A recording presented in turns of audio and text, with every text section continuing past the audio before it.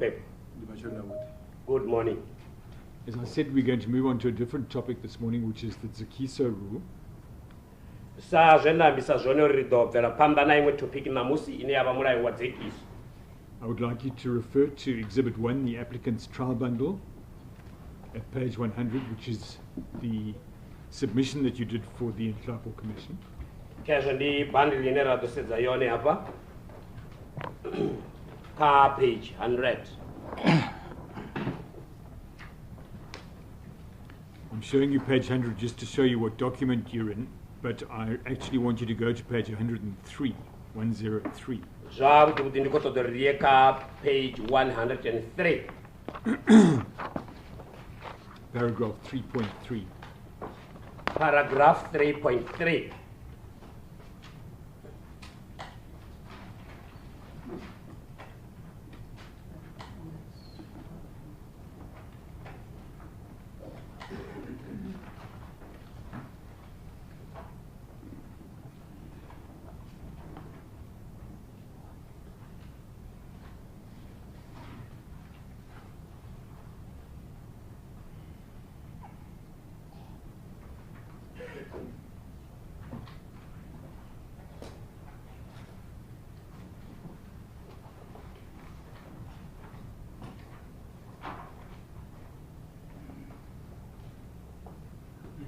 As the court pleases, and I want to focus on the part that starts, for example, 4 lines into the paragraph. It says, for example, it is expected that a king will be born by a zakisa wife, and then in parentheses, a wife whose lumalo or mamalo has been paid by the father, or by the cattle which married the king's sister, or cattle contributed by the family. Zvino ndiko ṱoḓa uri thome apa hune a kupisa tsumbo zwo lavheleleya uri khosi i tea u begwa nga muṱanuni wa dzekiso ane lumalo lwa hone kana mamalo awe o badelwa nga khotsi kana nga kholomo dzo maraho khaladzi ya khosi kana dzo bviswaho nga muṱa. Now, what I want to suggest to you is that it flows from what you have said here, the following, a number of things. Zvino ukopfi zvi elela zvichibva kha zve vha apa sa zve vasumbedzisa zvone. Firstly, Chauthoma, from what you have said here, lumalo for a zakisa wife can be money or cattle, not so. Zvino lumalo kana lumalo lwa muṱanuni wa dzekiso huva kholomo kana tshelede asi zwone. Lumalo lwa dzekiso huva kholomo. The dzekiso lumalo is cattle. Yes, but what you have said here is paid. You use the word paid by the father. You talk about cattle separately. So I'm saying what you said here conveys payment of money. Fhedzi zwe vasumbedzisa hafha noni vhori u badelwa vho amba zwa kholomo vari u badela zwine vasumbedzisa uri ndi tshelede.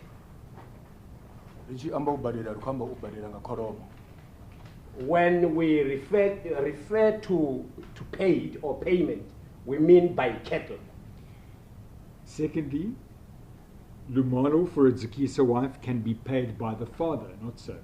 Chavuviri, lumalo lwa muṱanuni wa dzekiso lunga badelwa nga khotsi asi zwone. Asi zwone. It is not true. Well, it's what you wrote here. You wrote specifically, you said, lumalo has been paid by the father.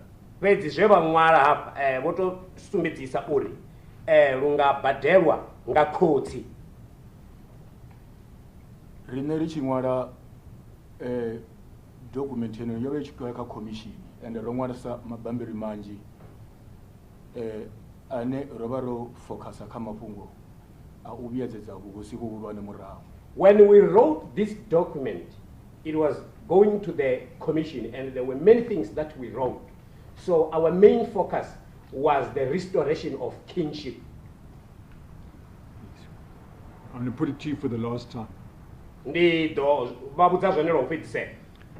What you have written here, and it is correct, is that the father can pay the lumalo.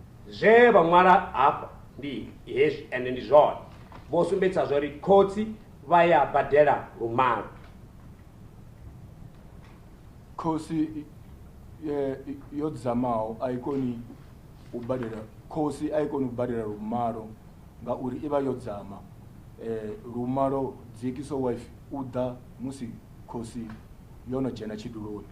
The chief cannot pay lumalo because he has died, and the zekiso wife wori khosi aikoni ubadela lumalo ngori iba yodzama bari mini zekiso wife umaliwa nge hava na hono vana khosi yono jena chiduloni zvambori wo khosi achakona umalela uva onodzama and the zekiso wife is married after the chief has died, so he cannot marry the zekiso wife because he has died.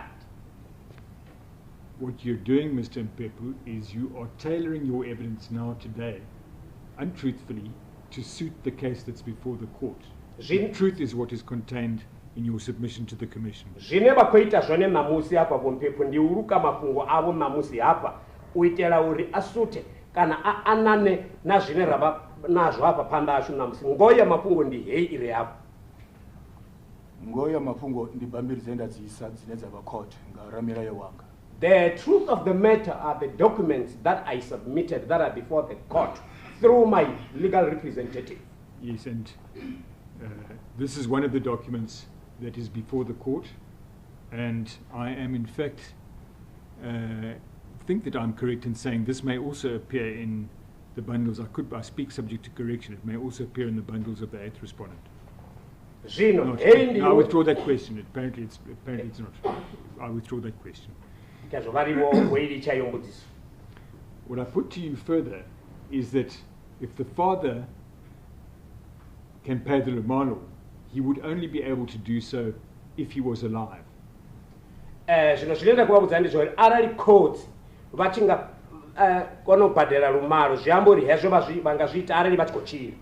so. It is impossible that he must pay lobolo.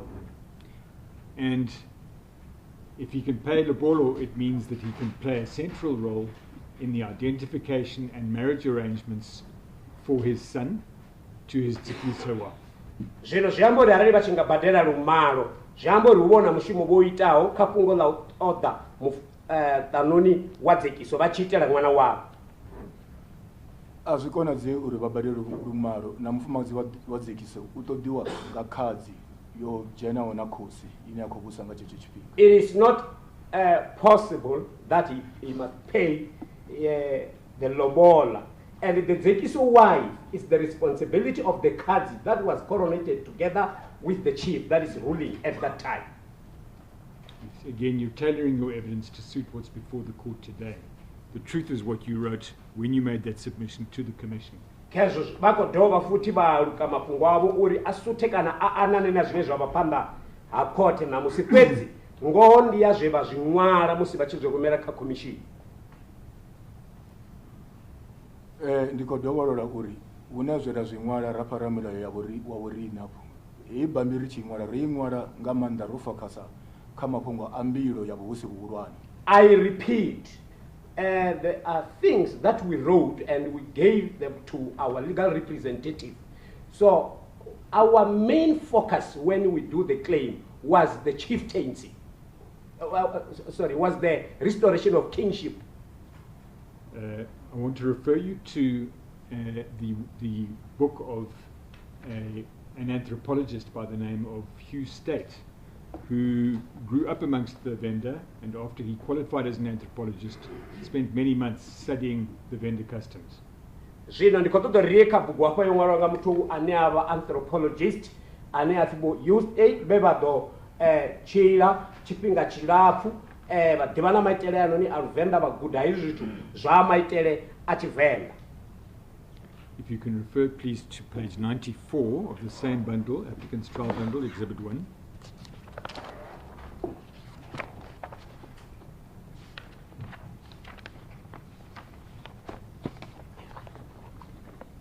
And I want to read to you from about 2/3 of the way down the page where it starts as well as belonging. Have you got that? as well as belonging from to the royal family. It's about 2/3 of the way down the page.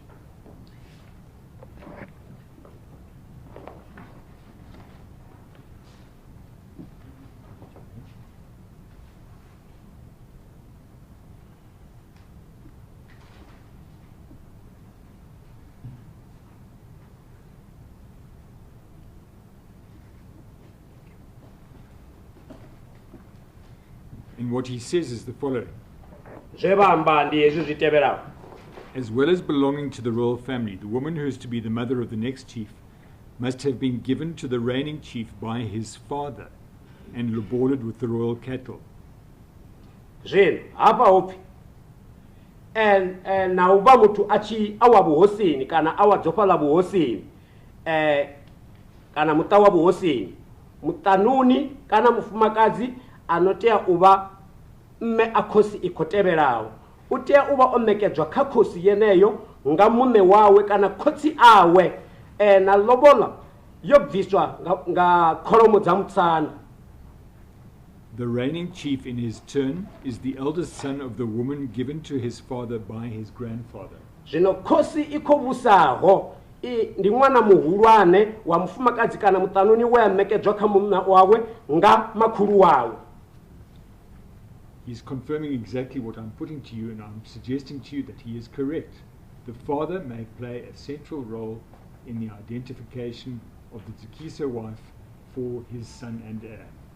Zvino zvikokhwatisedza ndazvisumbedzisa apa zvauri endi zvone zvauri khotsi huna mushumo une vauita nga maanḓa kha uta mutanuni wa dzekiso wa ṅwana wavo. Azizone azvikonadzei. It is not true. It is impossible. If I can then refer you to a different document, that's at page 105 of the same bundle.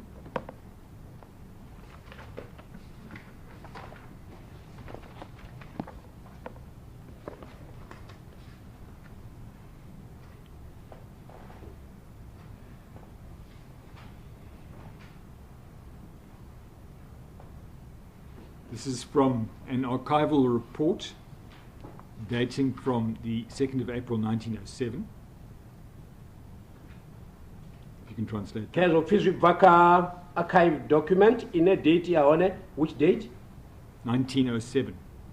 1907. 1907. Yes. Ndiya 1907, ndiya ṅwaha wa 1907. And I want to read to you from page 111. 111 111. of the same bundle. Yes.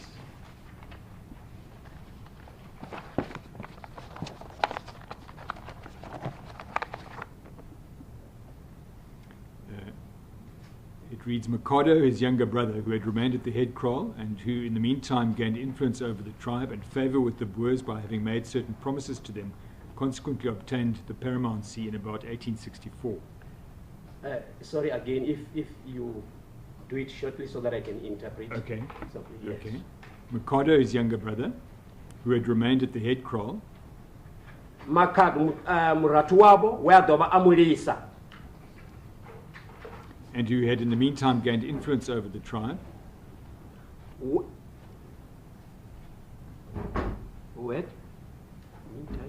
And who had in the meantime gained influence Wenga hecho over the chipinga tribe ovana bupfiwa pa lushakani. and favor with the Boers by having made certain promises to them, Na kha vhathu vha maburu nga ṅwambo wa u ita dziphuluphedziso dzo imaho nga uri khavho. consequently obtained the paramountcy in about 1864. Afi o wana hobo buhosi nga ṅwaha wa 1864. It is also stated that Ramabulana had one day called all his people together Zvino zvasumbedziwa ifi Ramabulana vho vhidza ḽiṅwe ḽa maḓuvha vho vhidza vhathu vhoṱhe vha kuvhangana and pointed out Mikado as his successor. vha takana vha sumba Makhado sa muthu ano tea u dzhena vhone vha tshi bva. He also gave him a girl named Metana to wife on that occasion. Kha hovho vhuṱambo vha ita no mufha musidzana we a vha tshi pfi Matana uri ave mufumakadzi wawe, declaring that she was to give birth to Mikado's successor.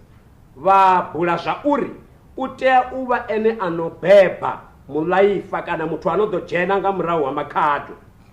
She is the mother of Mphephu. Ndi mme a Mphephu. It's correct, isn't it? It's a correct statement of custom. Ndi zwone thiri ndi chitatimende kana maambiwa a vhukuma a maitele. Asizwa vhukuma asimaitele. It is not true. That is not custom. And this is exactly what happened with Dimbanyika and Fulufelo. Ndi zvifanana zvoiteawo kha Dimbanyika na Fulufelo. Not so. Asi zwone. Azongoiteya. It did not happen. Patrick Romano chose Fulufelo at a young age as the zakisa wife to Dimbanyika. Bo Patrick Ramano bo tabo Fulufelo vachikadiva mutuku sa mutanuni wa Dimbanyika wa zakisa. Azongoiteya namverero ralo ari nayo Vhavenda. It did not happen, and we don't have such custom in Vhavenda. Fulufelo used to visit at Zenani Musanda regularly during her childhood. Fulufelo zvezvi vakadiva mutuku vova vachianzela kudhara ngedzanani Musanda. She used to be hosted there by certain of the king's wives. By Certain of the king's wives. vova vachitanganidzwa ninge nga vamwe vavatanuni vakhosi. And she would go there with her cousin, Takalani Rakoko. Vava vachiyangeini na muzvara wavo votakalani Rakoko. That's correct, not so. Ndi zvone musasi zvone. Asizona. It is not true. Your evidence that you gave yesterday that you never saw her during those visits simply cannot be true. Your evidence yesterday that you never saw her during those visits simply cannot be true. Zviamba uri kutanzi yavo wamurova hauri bone avathu vonavo ava vofulufelo vodhadhara apa. Zviamba uri asi havukuma. Ndikodova ndazvikwatidzira namusiri atongovavona. I repeat it today. I did not see her. She is your cousin after all. Ndi muzvara wavo mutazwa. Mara wakula. Yes, but a distant one. Well, we've got the family tree so we can debate that. Rina family tree rine ringa zvidebate izvo. And similarly, your evidence that you only met her later at Vuwani is not the truth. Ngauraro na vutanzi yavo uri vone vonange vovona navo ngevuwani asihona. Not so. Asi zvone. Ndikutanza vhukuma uri ndomuvona Vuwani. It's the true saying that I saw her at Vuwani. On one of Fulufelo's visits, Patrick Romano formally announced that she was to be the zakisa wife to Dimbanyika. Chimwe chipinga zvezvi vofulufelo vododhara apa vo Patrick Ramano voita ndivadzo ya uri udova mutanuni wavo Dimbanyika wa zakiso. Angove yava nandivadzo yoraro. There was never such an announcement. You weren't present where the announcement was made, so you wouldn't be able to speak to that. Vone vova vasiwo musiyeyo ndivadzo ichiitiwa zviamba uri vangasiyambe ngahazvo. Ndivadzo ichiitiwa kadzi nadzikadzi namakotsimene vafana kuzvidiva narine vada voribudza avangoribudzi yazvo zvitu. When the announcement is made, Kadzi and Makoti Munene, they supposed to know, so they would have told us, so they did not tell us such a thing. It means that there was never that announcement. There was that announcement, and in fact it was repeated at a separate meeting with Toni Mphephu, the Makadzi. Yova hone yo ndivadzo ya dova apu ya dovololiwa kamwe mutangano wova hone futi kabo Popi Makadzi. Also present at that meeting was Kutama Mudau, the daughter of the late Muofe. Na abo Kutama Mudau mwana wa msizana wa Muofe naye oba hone kauyo mutangano. And he confirmed to them his wishes that Fulufelo was to be the zakisa wife to Dimbanyika. Vakwatisedza kabo habo uri rutamo rwavo rwa uri Fulufelo ikabe mutanuni wa zakiso wa Dimbanyika. Oyo mutangano awungobiya wabahone. There was never such a meeting. Well, you can't dispute it because you weren't one of the people who was there, so you can't dispute it, not so. Banga sizviyanedze ngauri vone baba vasi mumwe wa vathu ve baba bahone sizvone. Ndiyazviyanedza ngori makotsimuna nadzikadzi varibudza ngadiva zvakare nauri zvithu zvochimbirisana pamutani Mphephu. I dispute because Makoti Munene and the Kadis, they inform us about the history and how things were done at the Mphephu family. Well, truth of the matter that there's also a fair amount of secrecy around issues relating to the future king and his wife. Not so. Sorry? The truth of the matter is that there's also a fair amount of secrecy around matters of the future king and his wife. Fungo chidziki cha mafungo kana cha fungo ndi chauri huyava na zviphiri kana chiphiri chiko chipinga nga mamba kha zwithu zwikwamaho muthu akhodawo uva murangaphanḓa na muṱanuni wawe. Ahuna chiphiri cho ralo chine haambiwa nga vhuhosi kana zwono kwama vhathu vha Mphephu Ramabulana zwa dovha zwa dzhenisa vho kutama. There is no such a secret which they can talk about the chieftaincy and also affect Bokutama. There's no such a secret. Well, in the Mphephu clan. Well, we disagree. We disagree with you. Now. And what I suggest to you is that what took place in respect of Patrick and his identification of Fulufelo as the zakisa heir represents exactly what the prevailing custom would have been at the time that it was done. Zvino zvine ndakuzvisagesta khabone ndi fungo la uri zvezvaitea ngavo Patrick musi vachita vo Fulufelo uri babe mutanoni wa dzikisi wavo dimbanyike zvova zvone zvine ngamaitele a chipinga zvava zvichiitiswa zvone. Azizone na ruti auna maitelo ralo. It is not true, not at all. There is no such custom. And that being the last zakiso marriage in the Mphephu Ramabulana traditional community, that represents the present practice, not so. Afinga uri zvova hu dzekiso la u fhedzisela afi zvova zvichisumbedzisa kana zvichibonisa maitele a chizvino asi zvone. Asizone auna maitelo ralo. It is not true. There is no such a practice. Everyone has agreed in this case that your mother was not a zakiso wife, not so. Mumwe na mumwe otenda pa kesi yezva uri mme avo bone bova va simutanoni wa dzekiso asi zvone. Nane ndikotenda. I concur. So you yourself were not compliant with the zakiso rule. Zviamba na bone zvichikwama murayo wa dzekiso na bone havongotevedzera. Rina rotevedzera maitele na mikhwa a ule ya vhuhosi ha Ramabulana zvichiko bva uthoma kha dzekiso zwa ḓa kha dzinnu. We complied with the customs and the culture of chieftaincy at Mphephu Ramabulana from Zekiso rule to the issue of houses. The truth of the matter is that when you were appointed, they simply overlooked your non-compliance with the zakiso rule. Ngoya mafungo ndi auri bone musi vachitiwa kana vachitopoliwa hova tsinyiwa ito kha mulayo hoyu wa dzekiso. Hova hu songo tsinyiwa ito ngauri asizone hu songo tsinyiwa ito. They did not do that. It is not true.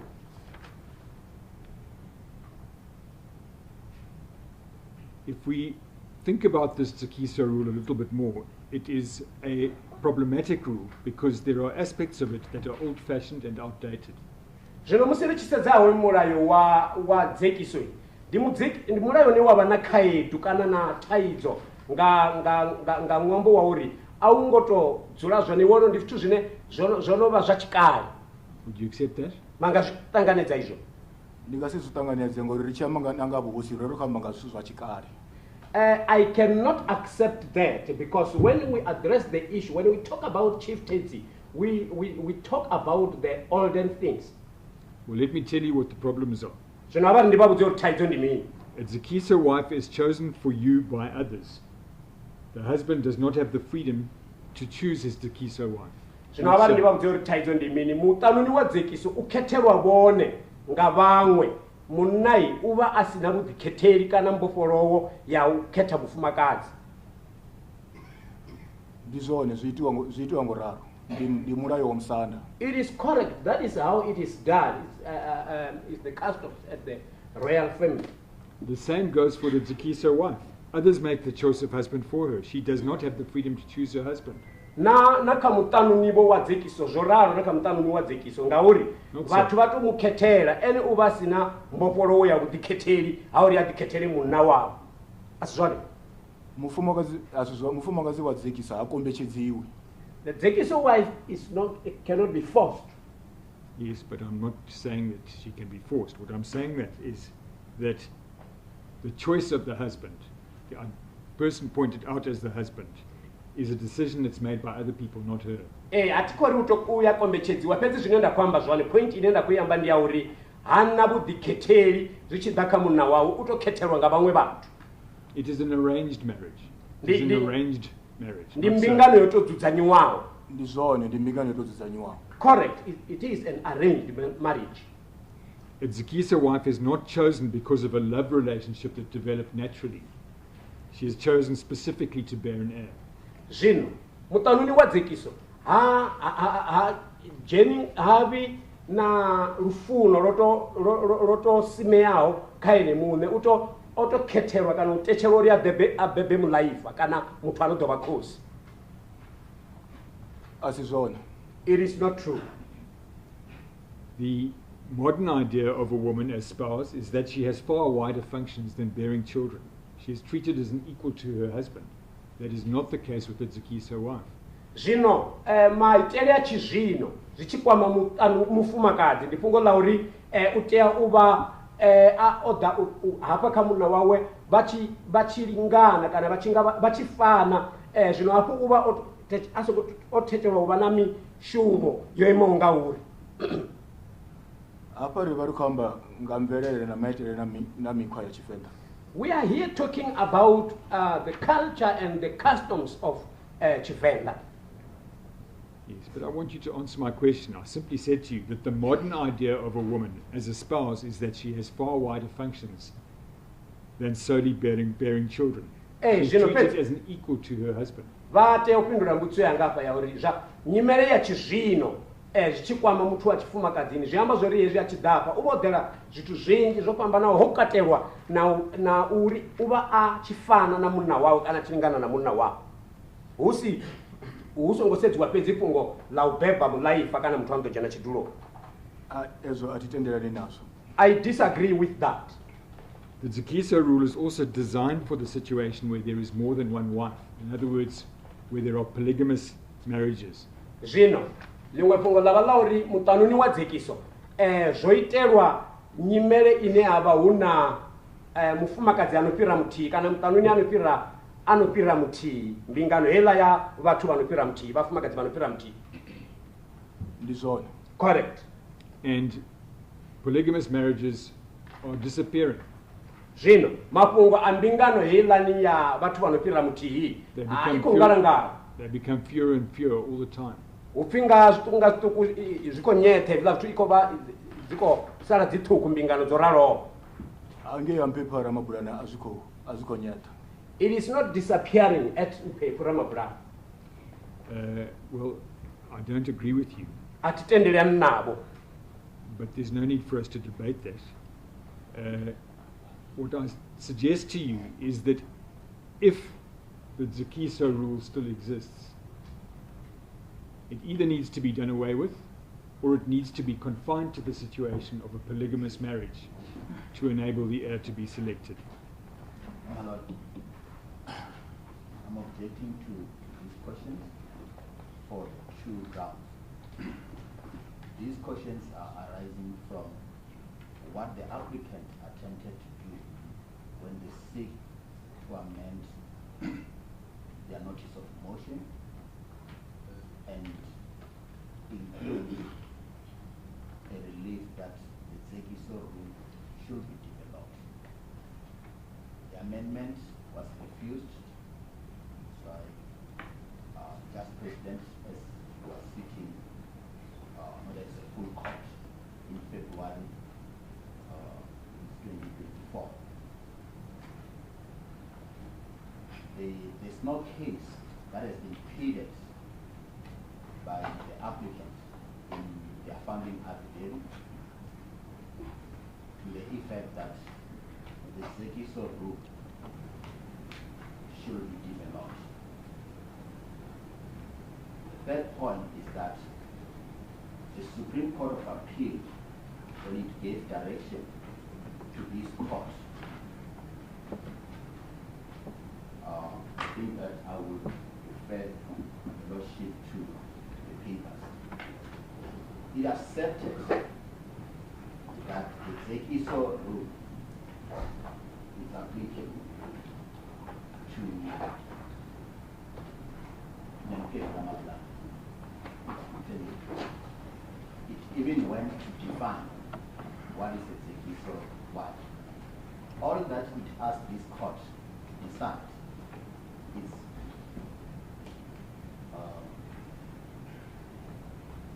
for the court to decide whether the applicant mother was a Zekiso wife.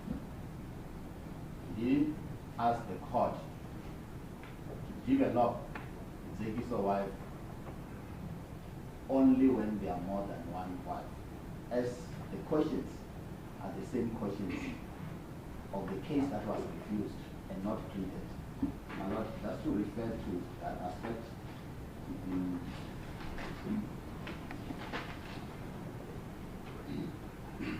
that will be in the bundle, in the judgment under Exhibit 4.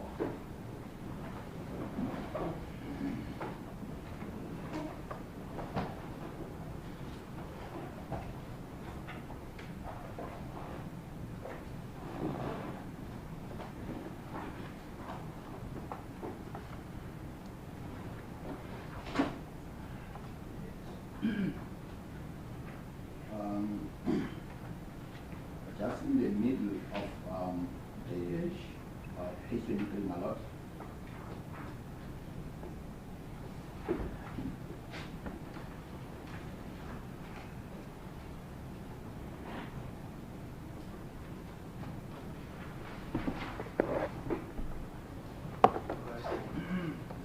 The question was raised by the SCA. One issue of the wife and the appellant being older than the fellow. The specific reference to the Zekiso wife, I think it's line, start from line 9 under that heading, where the Supreme Court of Appeal indicated that the Zekiso wife is a wife of a traditional leader selected by the royal family in Vhavenda custom in the person of Makadzi to bear and heir to the throne. The appellant mother was, according to the 8th respondent, not married by custom to bear and heir. The appellant responded that her mother was in fact a Zekiso wife. Then the court, what brings this matter to this court, and the Supreme Court of Appeal said, there was a dispute of fact on the question whether or not the appellant mother was a Zekiso wife, an issue which must be referred to the High Court for evidence and adjudication. So what this court is supposed to do is to decide whether on the definition, because this was not appealed by the appellant. The appellant didn't appeal the finding of the Supreme Court of Appeal as to what is a Zekiso wife. Based on what has been advanced, is the applicant mother a Zekiso wife? Now what the applicant, now they are doing, they are expanding the scope, and doing so after being informed when there's a court order to the effect that the Zekiso rule, your amendment cannot be sustained at this stage of the proceedings. Now all these questions that are asked about the difficulties of Zekiso wife is no longer being used or what. The question that this court must decide is whether the appellant mother was a Zekiso wife or not.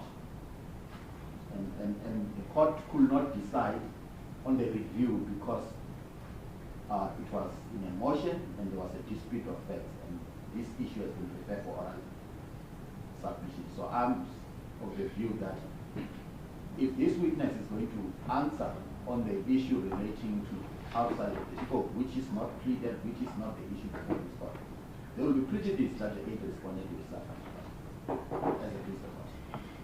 Any response? Yes, Mbudu, I have a distinct sense of déjà vu because this issue has already been agreed. I don't know why the objection was raised. We've been through exactly the same process. I think it took place in January this year. We had similar approaches to the evidence, similar objection. It was during the course, if I remember correctly, of Mr. Mphephu's, my cross-examination of Mr. Mphephu, and we reached an agreement. I pointed out to the court then that if this line of inquiry is closed off, the court is going directly in conflict with the judgment of the Constitutional Court in the Mayelani judgment. The Mayelani judgment says, in every case involving traditional leadership and customary law issues, the court has to look at the question of whether or not there should be a development. Even if it hasn't been pleaded, the court has a constitutional obligation to do that. And because of that, we reached an agreement that for purposes of the evidence, we would allow this type of evidence. Lord, it was led till the cows come home by Dr. Mnisi Weeks, and nobody objected to that. It's a simple continuation of that, and the agreement that we reached in court was that we'd allow the evidence, but my learned friend's right was reserved to argue at the end of the case that we weren't allowed to go there for the very reasons that he's now argued before the court. And the difficulty is, if this line of questioning is going to be excluded, it will instantaneously render the court's judgment in this case appealable. There's not a shadow of doubt about that. And not just the Mayelani judgment, the Shilubana judgment as well. They both say the court has that obligation. So the questions are fully justified. The court could either rule now that they're allowed on the basis of those two judgments, or we could stick to the agreement that we reached. And the agreement that we reached is we allow this and we debate an argument at the end of the case. I've just been asking for the agreement to be looked for in the record. Reference is made in agreement earlier on raised. You know, you remember that? No, there was no agreement. Actually, there was even a correspondence where the applicant's legal team requested us to consent that Section 39 is applicable to give them the federal scope. He said, yes, a court sitting in any matter must bear its obligation under Section 39 too. But that doesn't mean that you can come and move outside of the scope. Here is even worse, my lord, because it's not a pleaded case. A scope of a direction that has been given by the court of the status to senior in this honorable court. So we wrote a letter and we said, no, you can't expand the scope. Yes, we are mindful of 39.2. The court has that obligation, but it doesn't mean that you can, in a trial, come with the case that the applicant mother is a zakisa wife. And later on you want to amend to say, if you find that the applicant mother is not a zakisa wife, this rule must be developed, and that application is refused by this court. Then now when it's refused, you carry on as if the amendment has been granted, and you do it in the manner that the court under 39 can do. Yes, the court can do, but the pleadings must be respected. And we say that this line of questioning is going to prejudice the 8th respondent because it's asking something that they never pleaded. If we go to their notice of motion, no way they said, no, we don't agree with the zakisa wife, the concept how it's designed. Even if it's how it is, we want this rule to be developed. So there was no agreement, in short, my lord. We agree that this court under Section 39(2) of the Constitution, when it has to decide on the question that has been delineated from the Supreme Court of Appeal judgment, it will have to be mindful of that provision. But that doesn't mean to extract facts from this witness on the issue that are not pleaded.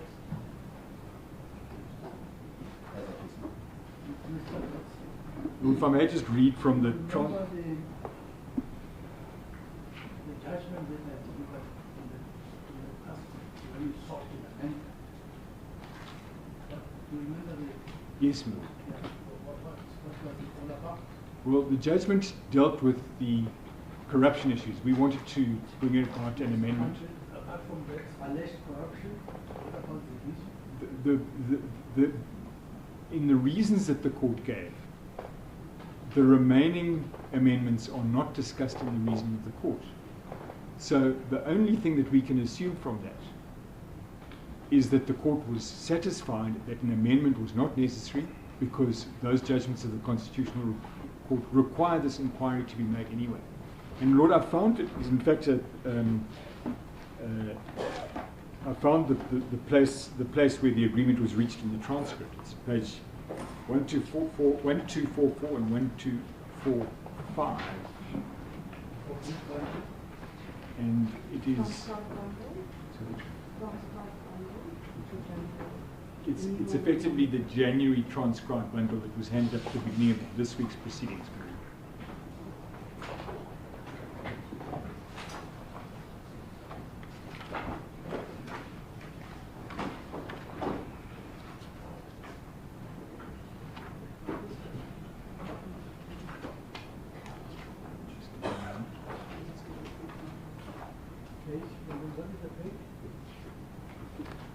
Lord, the agreement comes up at pages 1244 and 1245.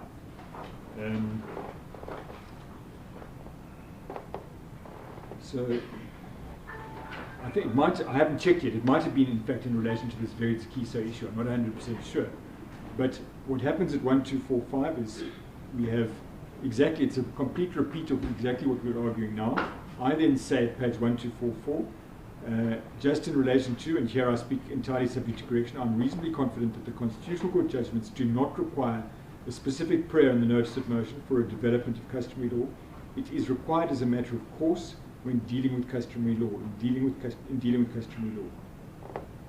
And then your Lordship says, as a matter of fact, actually, and I say, I beg your pardon, your Lordship says, I say, it is a requirement in terms of the Constitution that the courts must develop customary law where it applies. It's in the Constitution. Oh, you pardon? This is the Constitution. It's a written. Indeed, my Lord. Indeed. Indeed, my Lord. Yes, indeed, my Lord. Indeed, my Lord. If the court will bear with me a moment, my Lord, I've had a discussion with my learned friend, and there is a proposal which I agree to, and that is that the line of questioning be allowed to continue, and that the court deals with this issue as part of its final judgment, and that way we get on with it. There is not a delay, and the court also is not forced to make a ruling on an issue which is of such fundamental importance for the case. And it seems to me if we are going to make the best use of our time. In fact, I was going to make the same submission, and my learned friend tapped me on the arm and made the same submission I was going to make, which is that one. You are allowed to continue, and your Lordships then, in your judgment, will deal with the issue. Your Lordship then says, Mr. Rivera, do you confirm that is now you have what is a change of heart on it? No, it is not really a change of heart. And then your Lordship says, you say it must be reserved, the determination. Mr. Rivera says, because that it might take a lot, and then we might have a situation wherein my colleague can finish cross-examining the witness and leave his aspect, and then he had to be called. So just as a matter for time, and also know that this aspect might need really the court, not the court might also something. So we agree that if the court find that that amendment, obviously the court in its final judgment, it will include whatever evidence that came out of this. If the court says no, that issue was not really before us, everything will be removed from the court judgment. I really agree that my colleague can. I still strongly object to that, but however, factors also for the witness. Okay, if that is the case, it is fine, thank you for that. It is another tactical maneuver in litigation, but we see that it is already 12:50, so I think it is opportune now, it is time to take a lunch break. But that's where the agreement was made, my Lord.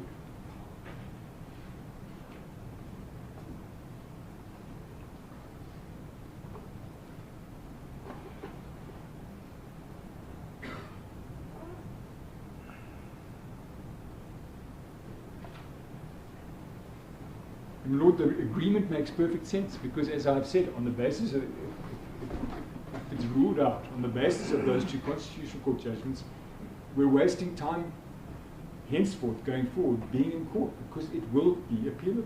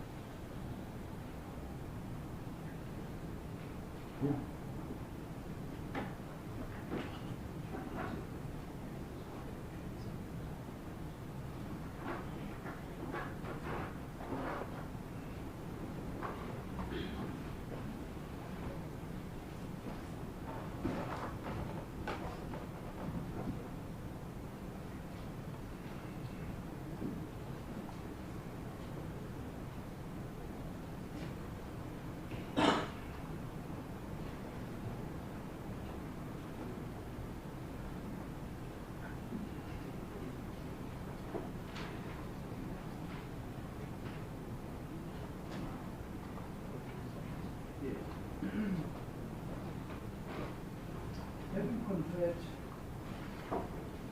the pension conferred, we take the view that the question, the line of elimination at this point, be allowed. Then let us not derogate the fact that at the end the court has to make a determination with regards to 21, paragraph 40 of the statement. So we will pay particular attention in the document on the aspect where the execution practice become obsolete and therefore be but then the court will consider that it in session. But for now, we are allowed to proceed. As the court pleases. As the court pleases.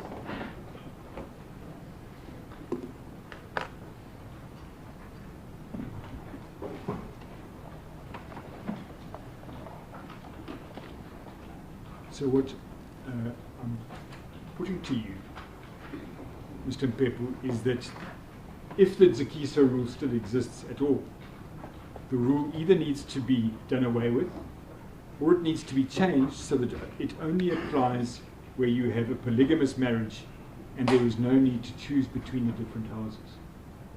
Zvino ndikovabudza zvauri arali hoyu mulayo wa dzekiso uchikhaḓi vha hone u tea u ṱutsheliwa kana u litshiwa kana wa itwa nga nḓila ine wa shuma fhedzi hune havha na mbingano heyi ya vhafumakadzi vha no fhira muthihi heyi no pfi polygamous marriage.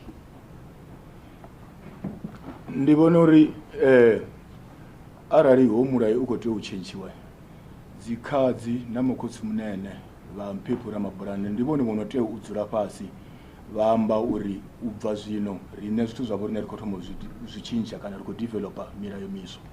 I think if this rule is to be changed, the Kadzis and the Makoti Munene of the royal family of Mphephu Ramabulana are the ones who are supposed to meet and talk about it, that from now we are changing this rule, or rather we are developing it. Yes, but unfortunately that hasn't been done. And in circumstances where it hasn't been done, and it's against the Constitution, the court has to do it.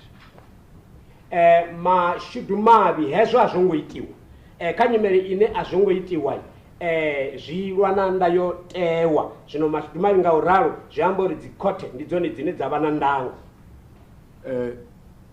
Ndi zwone azvatuitiwa hezwo zvori zvilwananda yotewa ne atizvidivi titodiva zvavudi mulayo.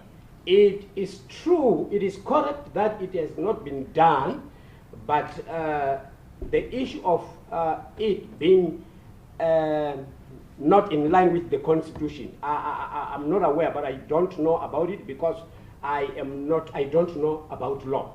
I understand that. Because it says. I want to move on to a different topic.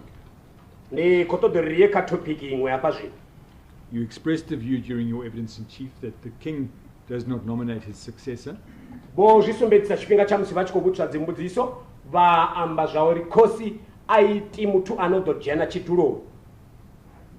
Yes.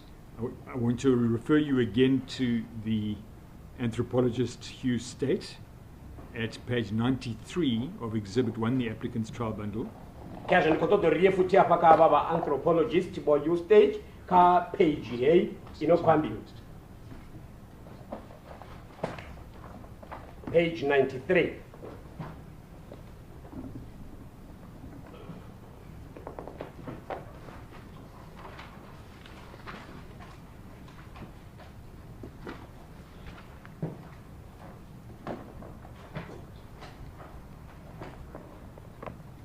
And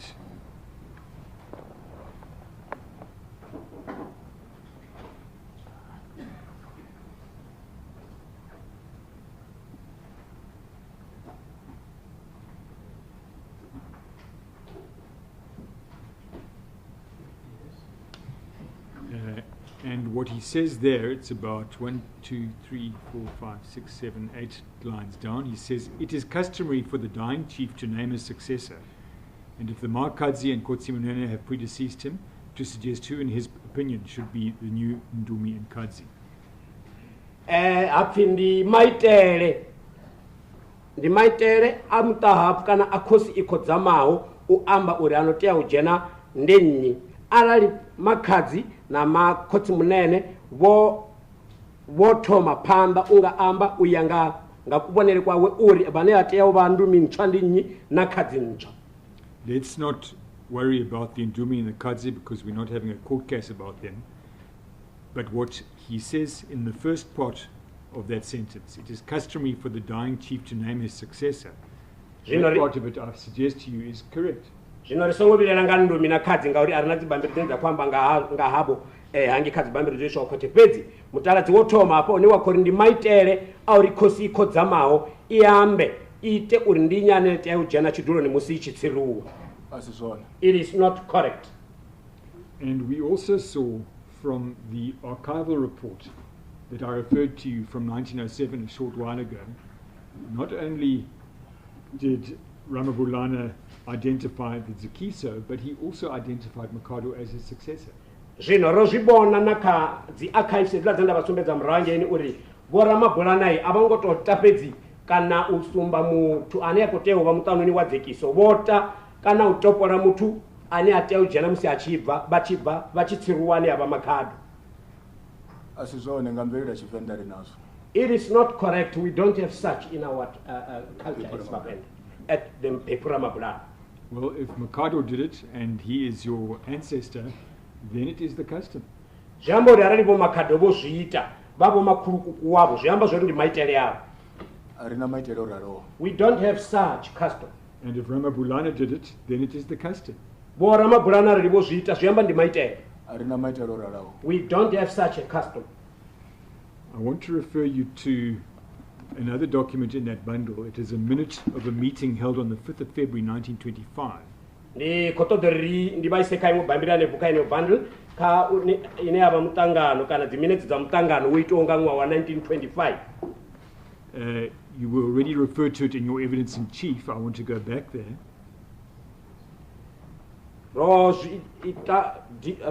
Zviita apa ka butanzi musi vakunongedza butanzi apa ndikodori vuyela ane pano. Page 171. Page 171.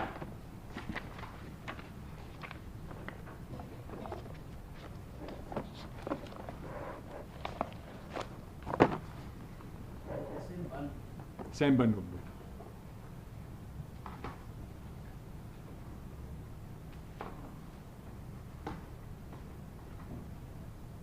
And we see from the introduction by the colonial official, Colonel Lyle, that the object of the meeting was to choose a chief to take the place of Mphephu. Re kobona apa ka introduction kana kamvula tshinga apa ngabo colonel apa boambiwa apa bolai uri muhumbulo mulwane hobo keta khosi muthu anokotea uva khosi aMphephu. And this is what the people attending the meeting go on to say. Hezwi ndi zve vathu vevava vo da mutanganoni va zviamba. Headman Chikota, I'm one of the principal headmen of Mphephu. I favor Mbulaheni. Musanda vo Chikota vosumbedzisa zvauri ndime musanda wa Mphephu ndiko takalela Mbulaheni. Then Rambiani says, before Mphephu's death, he nominated Mbulaheni as a successor. Bo Rambiani vasumbedzisa zvauri pamba musi mutavhu mati vachika vo Mphephu vachidzama vota Mbulaheni sa muthu anotea ujena musi vachitsiruwa. Musekwa says, Mphephu said that we must look after Mbulaheni, for he was to be chief when Mphephu died. Bo Musekwa vasumbedzisa zvauri vo Mphephu voamba zvauri ritea uthogomela Mbulaheni ngauri utea uva khosi musi vone vachidzama. Ramaboya says, Mphephu said that Mbulaheni should be a successor. Bo Ramaboya vari vo Mphephu voamba zvauri Mbulaheni utea ujena chiduloni chavo. Ndalambi says, Mphephu said before his death that no one other than Mbulaheni should take the chair. There was no one else who could be chief. Bo Ndalambi vasumbedzisa zvauri vo Mphephu voamba zvauri musi vachidzama kana mati vachika auna mumwe muthu ane atea ujena Mbulaheni ava ene khosi ajena chiduloni chavo auna mumwe ane atea uva khosi. Ratombo, Mphephu told me that Mbulaheni must sit in the chair. Boratombo varipo Mphephu vovabudza zoti Mbulaheni utea udzula chituloni chavo. Now, I'm not going to read all of them out because they go on and on confirming that that is exactly what happened. Atingadovala That zvote Mbulaheni bote ava ngauri vote identified his vakukhwatisedza successor. zvezvo zvoambiwa zvauri Mbulaheni utea uva ene anetea ujele. If we turn to page 172, Richiya ka page 172 you will see it says Kotama in the second line. ka mutaladzi wavuviri apo ene ari Kotama. What happens is the Chief Kotama, as well as Mr. Rasengane, who seems to be from the Sintumule, Na vorasengani vane vabva Sintumule.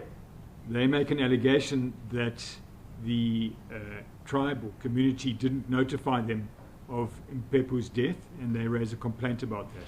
Vava vakusumbedzisa usafarira zvavudi kana complaint yauri vamuta wa Mphephu avongovavudza ngauka matiri. And then at the bottom of that page, you will see it says, Funzani speaks, and she says, I'm the full sister of Mphephu. Zvino apa pasi vadozvibwana vofunzani vasumbedza zvori nendito vakhaladzi vukuma avo Mphephu. Recent speakers have not spoken the truth. I say that Mbulaheni should be chief. Vaambi hava voambawo hapa zvino avakwamba ngoho nendikouri Mbulaheni utea uva khosi. The election of Mbulaheni has nothing to do with Sintumule and Kotama. Utiwa kana ukhetiwa ha Mbulaheni azvikwamani navo Kutama navo Sintumule.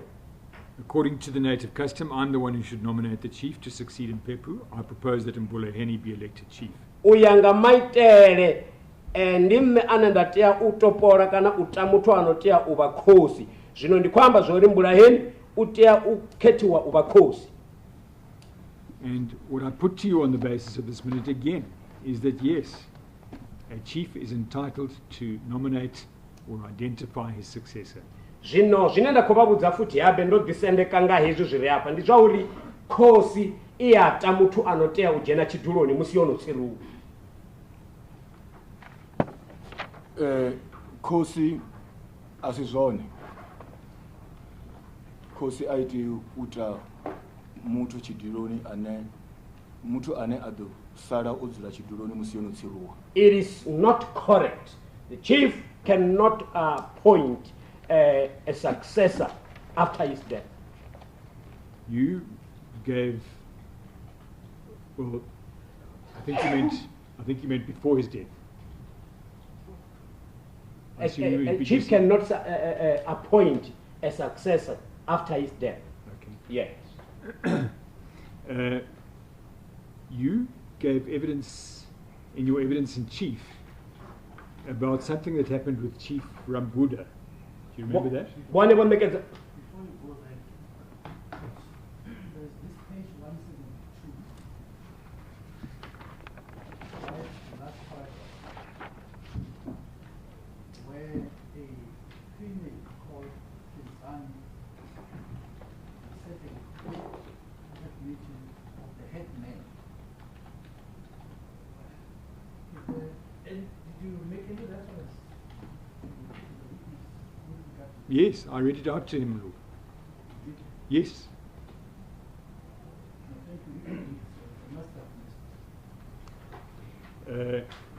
You gave evidence about Chief Ramabulana coming to speak to you to tell you his wish for who his successor should be. Not so. una zvevazvisumbedzisa apa ngavo Rambu. There's another misnomer here, which arises from translation. From? Translation. Whether a chief is capable to nominate his successor after his death. Does it not do it before his death?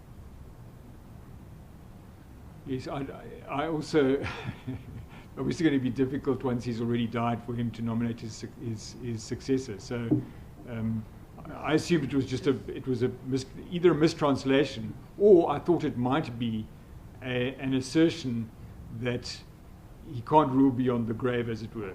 So it might have been an assertion to say that by identifying before, he can't create a situation where the person succeeds after.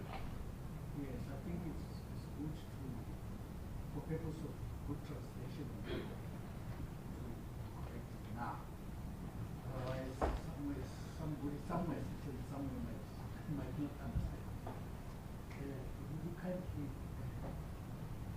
want you to repeat.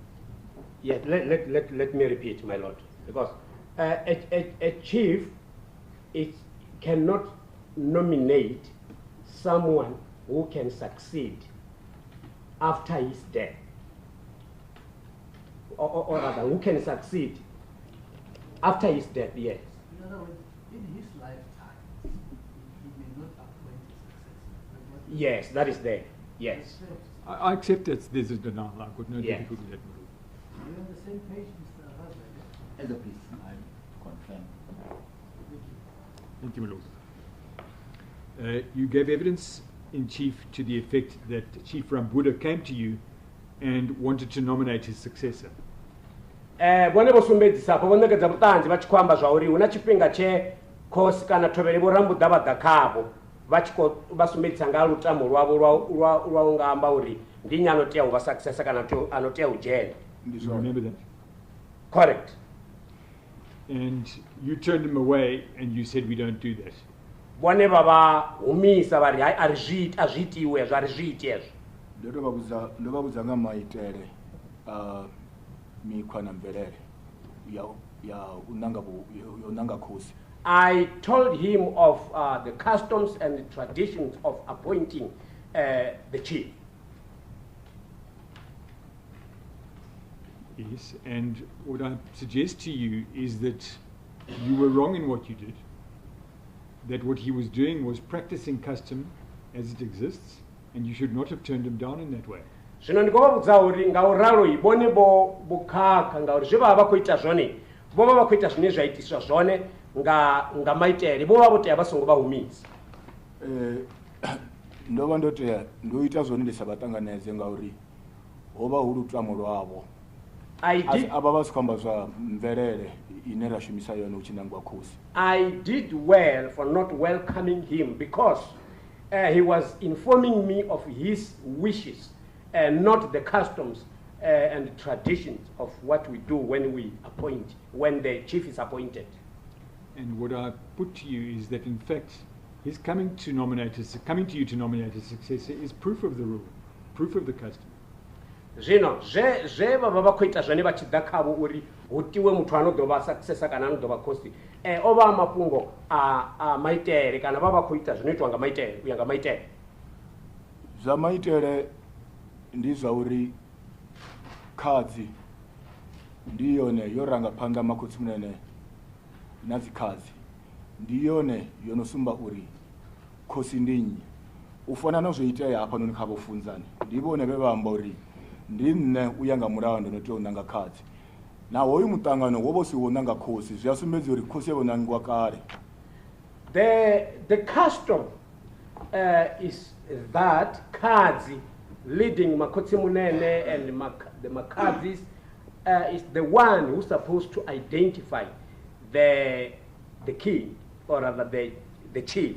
Like what happened here when Bofunzani stood up and said, according to the customs, I am the one who's supposed to nominate or rather to identify the chief. To identify cards. Nanga ufunzani wosumbisuri ngauyanga nga mulayo ndivoni vonoto unanga zvino apo none vakutotavachedza vatu vavononanga Bofunzani kazi inangiwa vakonosvitavachedza khosi inangiwa nga khadzi yoranga phanda makhotsi munene na dzikadzi. The chief is appointed by Kadzi, who is leading makotsi munene the Kadzis. Ufana na kamutangana hononi hezvi vofunzani vachikwamba uri ndinne ndoteya unanga khosi vavononanga hapa noni hovo kuti udivadzwa vatu. Like here in this meeting, when Bofunzani said, I am the one who is supposed to appoint, she had already appointed. She was just making an announcement to the people because she had already nominated. Well, Mr. Mphephu, I'm not going to debate the interpretation of that document, but I'll just point out to you that she says she's the full sister. She doesn't say that she's a Kadzi. There's no evidence there that she was the Kadzi. Zvino kazvari atingadori debate ngaya mapungo pedzi hava avongori vakadzi vosumbedza zvauri ndito vakhaladzi mukuma aungwambwa zvavukadzi. And if she is the Kadzi, then she does exactly what the previous chief said should be done. Zvino arali vo vakadzi vo vakadzi vava khoita zvavudi vudi zve khosi yopfuka yari zviitiwa. Auna khosi na nthihi chidulo cha vuhosi asi cha muthu ndi cha muta. Auna khosi na nthihi yono unang siya yonanga uri khosi ufono jena ifio.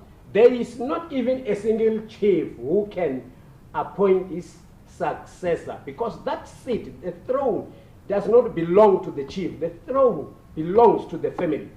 Na document yeyi bone vina vakonsimbedza yone yodana vone headman chikota uri I favor Mburayeni vuhosi yakuti ufavor muthu. Even the document that you are showing me now came with you. Even headman Chikota says I favor Mburayeni. One cannot be favored to be the chief. He has to be born. Well, I'm afraid the document tells us that this is exactly what a chief is entitled to do.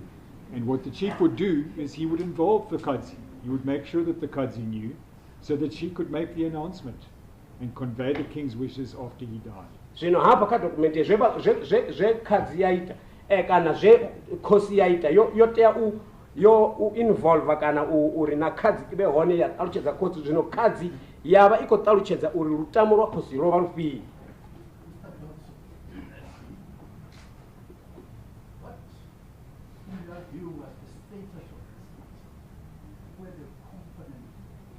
Members called to this meeting in 1925. See, there is a meeting of headmen. It's not a royal family. Well, Lord, what it also says is that it says between 600 and 700 followers.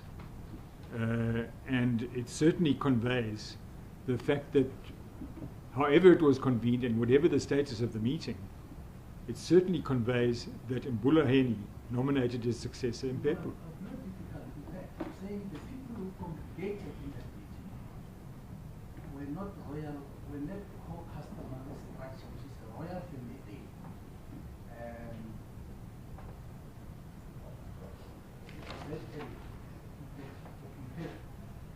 But it was a meeting comprising headmen. Now, one should bear that in mind, the status of this meeting and what is purpose was. Lord, if it's relevant, I would suggest that's something we can debate and argument. I haven't sufficiently applied my mind to that issue to be able to give a helpful response to the court on my feet off the cuff. I would also just point out that the siblings appear on the following page, and there are the followers. But I'm really not in a position to commit myself to a particular position on that. It will need to be considered carefully. And we have the additional complication that we discussed yesterday, I think it was, that the Traditional Leadership and Governance Framework Act and the Traditional and Khoisan Leadership Act weren't in existence then, with a very specific, narrow definition of royal family. In 1925, was even before coming to the effect of the Administration Act. Indeed, 2 years before. So I don't know what legislation was there. But Kenya, who attended there, was simply to supervise the appointment of a successor to Mphephu. Then he called meetings of headmen. I don't know, maybe that's good for. It's leaving for argument, I suggest, as the court pleases. I want to move on to a different topic with you, Mr. Mphephu. and that would- You have an older sister called Matodzi. Vana Karadzi mulwane ka one of you Matodzi. Ndizona. Correct. She's a full sister, same parents. The Karadzi abukuma till bakaba baby. Yes. That is the position. On the rule of primogeniture, if your mother's house was to be looked to for the successor, she had a better entitlement to the leadership position than you did.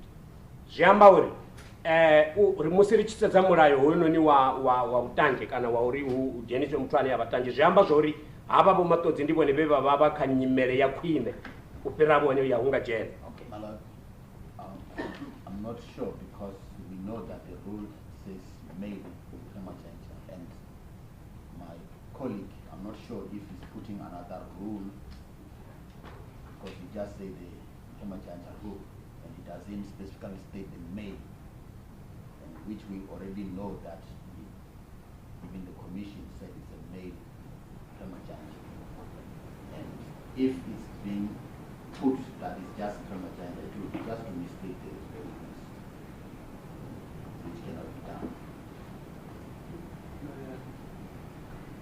Does the rule primogeniture apply in case of females? Females. I think in judge, it should apply. Because he specifically excludes the male. So maybe it's a question of semantics.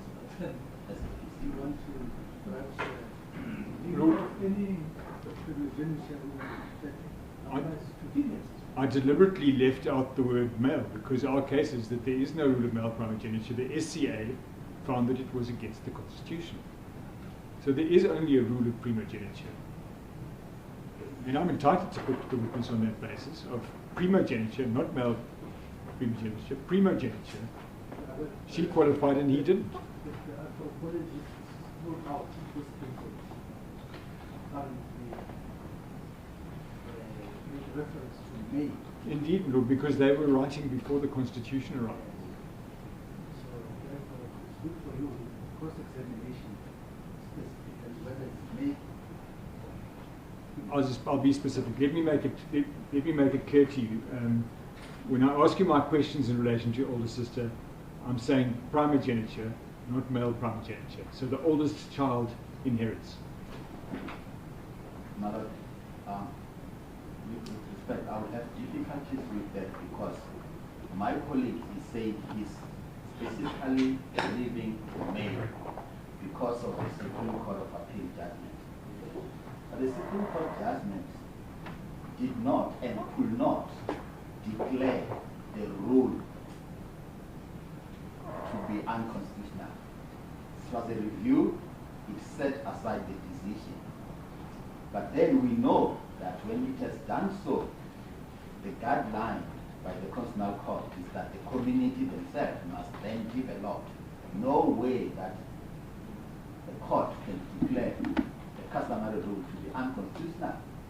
And there's a order to that effect. All that it did is set aside the decision because the criteria that was used of only appointing male was found to be invalid. But all that it can't and is that it cannot say, it cannot, like for example an act of parliament to say that I'm declaring the act of parliament. And I think Justice Monte also put it clear to say if it was a legislation, we declare it unconstitutional. But because of the principle we are dealing with customary law, it's reviewed, and when it's reviewed, then it's up to the community to see what they have to do. So this question is misleading because it seems to suggest that the Supreme Court of Appeal has then said what the commission, even the commission has found that all these communities practice male primogeniture. That has been declared. It can't do so. The rule still exists until a community developed it. For example, the Shilwane has done so. So this question is simply meant to mislead the witness to suggest that in the Mphephu, the rule of male primogeniture has been done away by court, and we know that the court cannot do that.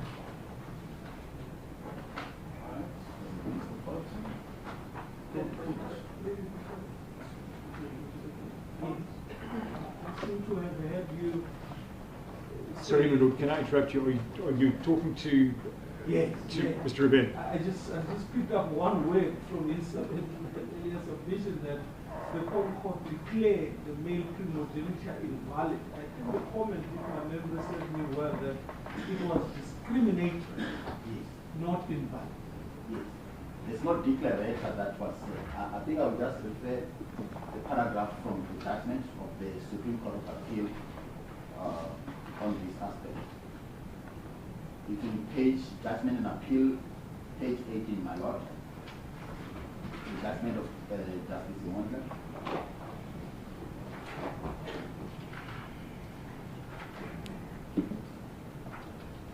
Paragraph 80, the court says, ordinarily, on this point in limine, the legislation that promotes gender discrimination should be declared unconstitutional, invalid, and consequently be set aside. Ordinarily.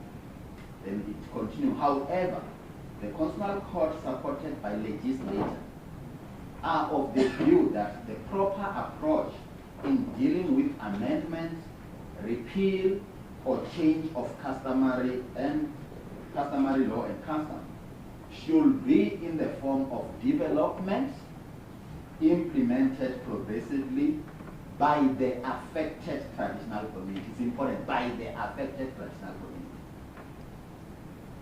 So, yes, the review was successful on that ground, but because we are dealing with the amendment of customary law, it should be in the form of development implemented progressively by the affected traditional community. The affected traditional community is in Mphephu or Vhavenda traditional community. So even the order, even the Lordship, we can look at the order of the Supreme Court appeal judgment.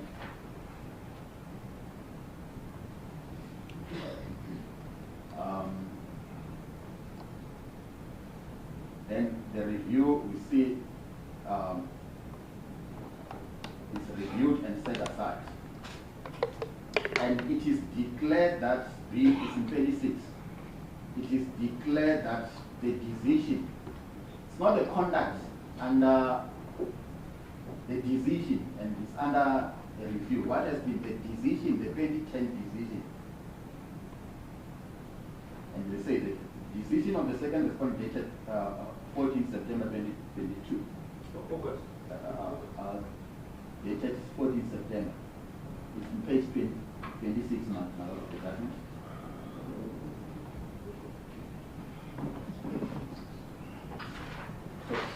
So this was within Paja. It was not a constitutional declarator that was granted by court. Because even if it was a constitutional declarator, that decision ought to have been confirmed by the constitutional court.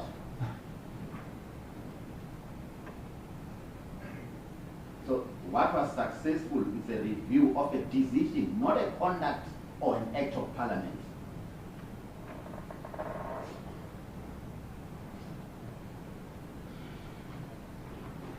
So it means that what needs to happen based on this decision is the affected traditional communities that have to really look at their laws.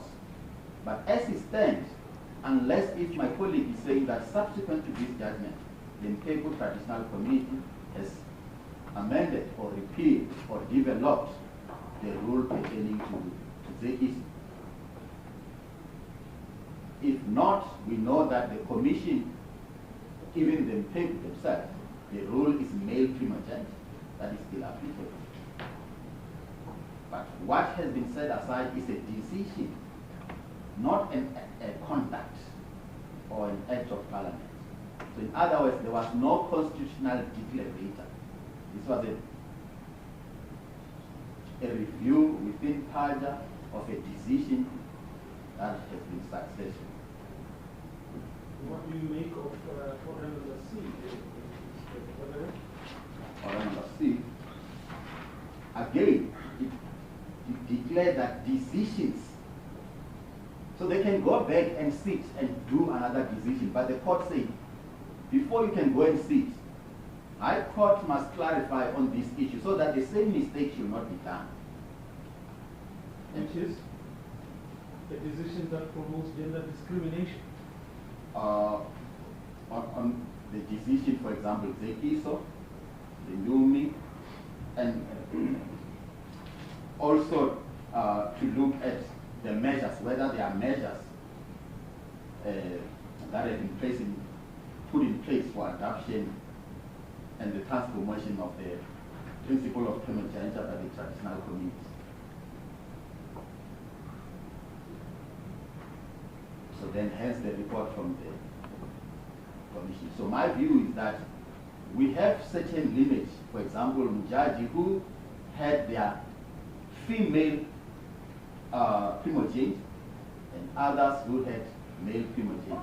But this question that is being put as if the people are already gender neutral is to mislead the witness as a piece of art. I'm going to respond.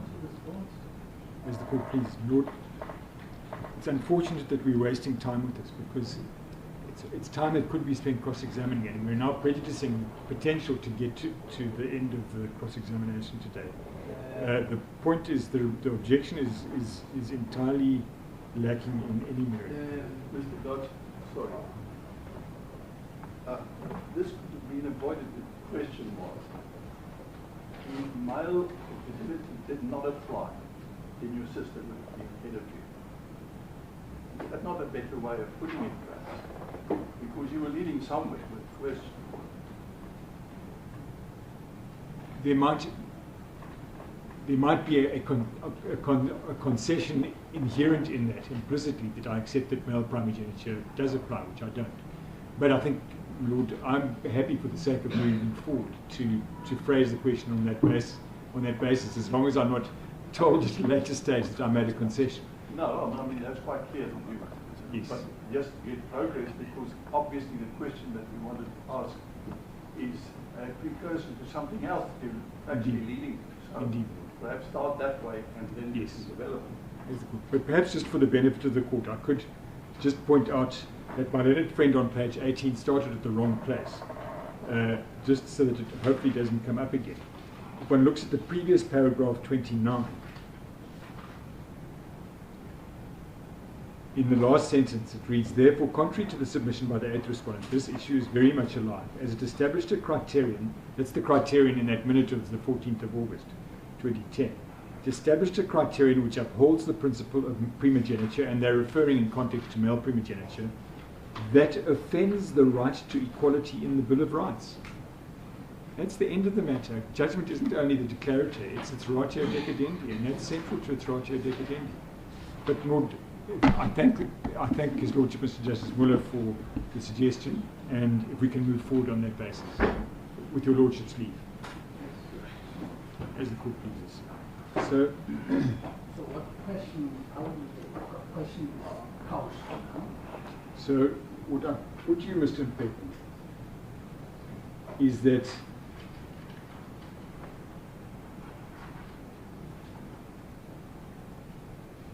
if we no longer had a law of male primogeniture, and we only had a law of primogeniture, then your sister was the one from your house to be appointed. Zvine ndakuvabudza apa Von Mphephu ndi fungo la uri arali roba ri tshena mulayo hoyu wa uri muthu anotea u dzhena tshiduloni u tea u vha a muthu muhulwane a ene tanje kha vhatukana ri tshi sokou tovha na mulayo wa vhutanji wa uri u tea u dzhena muthu wa tanje kana muhulwane zwi amba uri khaladzi yavho ndi ene we a vha a tshi nga vha kha nyimele yavhuḓi ya u nga dzhena kha u fhira vhone. A zwi tou u vha nga nḓila eyo khadzi na makhotsi munene vha ḓo ya vha sedza uri oyu muthu a hu na zwiṅwe zwithu zwo no mu disqualifyisaho naho uri a sa dzhene a zwi tou vha kha nṋe uri khaladzi yango vha tshi ḓo dzhena. It is not like that. The Qadis and Makoti Munene will sit and check if there are other factors that will prevent that particular person to succeed. It is not that, no, my sister will succeed. No, it is not like that. Well, David Mphephu, who's one of the Kotsimonene, he said bluntly that she was excluded because a woman cannot be installed. And I understand your evidence to be exactly the same. Oh, David. David. Casual bo David Mphephu ndi mumwe wa makoti munena nike mawani bebasumbitsa zori o hango jena kana otiserwa tongonga ngwambo ndi wambiwa chifuma kadzini. bakhamba zona. You are telling the truth. We can then move on to another topic. Ringaya kaimwe topic ya. And that's the issue of your saying that somebody who is born before the coronation does not qualify to be the king or queen. Ndi fungo helile balisumbedzisa uri mutu obegwawo khosi isathuba chiduloni ha qualify uba king kana queen. Ndizona. Correct. I want to refer you to the applicant's expert bundle, which is also in Exhibit A. Applicant's expert bundle in Exhibit A, at page 103.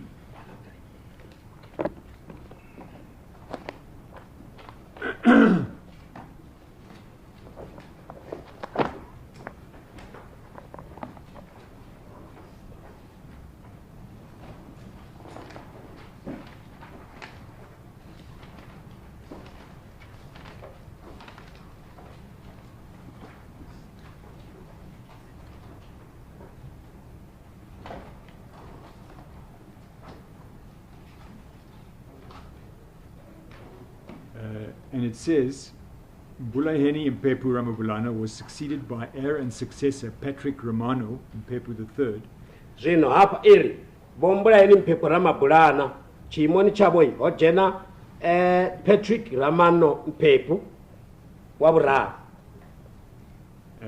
Ramabulana, who was born on or around 1924 and died on or around 17 April 1988. Bo Ramabulana banebo begwa anepa ngabo 1924 matiba aha anepa ngabo the 17 April 1988. Now, nobody has suggested that this report was incorrect. Do you accept those dates? Ahuna mtu wea do suggesta kana wea do sumbetsa zori oino ni mubigo asiwone wotanganiza mubigo waku. Ramabulana kwamba Patrick Mphephu. So sorry, this Ramabulana, are you referring to Patrick Mphephu? Yes, indeed. Oyo mubigo asiwone ngauri aba bo khosi khulu bo Patrick Mphephu. Ka mibigo inara kwiwana. Bana mabebo ubongolwa mabebo mararo. Othoma ndi 1924 awubili ndi 1925 awubili ndi 6 za February 1926. It is not true, because the person we talk about, King Patrick Mphephu, in the reports that we have read, there are 3 different births. The first one was 1924, the second one 1925, the third one the 6th of February 1926. Well, sorry, what was the second date? The second date is 1925. 1924, 1925, 6 February 1926.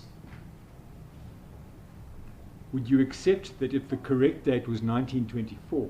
Vangazvitanganidzana zvauri datumu yabukuma ndi 1924. Then King Patrick was born before his father was coronated.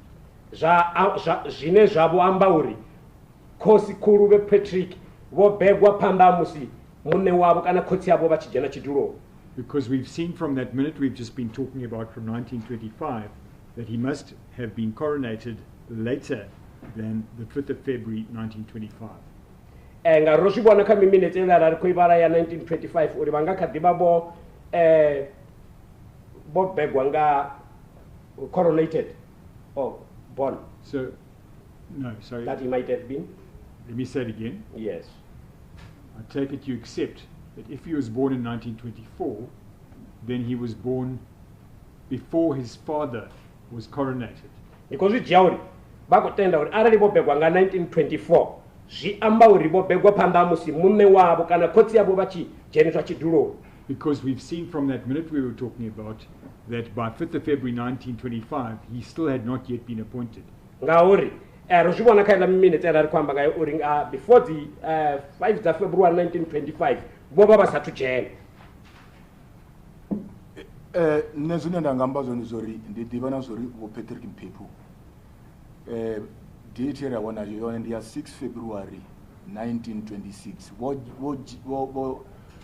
wo dzhena khotsi yavho bebiwa khotsi yavho vhono dzhena tshiduloni. What I can tell is the date that we know of the date of birth of Sir Patrick Mphephu is the 6th February 1926. He was born after the coronation of his father. Arali ri tshi humela kha mutangano uḽa wo fariwa foye bomo a ngo fariwa angei ha Mphephu muthu wa vha khou dzhia miminetse afhaḽa ndi mkhuwa vhe vha tshi ṅwana na dzi date dzine vha funa vha tshi ri fhedza vha tshi ri dzhela na mashango a vhorine zwino ri nga si tou tovhela hezwiḽa zwithu. If we go to the minutes that we've been talking about, that meeting was held at Feyeboom. It was not held at Mphephu. So the person, the scribe of that meeting was a white man. They used to write the days that they like, and they even take our countries. So we cannot follow that. Before we go on, if I may ask, is there any trace of your father's birth certificate? Una trace tamsi kana birth certificate ya munne wavo inga wanala. Nṋe ndo zama u isedza nda vha to sedza maḓuvha mara zwe nda wana zwone ndi zori na kha birth certificate nango arali yone kale vhathu vha vha tshi sokou fha dzi date dze vha vha songo bebiwa ngayo ndo I ṱoḓa mara nda vha ri si khou I wana. I tried to search for it for days, and what I know is that in olden times, people would be just given dates which are not their date of birth. But I searched for it, but I did not find it.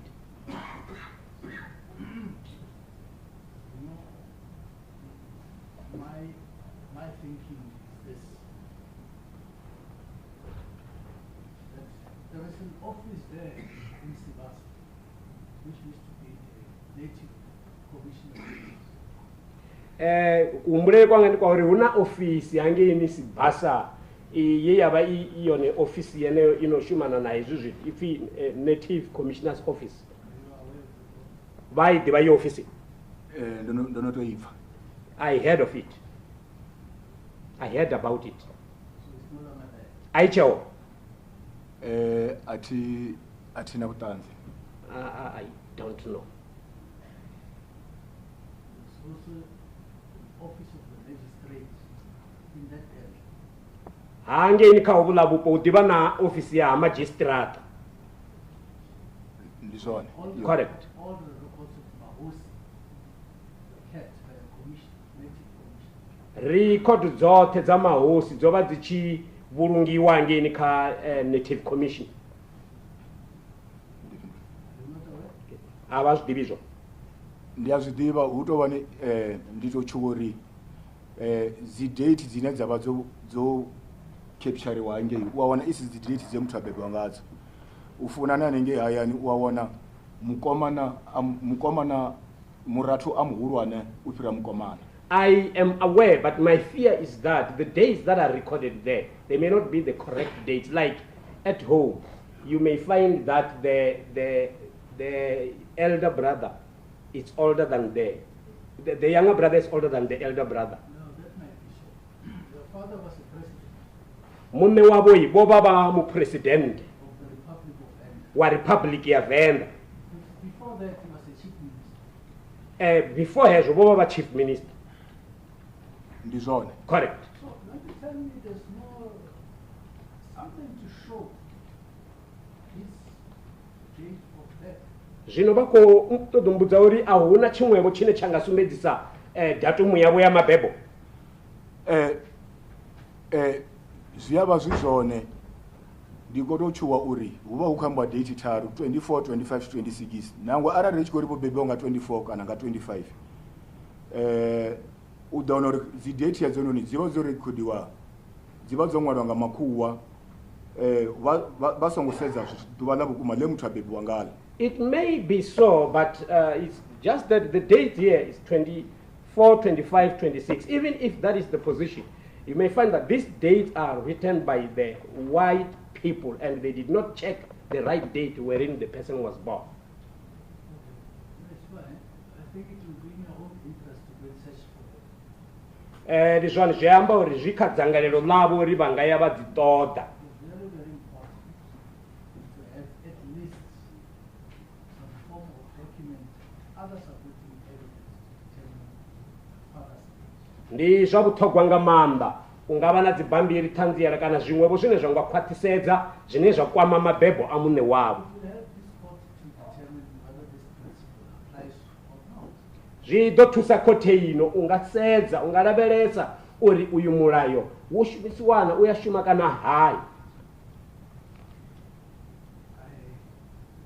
I just wanted to probe that area.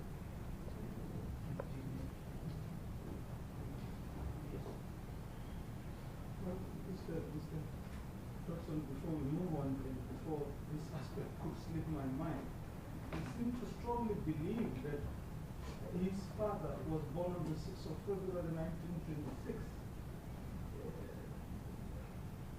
What is it that he relied upon to strongly believe that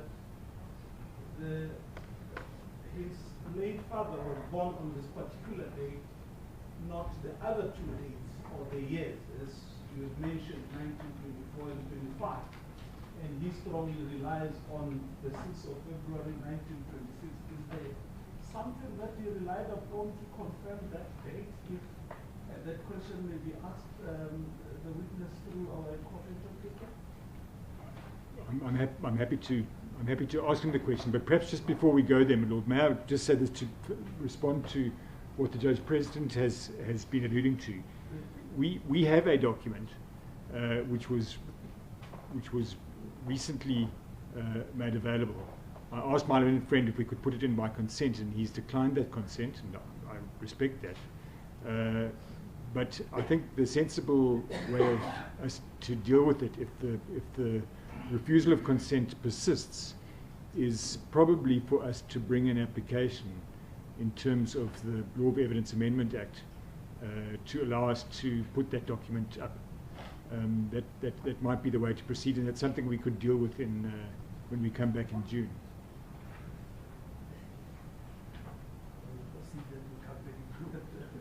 I beg your pardon? Already zoomed into June. Into June, Lord. We're not going to be able to get an application ready for today. But we'll prepare an application that tries to assist the court by making that document available. And also to assist the witness to also bring evidence that may say or support his Indeed, that would seem to be completely fair, that the witness should have the opportunity to, during the period between now and June, do exactly what the Judge President suggested. I have absolutely no difficulty at all with that.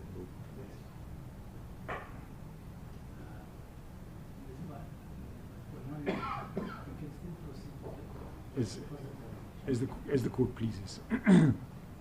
Sorry, my Lord, I beg leave to just to answer the call of nature. So you're not the only one. I hope so. Let me just want to take an early lunch.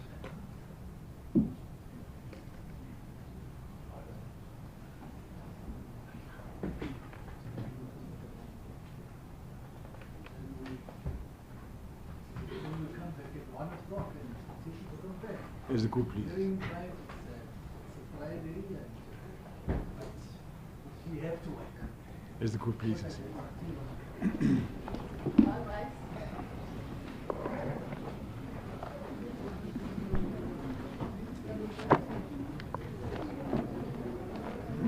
We're not going to finish today. We're not going to finish today. Unfortunately. All your terrible objections. All the poor objections. That's an important thing. Remember, it's something that we need to look at to say. Customary law, no one can go to court and get a declarator to say this. We shouldn't be arguing it now.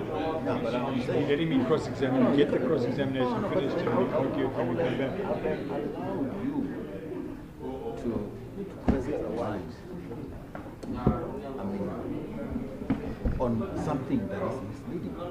Because if we know that the name Majanja is still applicable, and this is your current position also to say. It's wrong, but it's not going to help us if we debate it now. So between sessions. So only in the paper. Sorry? So the primogeniture, male primogeniture is not applicable on the paper or the entire country. The ratio of the judgment is gone. That's what? The ratio of the judgment is that it's gone. For everyone.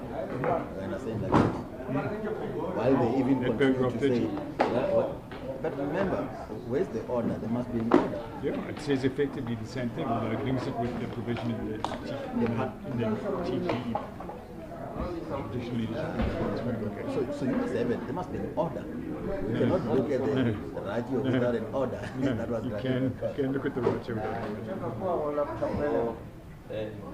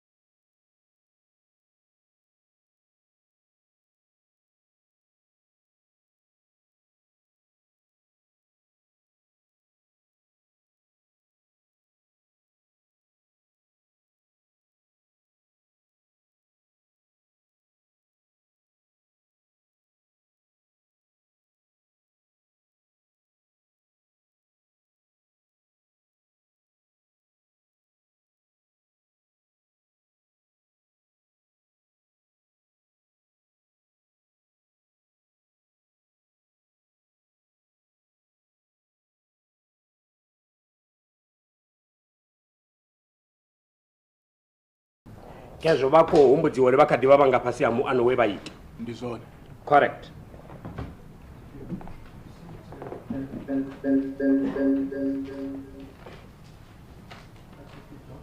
As the court pleases.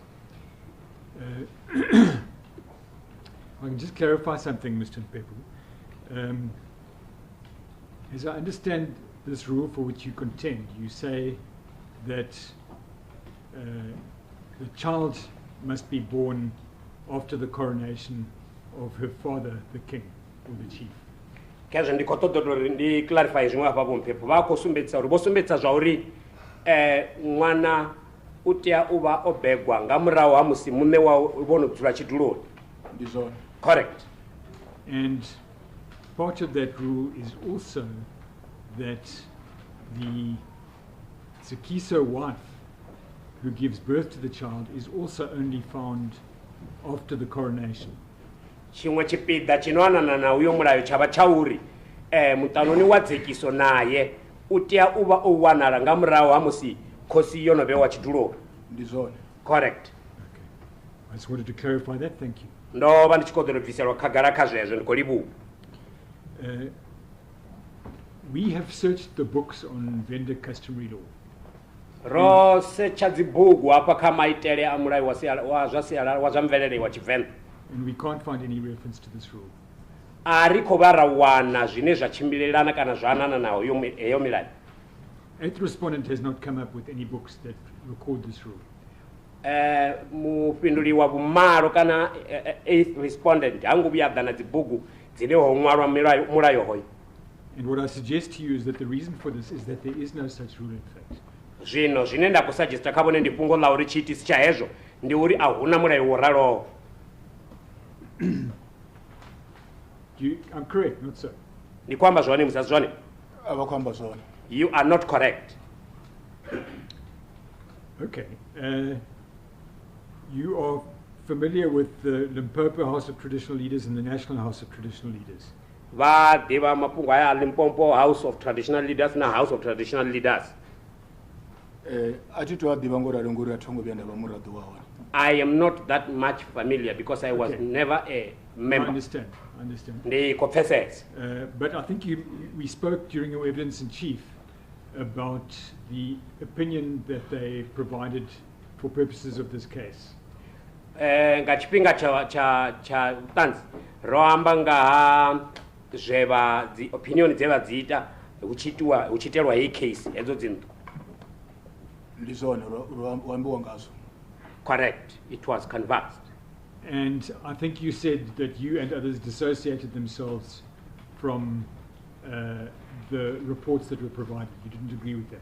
Vasumbedza zwo bone na vhaṅwe vha ḓibvisa nga ṅwambo wa mivhigo yeneyo yo itwaho tshihulwane huri a vha khou tendelana nayo. Ndi mahosi vhe vha vha kha vha miraḓo ya nnḓu vho ḓibvisaho ngauri vha vha si khou tendelana na muvhigo wola. They are the chiefs who were the members, so they withdrew because they were not in agreement with that report. And in addition, that I don't know about, but I'm not going to argue about that with you. But in addition, Chiefs Ramova, Mashamba, and Makuya wrote what we call in law a dissenting opinion, a disagreeing opinion. Zvino ndi nga sutu amba zvinji nga yazvo ngauri pedzi ndo yaka zvine ndadhiba ndi fungo la uri mu tovele vo Ramova na vo tovele Mashamba na vo tovele Makuya vo ṅwala zwisafaniyo kana zwo fhambananaho nga iṅwe nḓila vha vha sa khou tendelana. Zwine ndadhiba zwone zwo ri vha vha khou tendelana. What I know is that they were in agreement. In agreement with who? Vha tshi khou tendelana na nnyi? Vha tshi khou tendelana na mikhwa na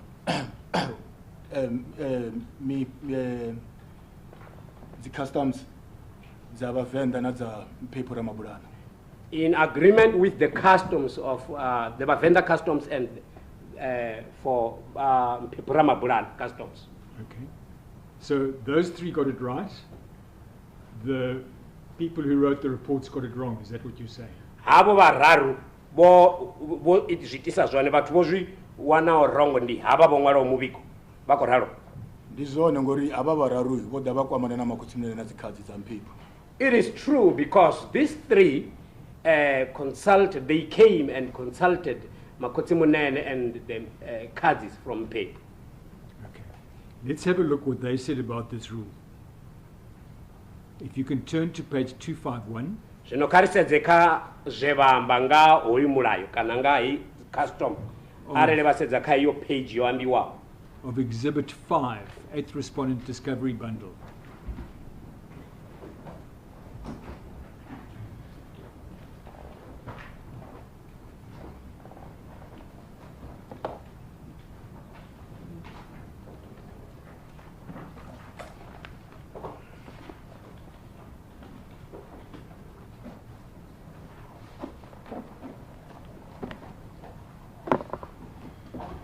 page 251. Yes.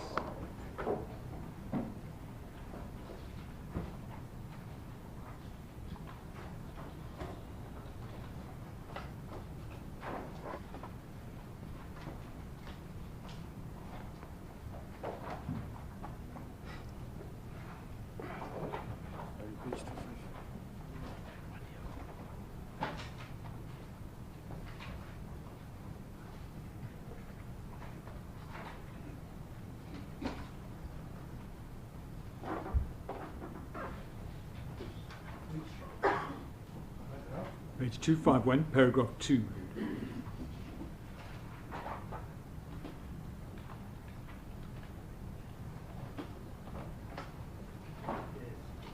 So you'll see there's a heading there. It says whether a child born before the parent is recognized as a traditional leader qualified to be the successor of the parent to that position of traditional leadership. Vako vona musi hapo ngolo zvauri kana mwana obegwaho panda musi munne wawe vachi bewa chiduloni kana vachijiwa samuranga panda wasialala uya qualify na uva mutu ane anga jena chiduloni cha uranga panda honoho. And then this is what they say about the rule we are discussing. Ndi hezwi zwe vamba nga mulayo une ra ku discussa kana une ra ku amba ngawo. The elaboration given above partly gives an answer to this query, including the exceptional circumstances. Zvino hezwo zwo ambiwa hapo nṱha chimwe chipita chazwo zwipindula hezwo zwine zwa khou ambiwa nga hazwo ho katelwa na nyimele dzi songo ḓoweleaho. And here comes the important part. Chipida cha vhuṱhogwa ndi etshi tshitevhelaho. Our custom and practices had measures in place to ensure that in case the child is born before the parent is recognized, Zvino maitele ashu ana nyimele dzine dzavha hone kana ana zwine zwa nga itiwa u bveledzisa uri kana ṅwana uyu arali ṅwana o bebiwa before khotsi vha tshi vha tshiduloni. it was either because they had foreseen the dangers of a lengthy reign by the parent, or that zakisa wife is identified during the previous reign. Zvingaitiwa tamusi nga ṅwambo wa uri vo zvitumbula uri khosi heyo ingava i khou vhusa lwa tshifhinga tshilapfu kana muṱanoni wa dzekiso o vha hone nga tshifhinga tsha khosi yo fhiraho tsha muvhuso wa khosi yo fhiraho. This is correct, not so. Ndi zwone musizwo. asi zwone na luthihi. It is not true, not at all. Well, you've just told us that these people came and consulted with you and you agreed with their opinion. Bone va kono bvosumbidzapo uri ava vathu vo ḓa vha kwamana navo va tendelana na dzi opinion dzavo. Vha fanela u zwi ḓivha na zwa uri kha Tshivenḓa hapa hu vha hu tshi khou ambiwa nga zwithu zwine zwa itea kha Tshivenḓa mara kuitele kwa zwithu a ku fani a ku khou ambiwa zwithu zwa Mphephu hafha. You're supposed to know that in the Vhavenda customs, they are here. They are talking about things that are happening in the Vhavenda customs, but the way in which we do things is not the same. This is not how we do things in Mphephu. Well, you're contradicting yourself. They are not talking about the Mphephu. Let's also have a look at what they say at the end of the sentence that I've just read to you. Kezvo upfi vone vhuṱanzi havho vhu kudana kana zwine vha khou amba zwi khou kudana fhedziha a ri ye phanḓa kha mutalo dzi no khou tevhela ri pfe zwine vha khou amba.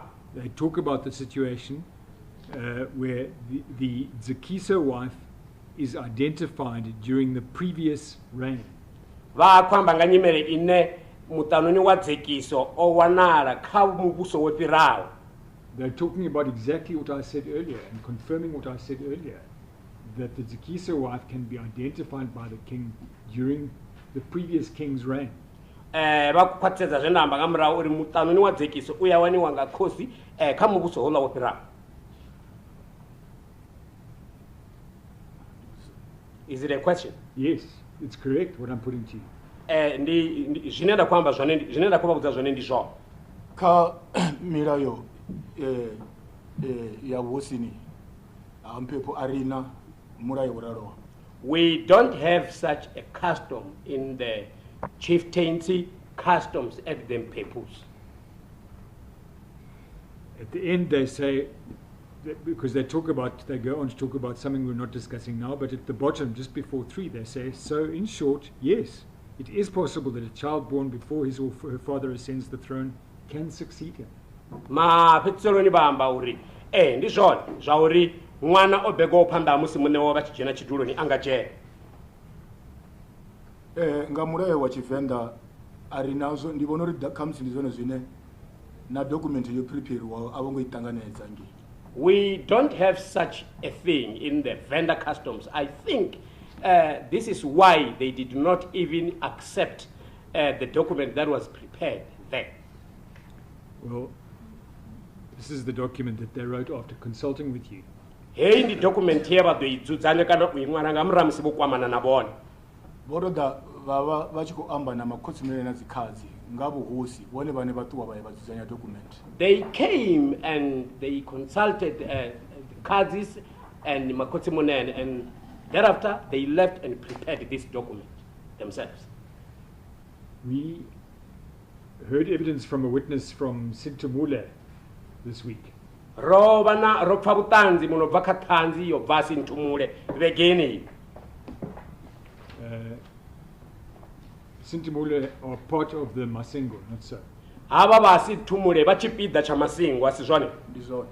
Correct. We also heard evidence that Sintumule and Kutama and Mphephu Ramabulana are very close.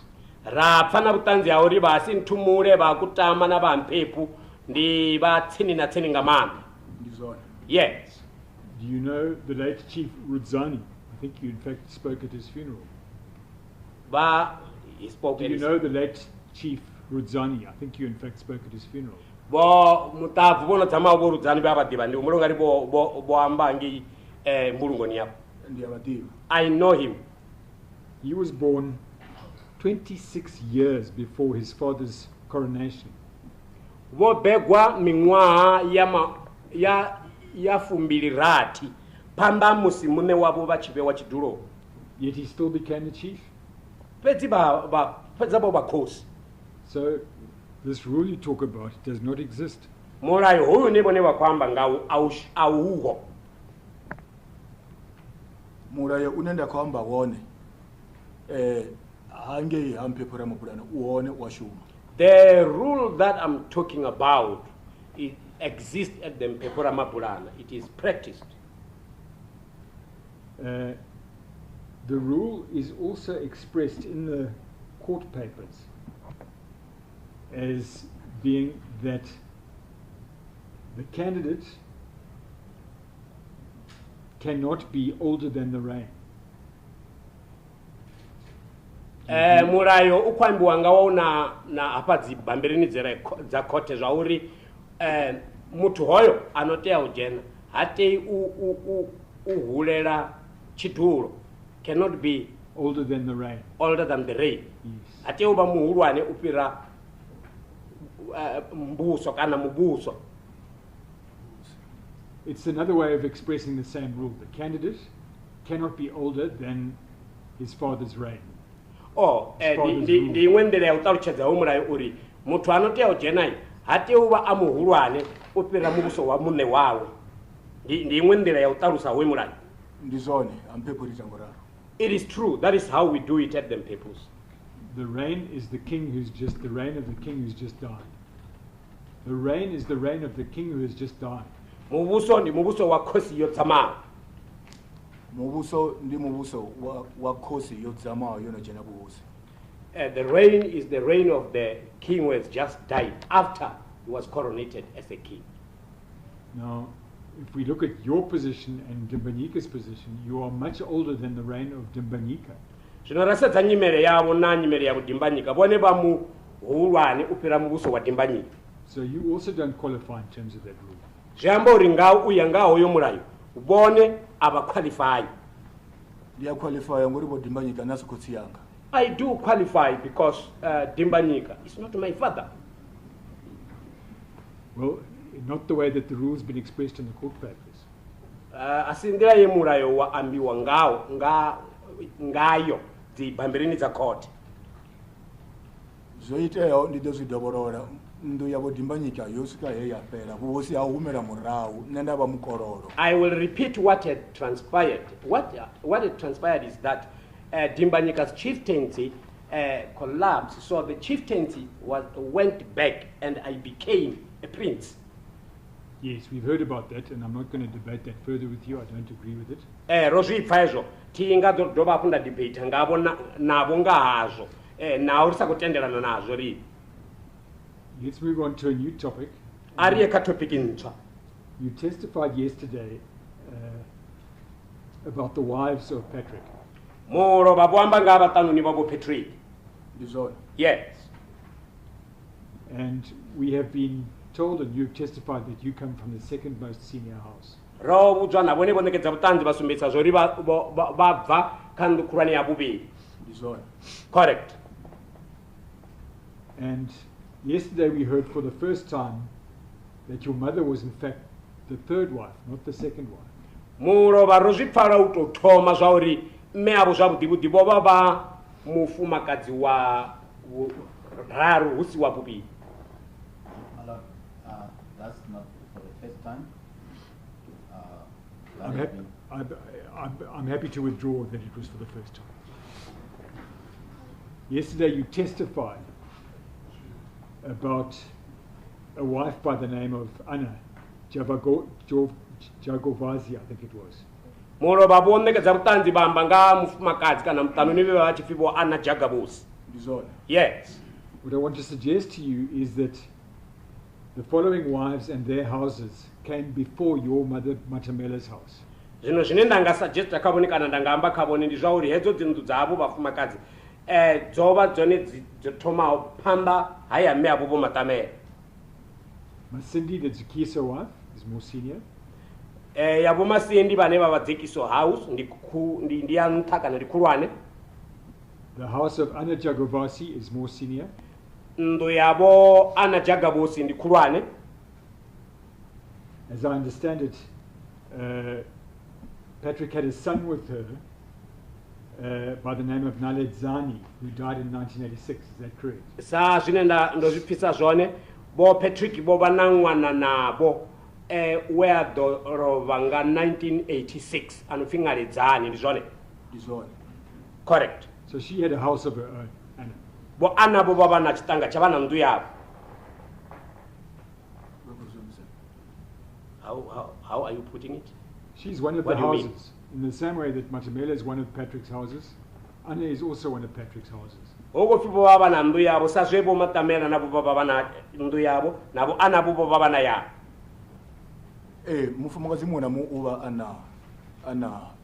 ana ndu yawe. Yes, every woman has her house.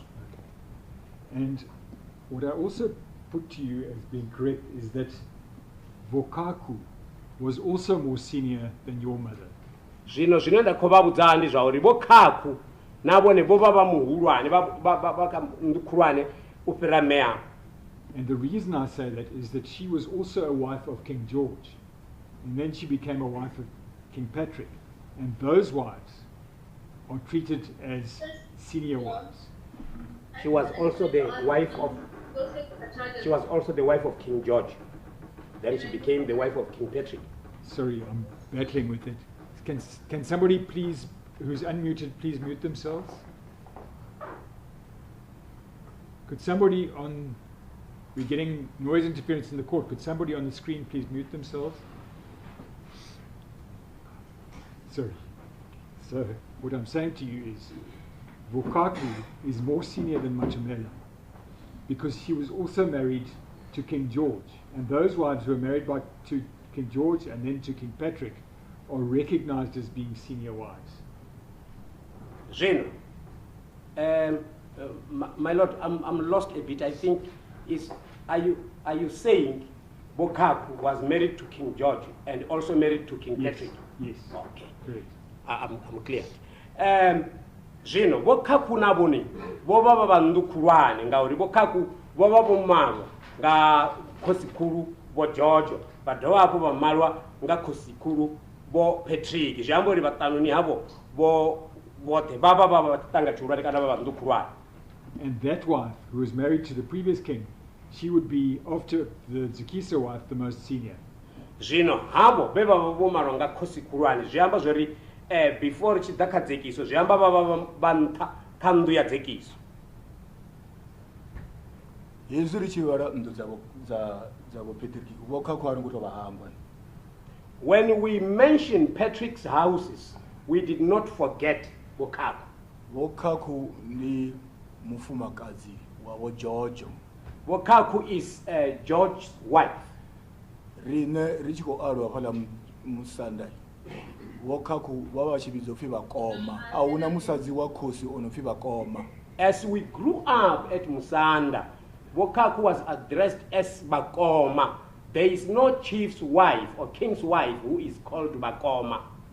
Yes, but she is recognized as being more senior than the other wives. Excluding, it is not excluding true. the zakisa wife. Okatelwa na mutanuni wa zekiso. Okatelwa na mutanuni wa zekiso. Asizona.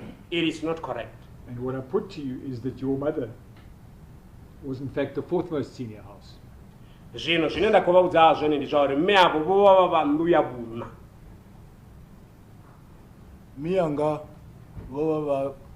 baba ndu ya vuraru mara zirichida kakumarere ndi ndu ya vuviri ubva kavo Masindi. My mother was of the third house, but according to the manner of marriage, it was the second house from Masindi. Well, on your own evidence that you've given in the last minute or two, at best Matamela was in the third house, and you don't comply if it were true that the second most senior house would succeed. Zvino uyanga utanze vado sumedzisa zva zvino anepo vo mme avo vo Matamela vo vava vandu ya vuraru zviamba zvauri rosedza uri vo vava vandu ya vuraru zviamba uri vone ava qualifying uri vo vavasi vandu ya vuviri. Richi amba uqualify abafumakazi vari kwamba ngakumarere nesa khosi ndikadana mufumakazi wanga udodivali wa sakhosi udodivali wa samtanuni wa khosi mara richi janela kama mapungo abu husini ahuna hune abari endu ya bari waona. When we talk about the requirements or qualifications, we talk about the manner in which that person was married. I can come as a king or as a chief, I can come with my wife. She will be counted that she is amongst my wives, but when it comes to the issue of chieftains, that house, it cannot be mentioned anyway. Mr. Dawson, an interest in that last answer that according to the sequence of marriage, can we ask the witness to elaborate what sequence was that escalated his mother's house to now become second? As the court pleases. As the court pleases. Kezvo munhu aturi vakusumbedzisa apa zvauri vakudhipfara vachiri zvichiyanga kumarere zvino vangataruchedza tamusi kanelosiya lauri kumarere hoko koita tamusi ndu yame yavo ivonare yonova yone yonova oka yonova yavuviri. Meanga waita zvitu zvinobvi utanura ngaChivenda. My mother did what we call in Chivenda. She performed utanura rituals. Yeah, but the difficulty is you can't testify to that because it would have been before you were born. Pedzi bukondia hezvo ndiyauri vangasikone unekedza kutanzi ngahazvo ngauri zvoitiwa vone vo havasatubhegwa.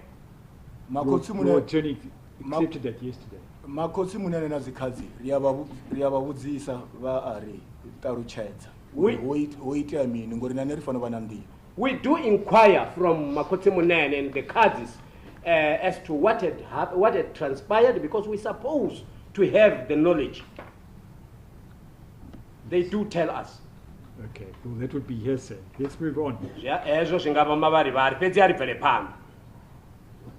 You testified yesterday that you never attended a marriage or wedding ceremony or celebration for Dimbanyika and Fulofelo, and if there had been one, you would have been invited. Moro vavosumbedza apa vanegedza vutanzi vamba zvori ahuna munyanya wevayakhawo wavodimbanyika na vufulupero arali zvova zvive hone vova vachidova vorambiwa. Do you remember saying that? Vakuzviumbura vachiyamba izvo. Ndikuzimbula. I remember. So everybody in this case accepts that they were in fact married. Everybody in this case accepts that they were married. Vatu vothe kha case yeyi vakotenda zvauri voavomarara. Ahuna uri huve na munyanya mungapo nne ndasazvidive ndanditsini navo Dimbanyika navo vasathu vakhosi. There won't be such a huge wedding, and I'm not invited because I was just next to Mr. Dimbanyika. I was close to Mr. Dimbanyika. Well, if there was a wedding, and if weddings do have ceremonies, there would have been a ceremony. Arali hova na wedding, zvino wedding uyava na ceremony. Zvambori hova na ceremony. Hova kutova na ceremony. Ndibona ngana ne ceremony inodadza vanhu vakhayo. I think I will be the part of that ceremony.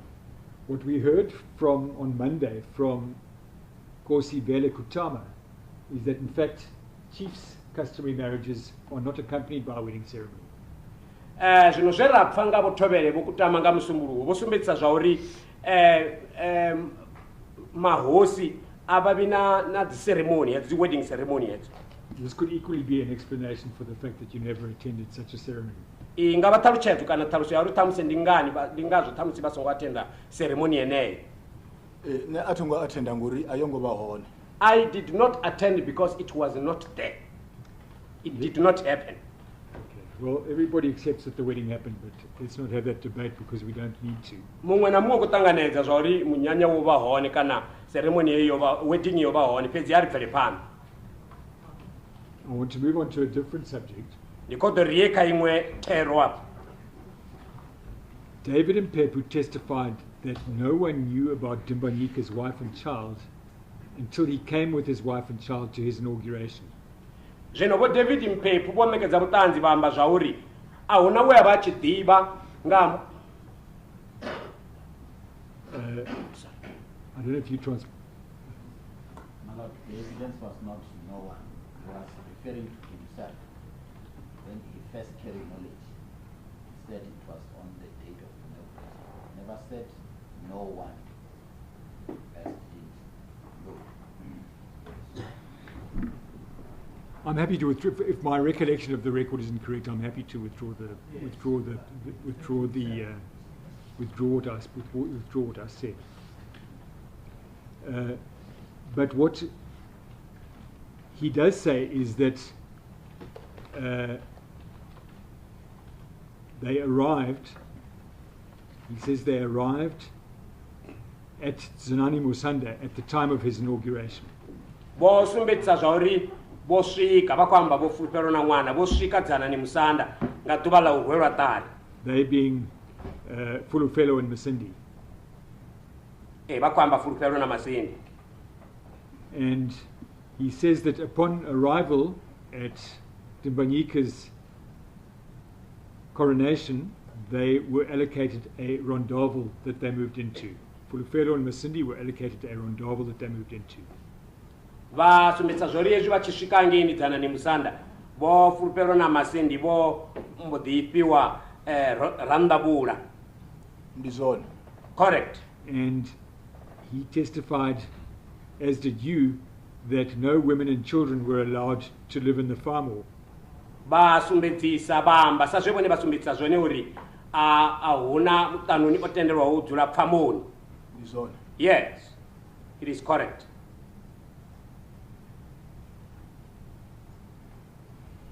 And I understand your evidence also to be that was when they first arrived. They first arrived at Tsanani Musanda was the time of the inauguration. Is that correct? No, ndopfa kutanzi yavo zvone ndi chova chichone chipinga chevatoma usvika ngacho Tsanani Musanda chipinga cha coronation. Nne ndova ndodzula ndichivadiva ngori ndova ndichiya Vuwani. I knew vachivadiva vakwamba vothe kuchava kuti ndingari he kana them. Mmene nakhotsiya vana nango ndichivavona ngazvipinga zva coronation ndandisongomangara ngori ndandichida zodimanyika una mufumakazi wavona mwana wavo. I knew them because I used to go to Vuwani. Even when I saw them during the coronation, I was aware that Dimbanyike has a wife and a child. Yeah, but I think, Mr. Johnson, your question was it the first time they came to live at Indeed, the royal indeed. compound after they were allocated the Rondaba, isn't it? Well, at the time of the inauguration. Yes. Indeed. The first time they came to Yes. live there. Yes. Roba lula utoma na. Yes. Correct. Roba lula utoma. Izvi chipinga ichi cha coronation. Musi vachipuwa randa vulo rivadodzula kai. Roba lula utoma vachidzura one. Ndivona uri zvine zvava zvoitewo ndizvori vachipedza uinauguratiwa ndingasiri voda dova lelo mara vori uinauguratiwa vaya vajia mufumakadzi wavo namwana wavo rune khamusi lelo duva nne ndiva ndisongozvivona ngori zvorupera ndadiva ndodzura umwe vaiswa pfamoni. I can say after the inauguration he went to fetch his wife and the child, and maybe I did not see that. But after the coronation, he took his wife and the child, then they were taken to the farm. What do I shop farm? They were taken to the Rondaba. And you say that Pulufelo and Masindi never lived in the farm. Vakorivo Pulufelo na Masindi avangodzura pfamoni. Pfamoni udzura kosi nyako busanga chipinga checho iyote. The chief is the one who resides at the farm. The chief who's ruling at that time. They did not reside there. Let's start with your evidence that they arrived after the inauguration. Pulufelo and Masindi arrived after the inauguration. Kari tome nga butanzi habo hao ribosika nga mrawa ha inauguration kana hao gwero tari Pulufelo na Masindi. And I'd like you to turn to the applicant's trial bundle at page 130A.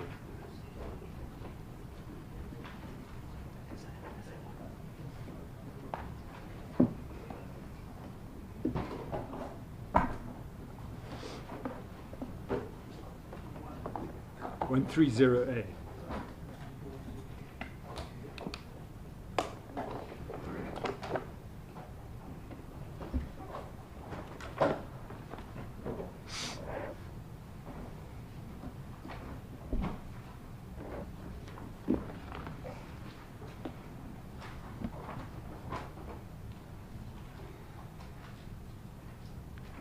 You have it?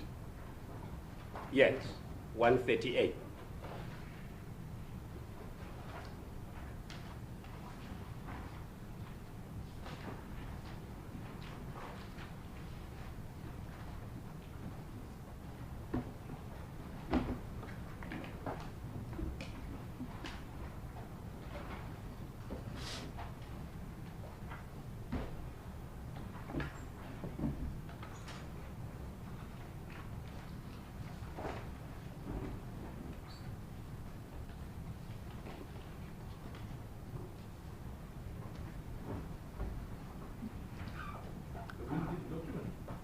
I beg your pardon? It's a photograph, my lord. It should be a photograph of 3 women and a child. It's applicant's trial bundle. Applicant's trial bundle, exhibit A, page 130, capital A. 130.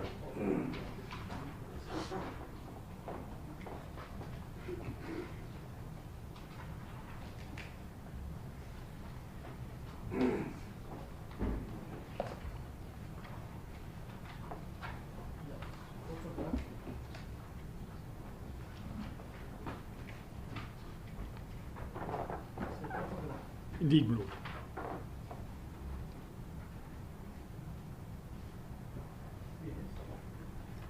Check if His Lordship, Mr. Justice Muller, has a copy of the photograph. Do have, as the court pleases. The woman pouring the drink in that photograph is your sister Matodzi, sir? Zvino hapaka icho chinepe. Mufumakadzi anongoshera chinwiwa apo ndikhaladzi yavo Matodzi, asi zvone? Correct. And the woman to her right is Fulufelo. Reka chaula cha hava Matodzi ndivo Fulufelo. Yes. And the child on her lap is Masindi Mphephu, the African. Zvino mwana hoyu apa otakurwawo apa ndi Masindi Mphephu. Yes. Now, when I was cross-examining David Mphephu, I estimated the child to be somewhere around 18 months. But let me just finish. One of the junior counsel in my team has a child who's 18 months, and it's quite clear that that child is a lot less than 18 months. I put it to you that Masindi in that photograph is around a year old. Zvino musi ndichikobudza dzimbudziso apa kavo David Mphephu ndosumbedza zvauri hoyu mwana apa angavova na mimwedzi ya 18. Zvino ndichisedza chinepe apa hoyu mwana ndibona uri angava ana mwa. I am not certain about that. Okay. The house that they're in is your mom's house, Matamela's house? Apa ndu hei ndi ndu ya me abuboni ya Matamela. Ndingatenderana nazo kana ndanedza nazo ngori dzindu dzothe dzipfamu dzothe nga ngomu dzadzichifana. I can agree or disagree with that, or even disagree, because all the farmers, they were all the houses were alike inside. Well, my instructions are that that is definitely Matamela's house. Zvino zvenda kudzapo kupfi apa ndi nduni yabo Matamela. And it seems what you're saying is you don't disagree with me. Zvitonga zvine vone vakwamba zvone azviko pambanana zvine ndanda kwamba zvone. Ndikotokanganyisa yanga nthane pezi ndunga ngomu dziyafana. Atiko tenda atiko hanedza. I am not disputing, and I am not I'm not denying. Yes. Because all houses they are alike inside. So in fact you say that all the houses and the farm are all alike. What is zote na farm ziyafana kango? In terms of their furnishings. Not farm. I understood in terms of the furnishings. But Not farm. Hats. The hats. The rock. Yes, I understood the point to be that it was the farm and the huts. He says all the hats are similarly finished inside. No reference to farmers. As the court pleases.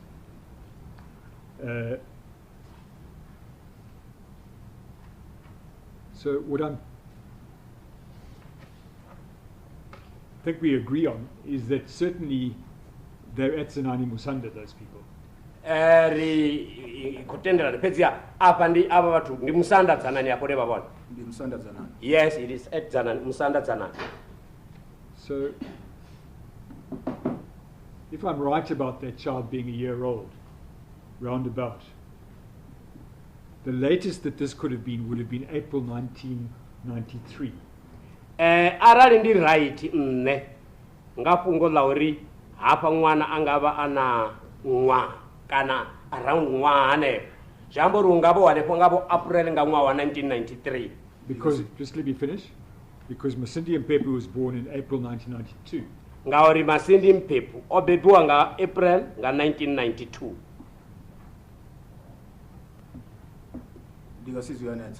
I cannot deny that. If we can then move on to another photograph, is 130B at the next page. Kezrieka chinepe chinokotevera 130B. And what we see there is that the woman there is Fulufelo, not so? Zvinera kuzvibona apa rikubona mufumakadzi apa ndipo Fulufelo asizvone? Correct. And as David Mphephu conceded, she's wearing a maternity dress. She's wearing a maternity dress. Zvino vo David Mphephu vakwatisedza uri voambara maternity dress. ndikasiyana nje ndikasitende I am in no position to can deny or to can admit. And Fulufelo is in the famo. Vo Fulufelo va pfamoni hapo. awuna zwithu zwone to sumbedzera uri vapfamoni ngori ndu idzinoneka ngomu dziyafana. There is nothing to indicate that she's in the famo because these houses are similar inside, in the interior. Well, are you saying that the famo and the houses are similar inside, or are you just saying that the houses are similar inside? Vako ri pfamo dzifana na dzindu edzi nga ngomu kana vako ri dzindu edzi dzifana nga ngomu. Dzipfamo dziyafana nanga ngomu dziyafana. Famos are similar inside. Vari dzipfamo. Sorry, the Famo famos and the houses are similar inside. dziyafana. Dziyafana. They, yes. Just make sure we understand each other. Are you saying that in terms of the furnishing, the famos and the houses where the chief's wives live have similar furnishings? Vakori uya nga furniture famo na dzindu hedzinoni dzi randa very heads uya nga furniture zviyafana. Zvava zvichifana. Yes. Okay. They looked alike. And we've also had clear evidence that this photograph and others like it were taken in the famo. Zvino rina vutanzi hauri hechi chinepe na zvimwevo zvino tocherana nacho zvojiwa pfamoni. Zvinoenda kuvona zvone zvori zvinoenda kuzvivona apa noni mete masofa na dzipukwe dzinoni na dzimwe dzindu dzadzinazvo. What I see here, the carpet, the couches, even the animals, animal pictures, even other houses had the very same thing. We'll come back to that. But just in fairness to you, to put what I will argue on the basis of this photograph is that already when Fulufelo was pregnant, she and Dimbanyika were living in the farm. Zvino zvinenda dozvi agiwa nga muraunga akautadziri fungo lauri musezi zvinepe vichijiwa vo Fulufelo na Dimbanyika vova vachivodzura pfamoni. Zvova zvisingakona dzii. It will be impossible.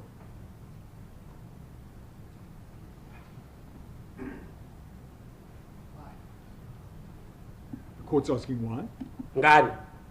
Ngauri narine vana vavo Patrick Mphephu rova richitotoda uri apo pfamoni riye ridzure ngori hova usati unangiwa khosi.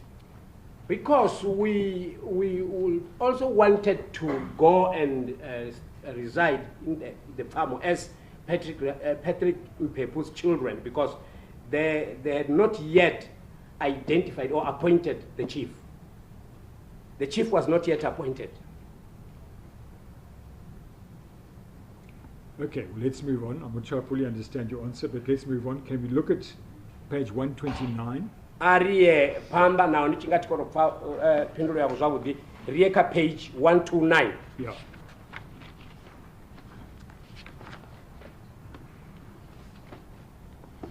The photo is not that clear, but what I suggest to you is that the man between the two women is Dimbanyika, and they are all at the farm. Chinepe achikotovonana zvavudi pedzi ai zvinenda kuzvivona apa ndiko ndi munani apa vukati apa vafumakadzi vaviri ndivo Dimbanyika vapfamoni apo. Vo Dimbanyika ndiko vavona vaka imwe yadzindu dzine dzavaone hane pakadzana nemusanda. I can see Mr. Dimbanyika. He's in one of the houses that are there at Zanani Musanda. Well, I don't agree with you about the house, but even on your own version, if you say that the furnishings were the same, it could be the farm. Atiko tendera na musi vachiri imwe yadzindu pedzi uya ngabutanzi yavo ivabuamba uri dzofenishiwa ufana kana dzofenishiwa ufana zviamba zvori hungava upfamu. Pfamo ngachipinga chamusi vo Dimbanyika vasati jena yova yokiriwa. The farm was locked before Mr. Dimbanyika was coronated. You can look at, I disagree with you, but let's move on for the sake of progress. Arikotenderana navo pedzi ava riri very pano. Look at page 130. Arieka page 130. When these pictures were taken. Well, we're asking, we will ask for inferences to be drawn. Yeah. Based on what? based on the very photograph that two photographs that I've just been cross-examining about. The one of Fulufelo in the maternity dress, and the other of the child on the lap of Fulufelo together with the witness's sister Matotsi. Those two photographs.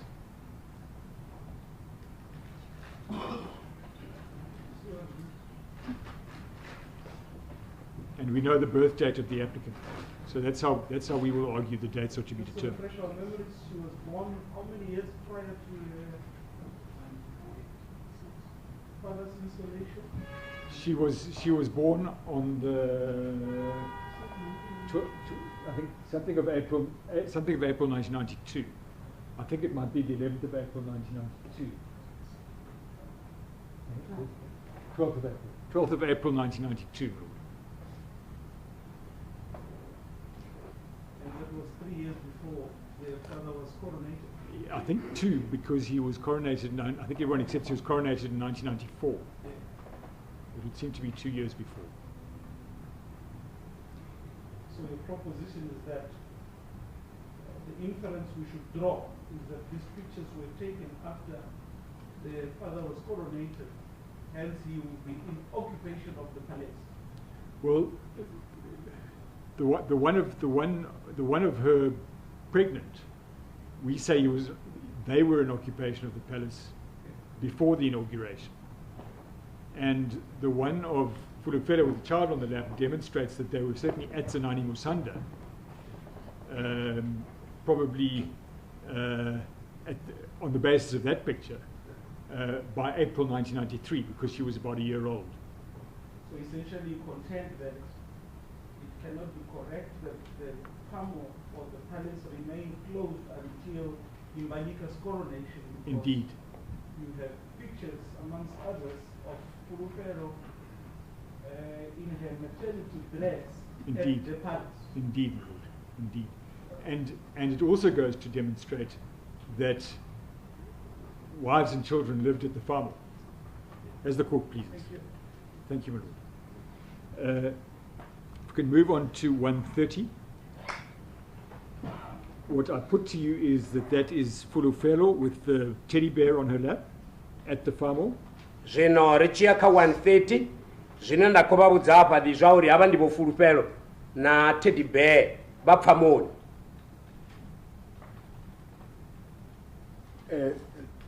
Vo Fulufelo ndiko vavona na teddy bear. Ati ko ndikono kuona zuri vo vapfamoni apa vo Dimbanyika vono va khosi na kana vasatu va khosi. I can see Fulufelo with the teddy bear, but I don't know whether she was in the Pamo after Mr. Dimbanyika was coronated as a chief or before the coronation. Very well. We can also see behind her, and in some of the other photographs that we saw, the stuffed animals that we in fact heard about from the applicant and another witness. Animals. The stuffed animals. Rikovona apa una puka kechi kana puka zeva dotanzela ngazo imwe tanzi zvine nakazvo zvinepe zviona. Zvipuka zvazvione kapfamo na dzindu dzevatanu vavakudzira kadzo. They were there at the farm, and even in the houses were in, the huts were in, the wives were residing. And we can see the same carpet in all of these photos, not so? Zvino rikovona na mete kana kapete inofana kazvinepe zvotezvi. Nange kandu yemiyanga vavachidzirayo nezvazodzira ngozvotorari. It was just like this, even in my mother's house, even in the house where my mother was staying. If you can look at 127.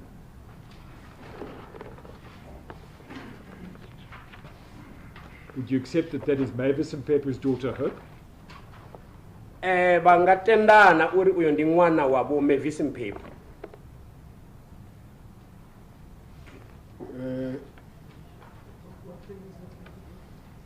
Page 127 of the same bundle.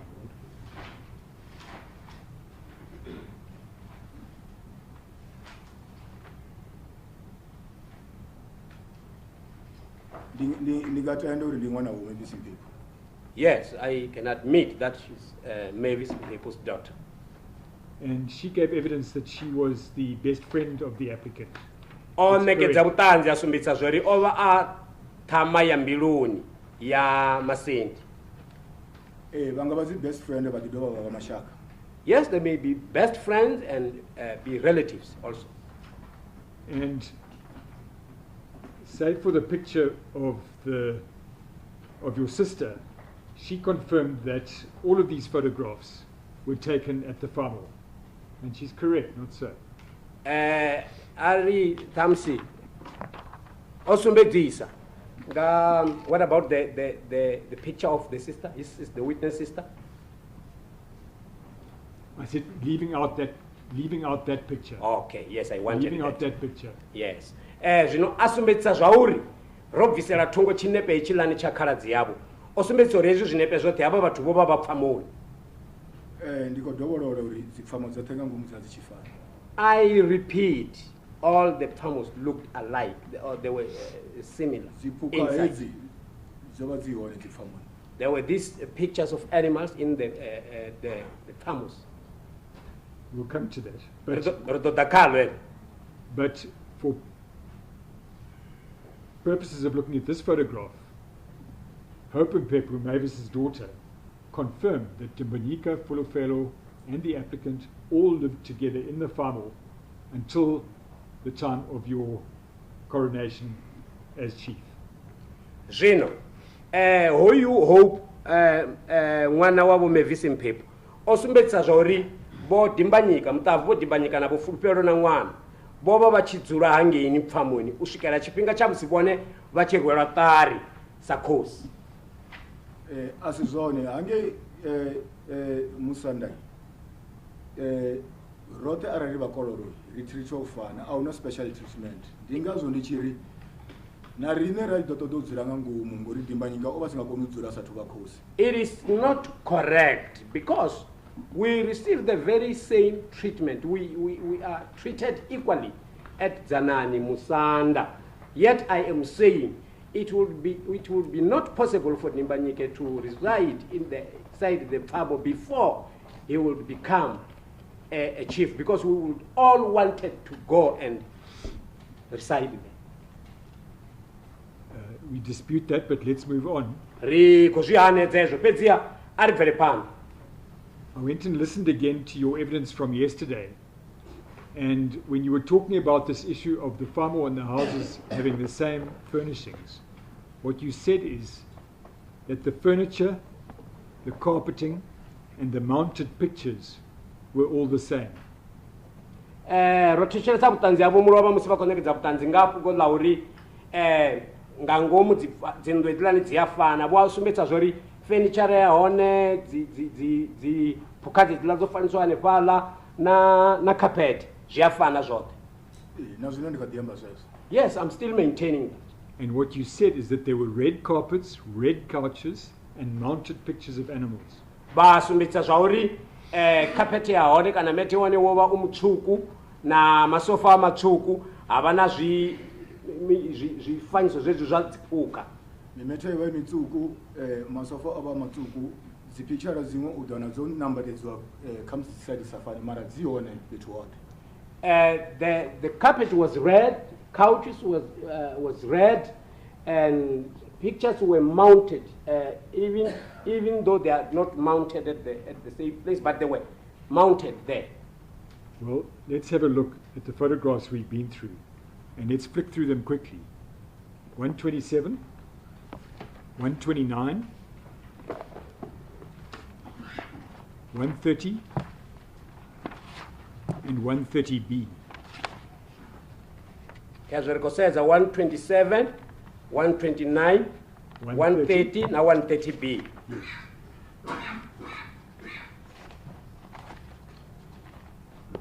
And what I put to you, Mr. Mphephu, is that there are no pictures of animals, mounted pictures of animals on the walls.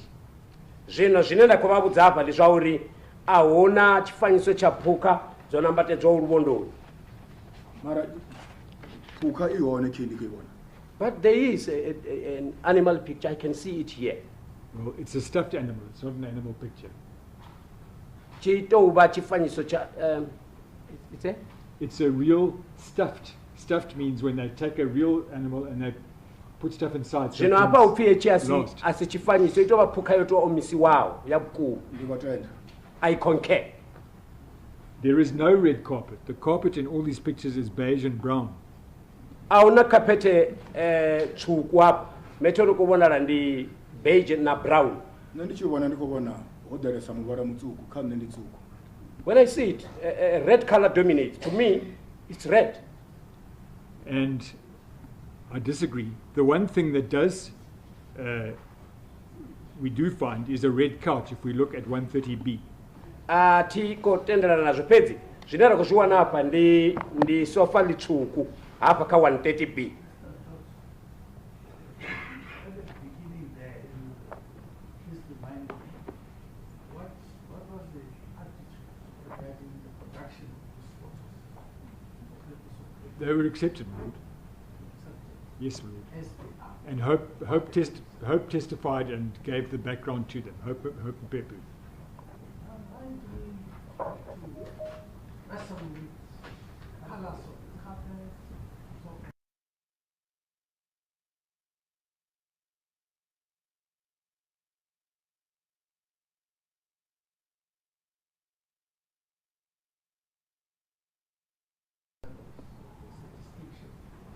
As the family,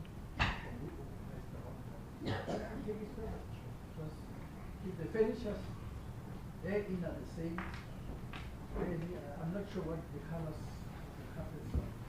What difference are they? Lord, it's fundamental to the witness's credibility, number one. Number two, it's fundamental to the disputes around custom. The custom that is asserted on the part of the eighth respondent is that women and children did not live in the farm. I'm more concerned about the colors. One thing is red, the other one is beige, brownish. I don't know where I would get it. Lord, it's there to see, and the witness can look after himself if he wants to disagree. And Yes. But then, would I, in this photo, something like that, I think you've covered an aspect of whether they take it in farming. The only thing is we don't know when, like my brother had asked. but I've explained we do know when, my Lord. Excuse me? I've explained why we do know when, my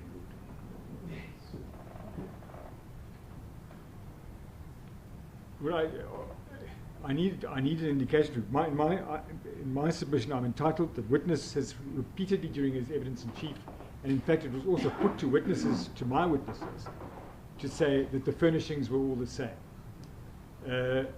It's fundamental to that. I'm going to be severely prejudiced. If I stop cross-examining now, my client is going to be prejudiced. Tell us the carpet. What I'm concerned about. Lord, Is there no way in which you can make a submission and let's pass this?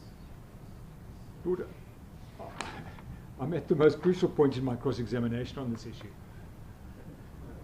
But I think in the main what the judge is In trying reference to to... a friend we are going to have to call, the person who took this picture must come and testify.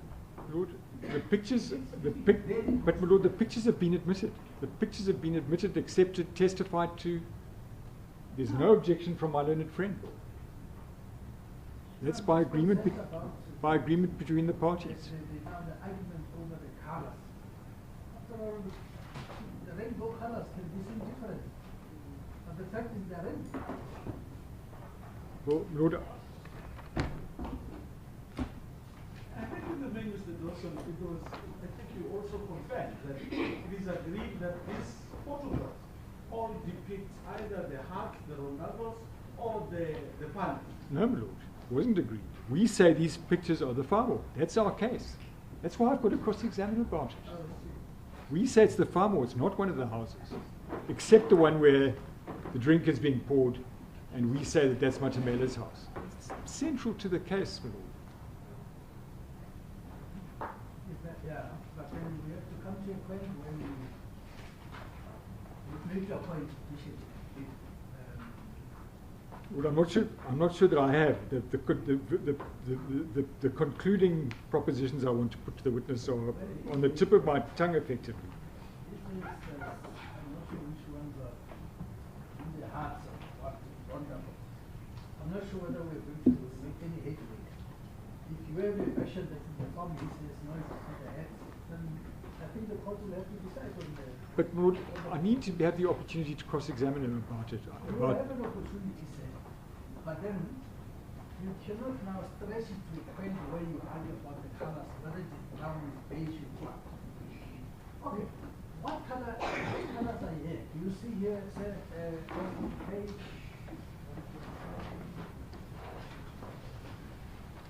Starting with page, I think it's 127. 127, can you show him there? Over page 127. Lord, Yep. can I just say, I'm being denied the right to cross-examine my witness. It's not correct. Never spoil the record by saying that you denied the right. It's not correct. No one is denying Well, the right. but my Lord, I just want to confirm with the witness what color does this is so that we move on. Don't say, spoil the record to say that the visit denied the right to cross-examine. That is not correct. Page 127, 129, 130, 130B.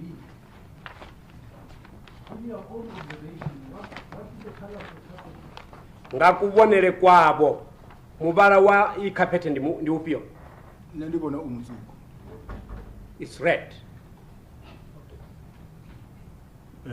if I can ask you to turn to the photograph at page 130, capital A.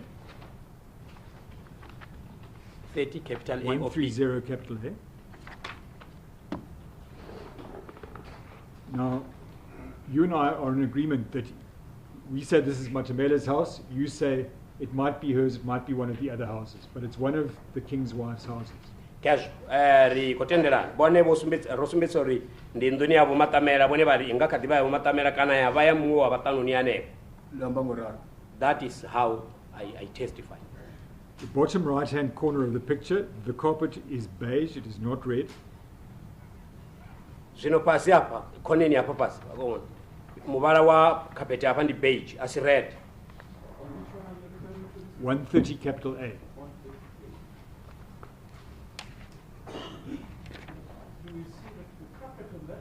Indeed, my lord, it's beneath the chair on the below the chair on the right-hand side.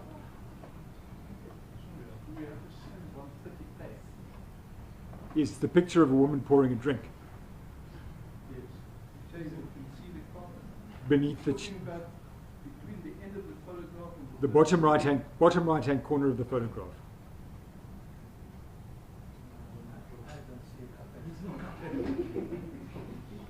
Bottom right-hand corner, there's Vhavela's leg protruding there.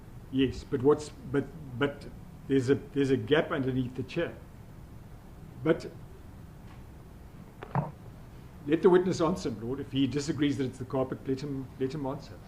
What I put to you is that there is a beige carpet underneath. Let's find out. Do you see a carpet there?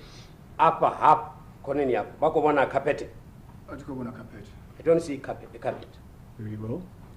What I put to you is that there are no stuffed animals there. Zvino zvenda kwa udzapa ndizvauri ahuna dziphuka dzireone hapa idzi dzomisiwawo. Ziphuka izilando nohamba uri dziva dzoveiwa dziva dziona ngomunduni mara dzoveiwa pedyo pambana na azvito ambori dzifono vadzitsini na sofa kana mura sofa. I have already mentioned that those animals they are there inside the house in different locations, not that they're supposed to be just next to the couch. There are no pictures of animals on the walls. Sorry? There are no pictures of animals on the walls. Ati auna zvifanyiso zvadziphuka pa rubondo. Auna ngori zvimwe zviya vazodzura pasi ufana zvira zvibona murava pa na apa heya udzurwa one uri na karadzi yanga hei rumu ayangofodiwa yote. There is not, because some they are just on the floor, like where my sister is seated there. They did not take picture. It does not depict the whole area inside the house. The wood in the furniture is light wood and not dark wood like in the other photographs. There? The wood of the furniture is light wood, not dark wood like in the other photographs. Zvino apa afi apa kachiduro apa kasofa upfi apa blank asi ulight awudaka saka zvimwe zvinepe. ndivona uri apa petu na mufodi wano ari divina zvo oforisana ngori nandichizwa ndakonozwa zvo apa petu una petu right. I don't know how the one who captured this, the photographer captured this, because when I look at this, I can see that there is a red color here. I just don't agree with you, Mr. Mphephu. There's no red to be seen there. Atitendelani navo Mphephu atikobona butsvuku apa kana red. In fact, if we look at the upholstery, it is a light tan leather upholstery. It's certainly not red. Basumitsa pori una kumba kepa pezi auko bona as red. Nandiva ndikozwi. To demonstrate, Mr. Dodson, that the rooms were differently furnished. No, it's meant to demonstrate that they were living in the farm. The GPS said you made them. Here they are. There are photographs depicting them at the farm. If the court is happy that I've made my point, the court is happy. The color of the woodwork of the couches and so on, really, does it If the advance court- your case in any way? Well, I would say yes, my lord, but if the court is satisfied that I've made my point, then I'm happy to move on. I've said it wrong. Uh, You said I'm denying the right to process.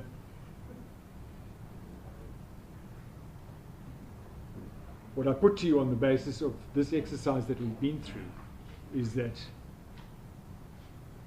from already the time that Fulufelo and Dimbanyika got married and Fulufelo fell pregnant, they were living together in the farm, as was the applicant once she was born. Zvino zvoenda kuvaudza ngakha hezvi zvera vari khazvo zvino apo ndikungola kuti musi vodhimbanyika navo Fulufelo vachimarana vova vachidzura apa pfamoni na applicant kana Masindi. Ndonozviyanedza izvo. I have already disputed that. Okay, let's move on to your own position in relation to the farm. Yes. Your own position in relation to the farm. Zvino ari ka buimo havo vone hangi pfamoni kana position yavo musi rosedza pfamo. Now, you spoke about your sister Matodzi's house. If I can just clarify, that house is a 3-bedroomed house? Wamba ngando ya khaladzi yavo Matodzi arali lichinga isala khagala eyo ndu yova indu ya perataru. Ndu ya khaladzi yanga Matodzi yova ina phera mbiri.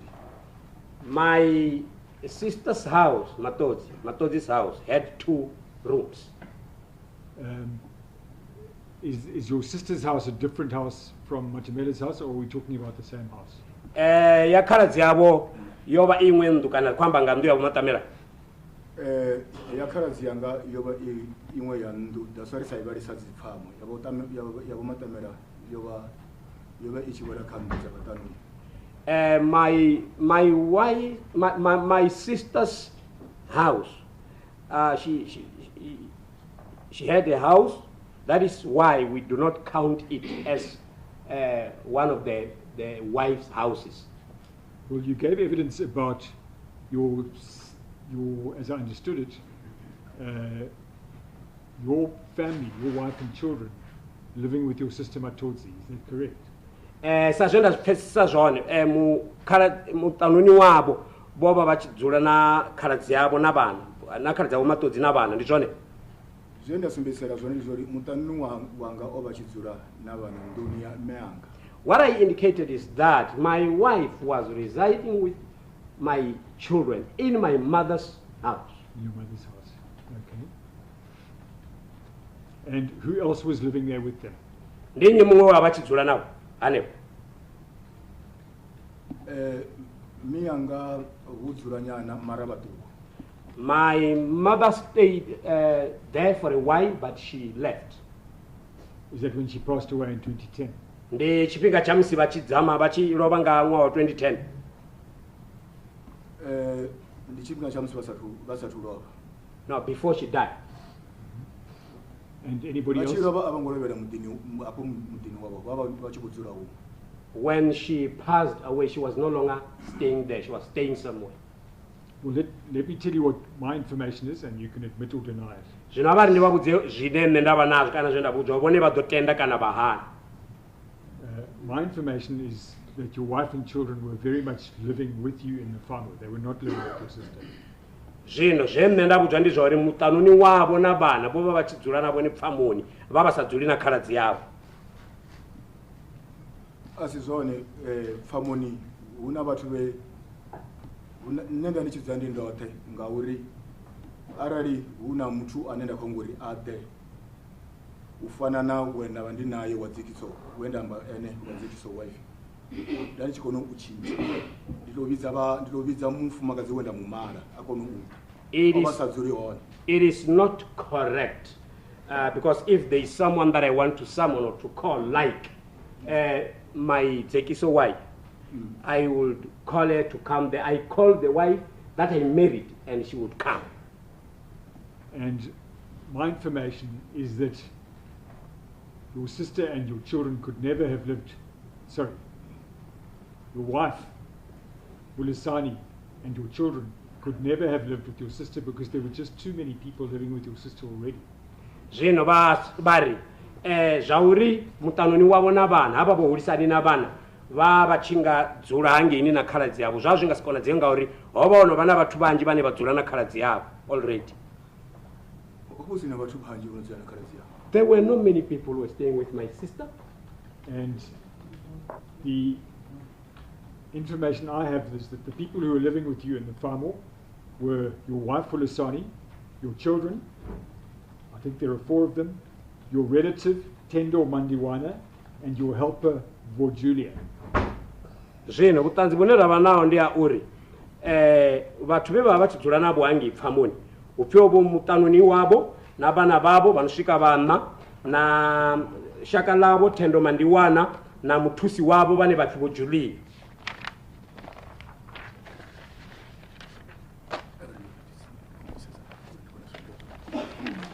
Bathu nne ndorubewa khosi ndadzula ndi ndote Vorjulia ava vanokufindi mushume avadzuli kule na musanda. All right.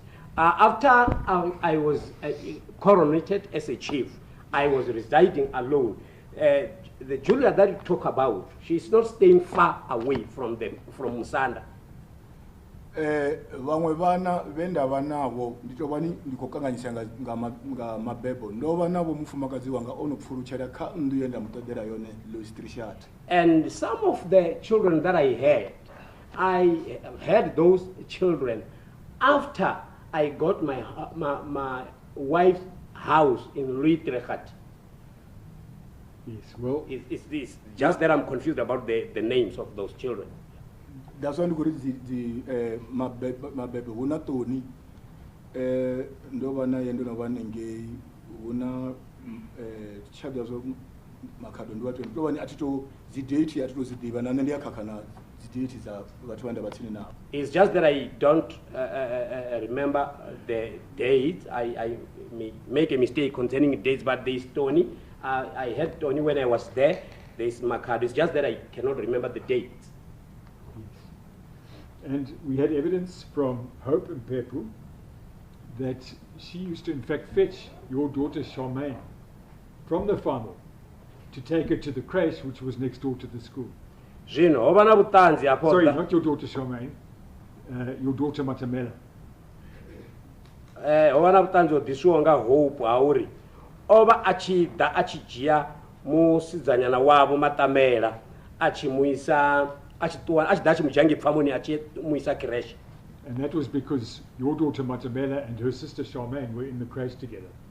Ezo chivangi cha ezo uri mwana wavo Matamela na muratu wa hoyu Hope baba ba creche Charmaine baba creche both. Matamela over achidzura na miyawe ndunia miyanga ndo achimisa ndobona driver yonumisa creche. Matamela was staying in my mother's house together with her mother. So I have hired a transport for her that will take her to the creche. Now Hope undidiva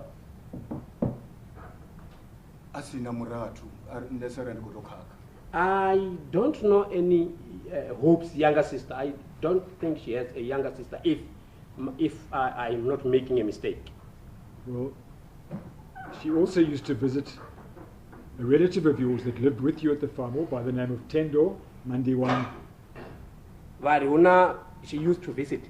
Yes, a relative that lived with you at the farm, a girl called Tendo Mandiwana. Afuna musigana na weba achi dzula pa pfamoni vachidzula naye pa pfamoni anobvi Tendo Mandiwana wa shaka lava. Tendo Mandiwana ni shaka langa pfamoni ndodzula musi ndona vakhosi azvikamburi Tendo ndiyakono umuvidza rade andumeri ade ndiyambe nazvo ndakwamba zvona mara udzula hangi mudini wa miyanga. Tendo Mandiwana is my relative. I went to stay or rather to reside in the farm after I became a chief. So Tendo Mandiwana was staying in my mother's house, but I would call her to come and greet me or to come and say what she wants to say.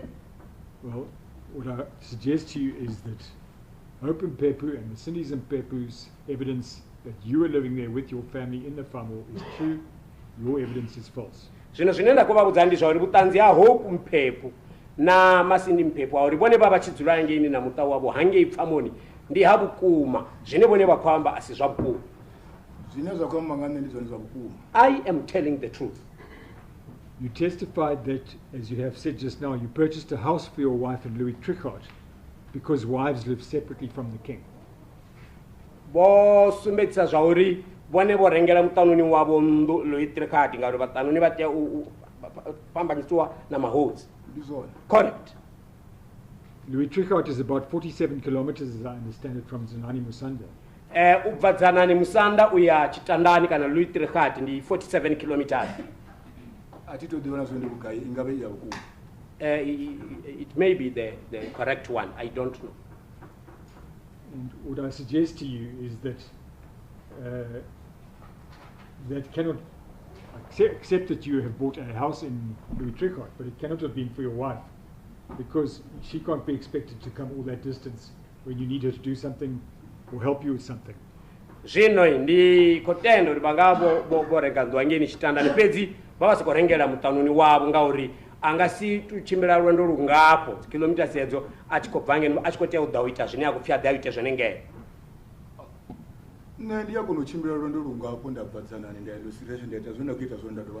I can travel that distance from Zanani to Louis Trichardt and do what I'm doing and come back. Do you accept that the house was bought in your name? It wasn't bought in your wife's name?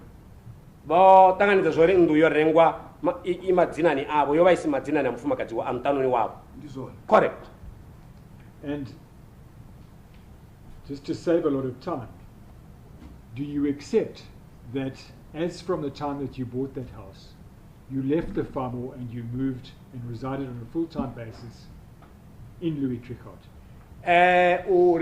Rikaure chipinga apa vakutendana zvauri musi nga mwambo waurenga heyo ndu musi vonorenga iyo ndu zvoita uri vapfuruwe vabve hange nepfamoni vayodzula rwachothe nduni heyo ire Louis Trichardt. Atongovyo ndapfuruwa ndu hela ndoyerengera mufumakadzi wangu ndiyanga chifunga chine ndafuna atongopfuruwa pfamoni. I did not relocate. I did not move out of the farm. I purchased that house for my wife, and I do go there at any time of my choice. And that all took place in 2008. That you moved there. Took place in 2008. Ezo zvamuvavo zvoitanga 2008. Correct. If you can have a look at page 141 of applicant's trial bundle. I beg your pardon. 138 of applicant's trial bundle. The very same one. Yes.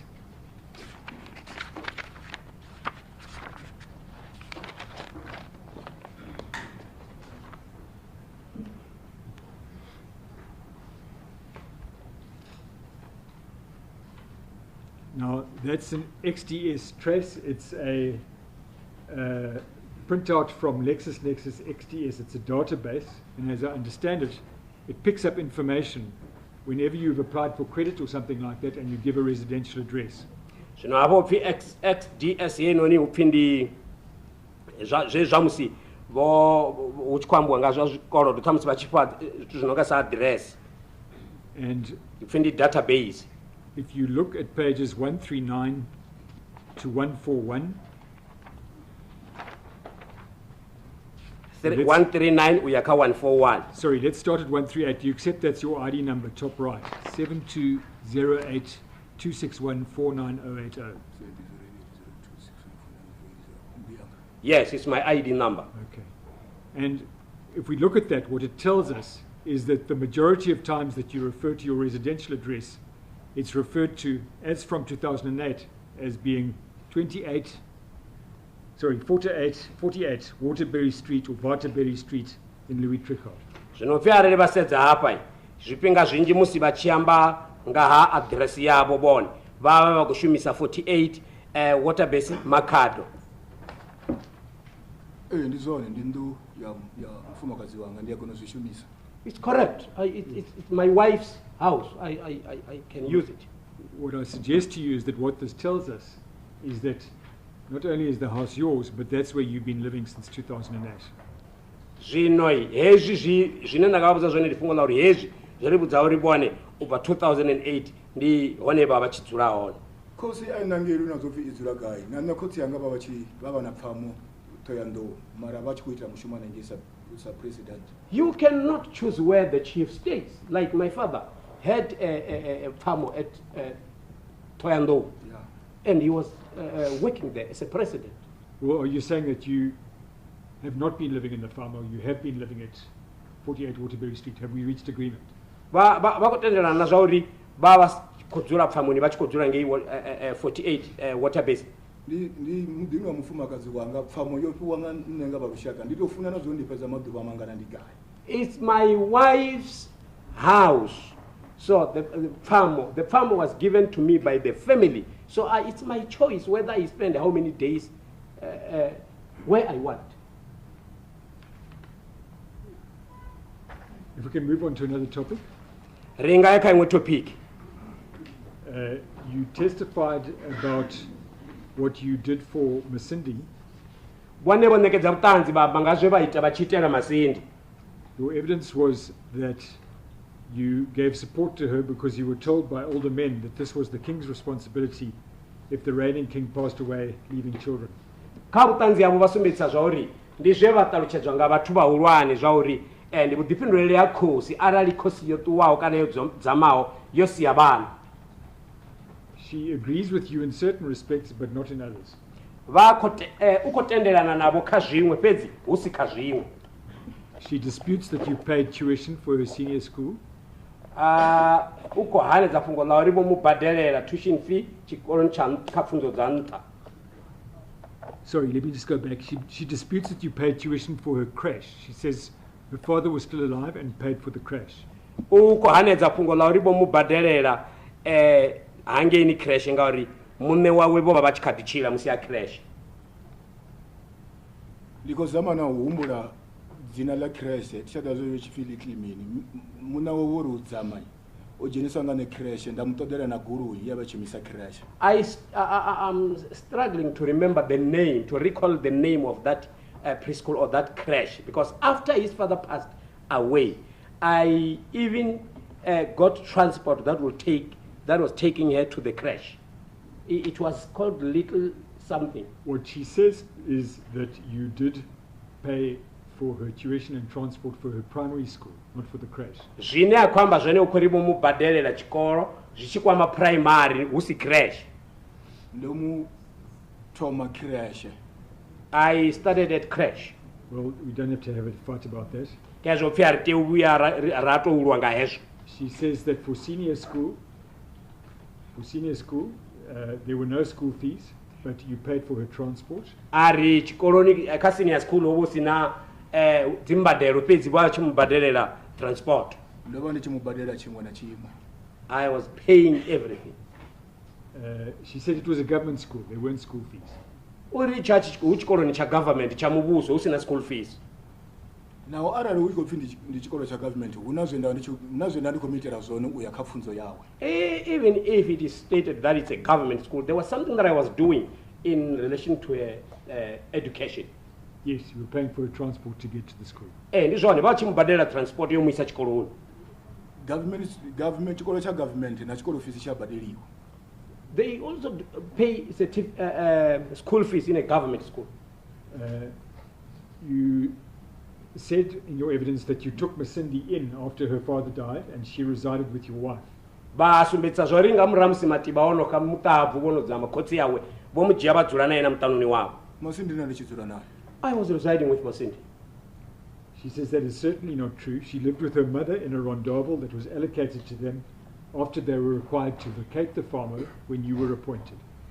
Ari ezvo asi zvone ngauri ino vachidzura randabulani baba vopiwa yoni ngamuramusi Matiba oka ngamuramusi vachibviswa napala randabulani futi ngamuramusi vonojera.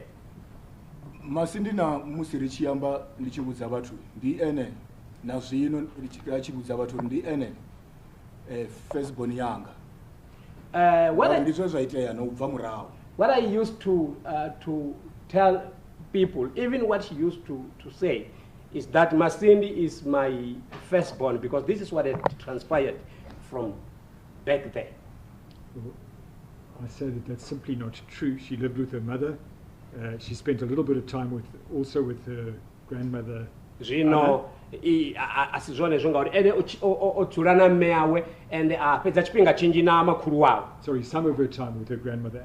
Chimwe chazvipinga odzura namakuru wavo ovachidzura namakuru wavo. Any comment? Una zvine vangakomenta kaizvo?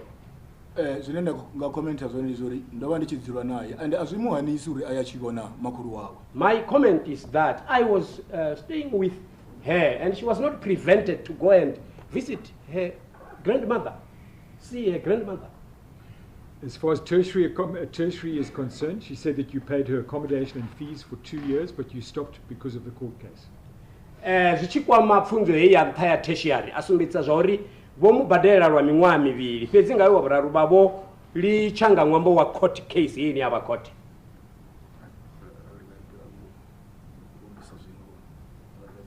You can repeat? As far as tertiary education is concerned, you paid for accommodation and fees for 2 years, but you stopped when she started the court case. Zvichikwama tertiary education, vomubhadharira dzipfunzo dzawe na accommodation yawe. Pedzi vastopa kana valicha ngamwambo wa hei case, vomubhadharira rwa mimwaha miviri, rwa vhuraru valicha ngamwambo wa hei case iri apa court. Zvine ndaziva zvone zvori ndomubhadharira chikoro ndikatitohumbura over Varsity College atichadova nakutanzi ndamutodera nakudzudzurwa ndizvone ndizvakukuma ndorichanga uri rusvika here varisachamba rothe honova namafungo murandu uyu. Indeed, what I remember is that I paid tuition. I can't remember whether it was called tuition, Varsity College, and I paid accommodation. I got accommodation for her. Indeed, I stopped because of this case because we were no longer in talking terms because of this case. And she also acknowledges that she has spent some weekends and a week or two at your house in Louis Trichardt because she is friendly with your wife and children. Atenda zvauri ovachi achiangeni hayani chitandani kana Louis Trichardt. Tender Mandiwana. Sorry? Friendly with the wife and children and Tender Mandiwana, the relative that lives. Achiabona namufumakadzi wavo namutanuni wavo ngauri ovana vushaka vudi namufumakadzi wavo mutanuni wavo navana nahoi Tender Mandiwana webaba vachidzura naye achingapedza vege kana vege mbiri aningei.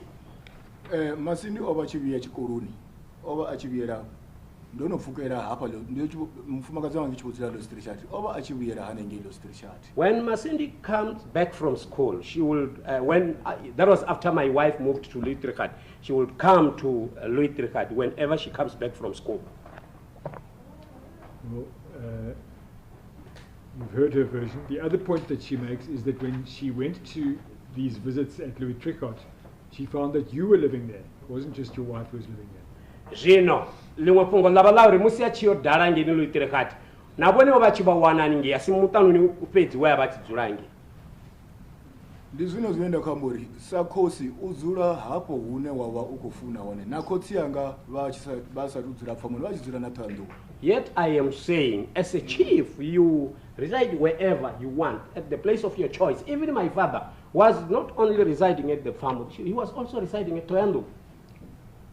Let's move on to another topic.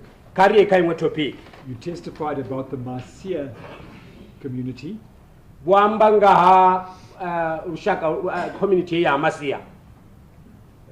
In that instance that you were discussing, there was a zakisa wife who was the first wife. Her name was Jeanette Tenga. The name was Jeanette Tenga. Jeanette Tenga. Tenga. Zvino hapo bwamba nga zvitonga wambiwa nga fungo la mutanuni wa zekiso beba vachifibo Jeanette Tenga. Jeanette Tenga. Yeah, I think we agree with each other about that. I didn't. Titonga rotenderana ngazvo izvo.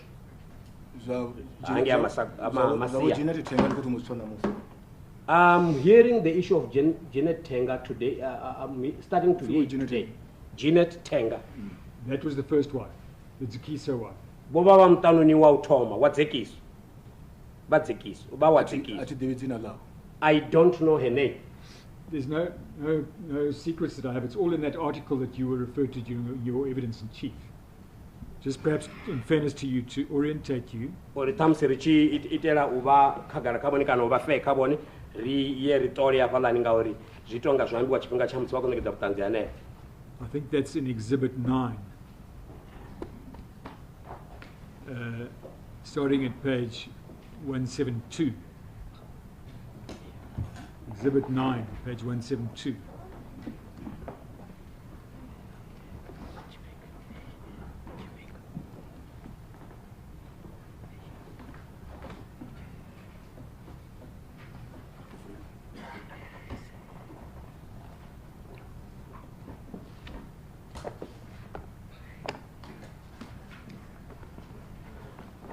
So that's where I'm getting my information from, and let me put my information to you. Ndiyakwenda wana hii information one inaenda kwa kudzayo. And let me run through all of it, and you can tell me whether you agree or disagree. Ndito bala zote izvi tubone vambudzeri vakutenderana nazvo kana vatenderana nazvo. There was a decision that had to be taken as to who should succeed Chinave Thomas. Ova na cheyo jiwawo kafungola uri ndinyano te ujena apfiwo Chinave Thomas. Who was the previous senior traditional leader. Apfiwo bababone kosi yo firao. He had a zakisa wife, his first wife. Her name was Jeanette Tenga. Baba na mutanuni wa zekiso wa utoma we madzina awe abachifi Jeanette Tenga. She had a daughter, Mulalo Edith. Beba baba na mwana wa msidzana anofi Mulalo Edith. She had a second and a third wife. Avana mutanuni wa buviri na wa vuraru. And the daughter, Mulalo Edith, was overlooked because she was a woman, even though she came from the zakisa wife. Oyu Mulalo Edith asa topoliwe kana asa jerwe ntanga fungo la uri ndi wa msidzana kana ndi wa mbeu yati fumakadzi naho ewa mutanuni wa zekiso. And ultimately the crown went to Ramauba Leibrant, the son of the third wife. Afi chiduro choiswa ka chokuwa bo Ramauba Leibrant wa achibvaka mutanuni wa vuraru. Are we in agreement about the facts of the Masia case? Ri kotenderana ngadzi mbuno idzi dza muta wa Masia. Yes. Yeah, but names, I'm confused by the names, but we are in agreement. The important thing is 3 wives. The woman was overlooked from the zakisa wife, and they went to the third wife. Chitu chabutogwa ndi uri wabona batanu ni bararu wa msidzana asajerwe ntanga mwambo wa uri ndi msidzana naho ova achibvaka mutanuni wa utoma wa zekiso haiwa kandu ya vuraru. We're in agreement. Kotenderana. Okay. As far as the Masa corner is concerned, the 8th respondent's legal representative has said he will bring a witness as far as the Masa corner are concerned. Zvino zvichikwama ba Masa corner ufi 8th respondent afalani vosumetsa zvori hudodiswa hudoda tanzi inovangika ushaka rwa Masa corner. I can hear from your evidence that it is indeed hearsay evidence, so I'm not going to cross-examine you about it. I'm reserving my right to cross-examine when they bring their witness. Zvino ndikozvifa butanzi navori zvakuma ndi butanzi yamavari vari zvino tinga vabutsi dzimbutsonga hazvo ndido zvive ndarindera wa anobvaka rushaka ro. So then we turn to the next topic. as I understood your evidence, you said that the other Masindi, Patrick's wife Masindi, Patrick's zakisa wife Masindi, was not from a royal family. Did I understand your evidence correctly? Chibva kutanzini havo kana ndopfa kutanzi havo zvone na zvauri mutanoni wadzikiso wavo Patrick bo Masindi bova vasabvi mutani wavo Hosini. Correct. My client disputes that. We say that King Mbulaheni George had a sister called Ndalambi. Zvino hanidziwa hezvo rikori vo kosikuru vo George vova vanakaradzi anofi Ndalambi hu Ndalambi vava vanakaradzi vanofi vo Ndalambi. Ndalambi married Mr. Mpumbude. Vo Ndalambi vamalwa Mpumbude. And their daughter was this Masindi we are talking about. Zvino mwana wavo ndi hava vo Masindi vanera kwamba ngavo. So she was in effect Patrick Romano's cousin. Zvavudi kuti vova vamuzvara. Sorry, my lord, in Vhavenda it can be different because cousin it's cousin. So in Vhavenda, cousin. Cousin. Vova vamuzvara kavo King George. Vova vamuzvara kavo kakosi vo Patrick. So just to explain, Patrick's father was George. George's sister was Ndalambi. Ndalambi's daughter was Masindi. Cash. Koti avo Patrick ova huvo George. Karadzi avo George huvo Ndalambi. Mwana wavo Ndalambi huvo Masindi. Ingazvo vachiri vo baba muzvara wavo Patrick. Hapa noni zvithu zvoiteya ndizvori mutu onobva musanda ndi hava vo Ndalambi vompumbude votoyava vamala mufumakadzi wa Mphephu aya bebi wavo Masindi vompumbude hava noni ndivona vomalawo mwana ndiwo hava vompumbude. The one who is from Musanda is Ndalambi, because Mr. Mpumbude married a woman from Musanda. The child belongs to Mpumbude, Mr. Mpumbude. The child is for Mr. Mpumbude. Yes, we agree that the child belongs to Mr. Mpumbude, and Mr. Mpumbude is the one who married Ndalambi. Rikotenda zvauri mwana ndi wavo Mpumbude. Pedzi yavo Mpumbude ndivone vomarawo vo Ndalambi. Hoyu mwana vo Ndalambi na chifani chavo hoyu vava nofi vo Masindi chova chichifi Mpumbude asi va Mphephu. This Ndalambi's child, even her surname was Mpumbude, not Mphephu. Yes, because she got married to Mr. Mpumbude. Ngauri bo marwanga bo Mpumbude. Ndizona. Correct. Okay. On the topic of the Mufaro basket, you said that no one would come with an empty basket because people bring gifts to the chief doesn't give gifts to people. Zvino zvichikwama topic heyi ya Mufaro. Vone vosumbedzisa zvauri auna mutu anodha musanda naMufaro usina chitu. Ngauri vatu vachidha musanda naMufaro vava vodhisa dzimpo kakosi. Ndizona. Correct. My information is that in the context of virginity tests, although they are falling away, in the context of virginity tests, gifts are given by the chief's family or the bridegroom's family to the bride when it's recognized that she is a virgin. Gifts are given to the bride's family. Zvino, zvichikwama maitele haya noni adzindingo dzinoitiwa uvona arali mwana wa musidzana asatu jana nduni chihulwane.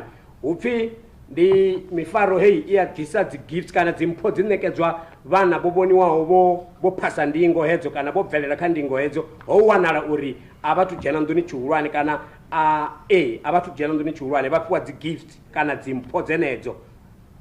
You said given by?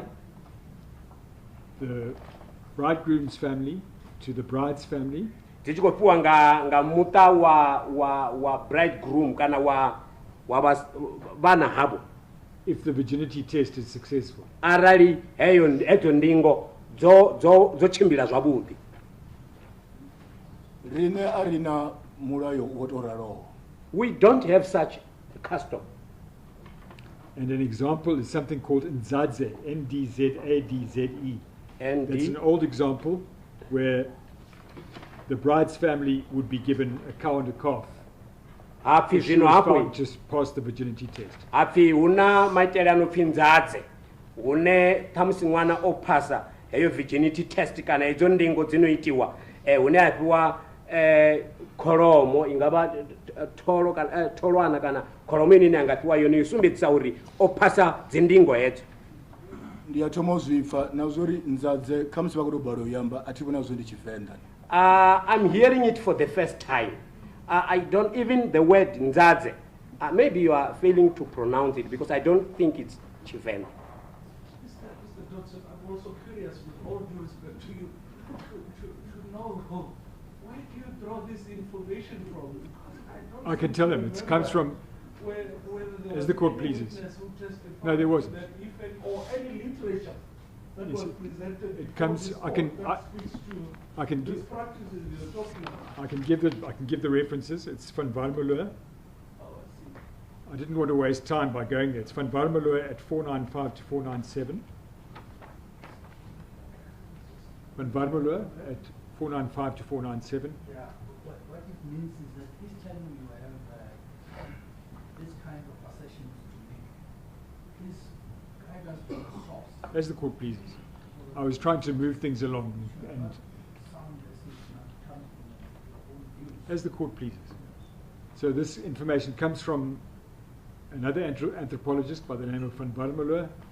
He wrote together with somebody called Poppy, and that's where this information about Ndzadze comes from. And Hapi zvino aya mapungo vakwawana kamwe wa anthropologist vane vatvi vo Van Veek vevashumisana navo Van Warmelo. Paul Van Arrow. Oh, Paul Van Warmelo. W-A-R-M-E-L-O. Kesho lelo dzina loambiwawo voshumisana navo Poppy. I personally knew Okay, him as an anthropologist.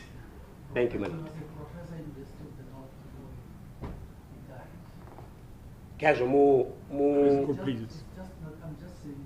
Thank you. the record. Kesho Not vo the record, it's just. As the court pleases. shall not- kesho mupresidende wavatuli afana vakusumbidza uri hai zvikoitwa ngori vavadiva vove vashuma avo muthu wange in University of the North vatovadiva novadiva ndingazvo vakudiwa ayo madzina. And he confirms in paragraphs 470 and 493 of that book that baskets are used in the context of virginity testing. Paragraph 470 and 493, that baskets are used in the context of virginity testing. in this bundle. No, Oh, No. okay. the textbook.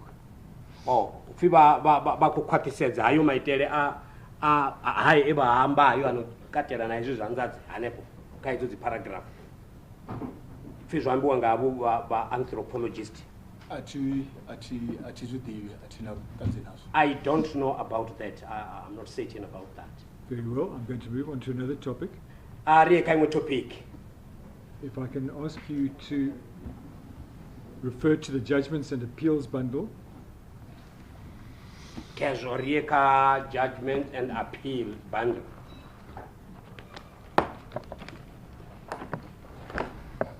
at page 207.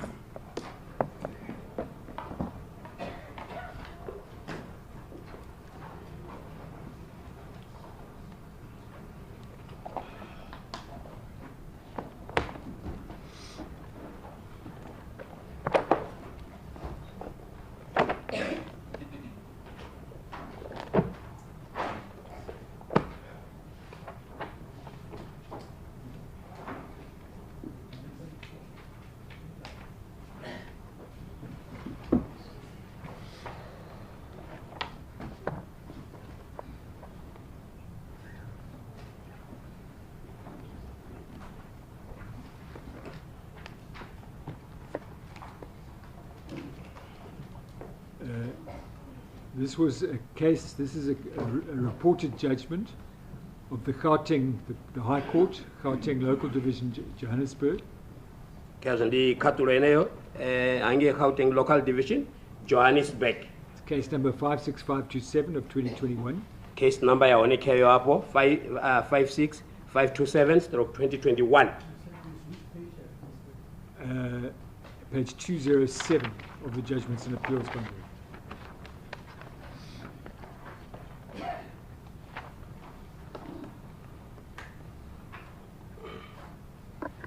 Sorry, I forgot to mention the exhibit number. It's Exhibit 4, Judgments and Appeals.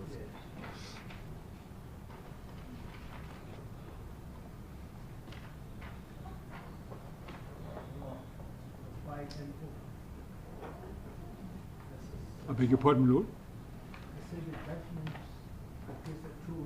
Indeed, Lord. You familiar with this judgment? Khatulo ba dibangayo. Yes. The case involved an application by the applicant, Mr. Ruplal, to compel you to pay sums of money due to the tune of 5.5 million rand, arising from finance agreements for the purchase of 3 luxury motor vehicles, a Range Rover, a BMW, and a Mercedes-Benz. Api kumbero. Yetwanga judgment yetwanga bo. Sorry, if you can repeat. The case involved an application by Mr. Ruplal. The application yetwanga bo Mr. Ruplal. To compel you to pay sums of money due to the tune of about 5.5 million rand. O kombecheza bone uri ubadelo masheleni alingana 5.5 million rand. Arising from finance agreements. Zobvaka tenderano ya finance. For the purchase, or loans, if you want to call it that. Kana loan arachingato zvibidza ngaini ondira. For the purchase of 3 luxury motor vehicles, a Range Rover, a BMW, and a Mercedes-Benz. Ya renga tigoro iketsitaru za ufindi luxury vehicles ine aba Range Rover, BMW na Mercedes-Benz. And the court found against you and gave judgment against you, as we can see on page 209. Afi kote yambo diva na khatulo against bone sazvinara kuzvibonisa zvone apa ka page 209. The order being set out at the bottom of the page over onto page 210 in paragraphs 1 to 5. Order yaitu apa nta nanga ngeno richivula richaka 210. You confirm that? Yes, I do. You filed an answering affidavit to defend the case. Bwane ufiba file answering affidavit ya uriba di melele kai case. Not so? Ndizone.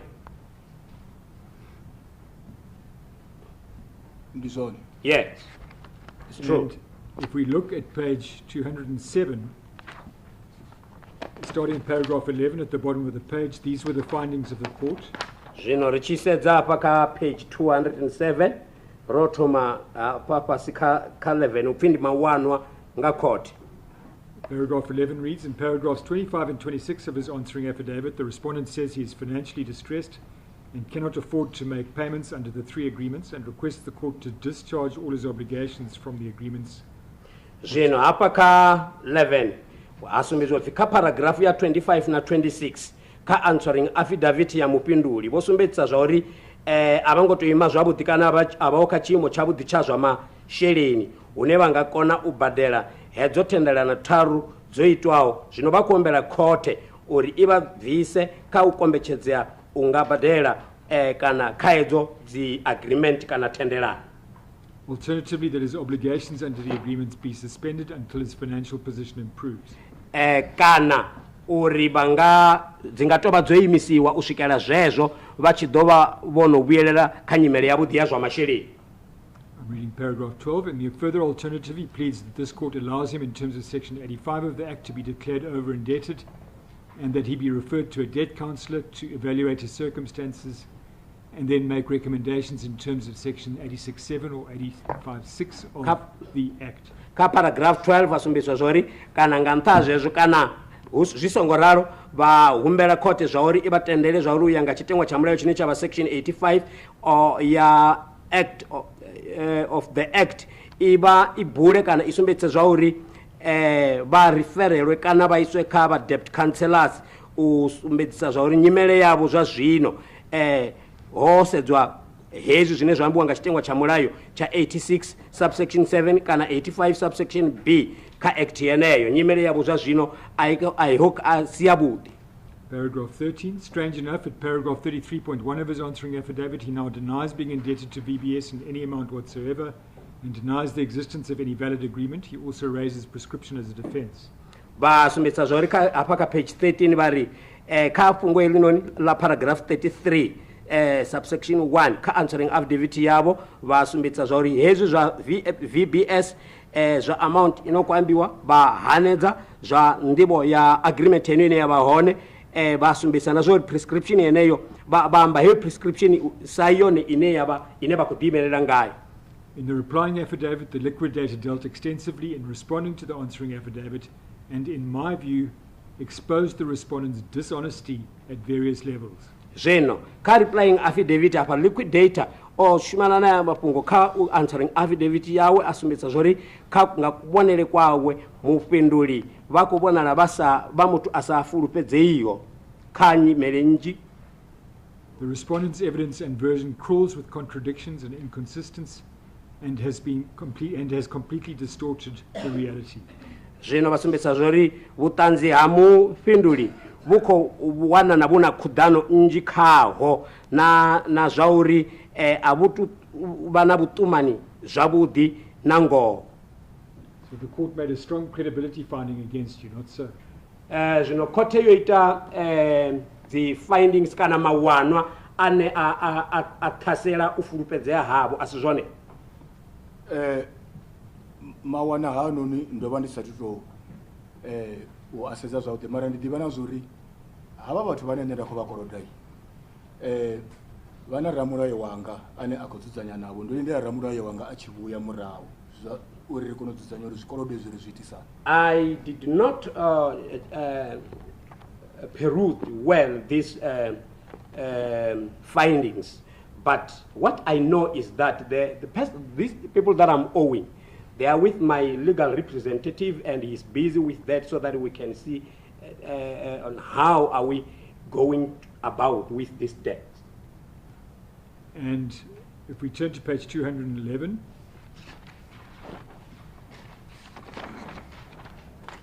we see there that you applied for leave to appeal to the Constitutional Court and that was refused. Apa huko sumedzwa boita leave to appeal kana tendero ya uita appeal ka kote ya ndayo teo zvahaniwa yahaniwa yokumbela. Correct. And I will argue at the end of the case that where your evidence conflicts with that of the applicant, you have similarly been dishonest in your evidence in this case. Zvino ndido agiwa nga mrefu hune butanzi awa bakudano na butanzi mu umbeli kana applicant ngam round ndido agiwa zvitu uri ndifungo la uri butanzi awa siyango. I then want to move on to another topic. Ndi koto the rieka imwe topic. You will remember that you and the 8th respondent applied to the Constitutional Court for leave to appeal against the decision of the Supreme Court of Appeal in this case. Vako zvimbura zvori bwane na applicant boya hange appeal court huita leave to appeal ya case he. Yes. You were the first applicant in that application and the 8th respondent was the second applicant. Kayo kumbero baba bwane applicant number 1 kana first applicant 8th respondent applicant wabubi. Correct. Masindi Mphephu opposed that application. Masindi Mphephu, the applicant in this case, opposed that application that you made to the Constitutional Court. Zinobo Masindi Mphephu sa applicant aimisa heyo kumbero kana application yebaita Constitutional Court. Yes. And she answered your application by filing a document that was both an answering affidavit and a founding affidavit in her application for leave to cross appeal. Pindula heyo application nga genisa answering affidavit na yo founding affidavit kayo leave to appeal. We can find that extracts from that affidavit in the Exhibit 1, the applicant's trial bundle, at page 1.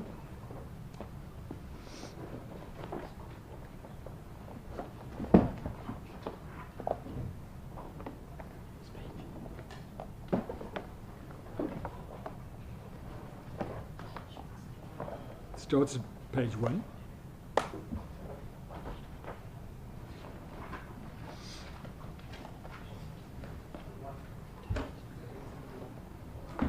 Starts at page 1.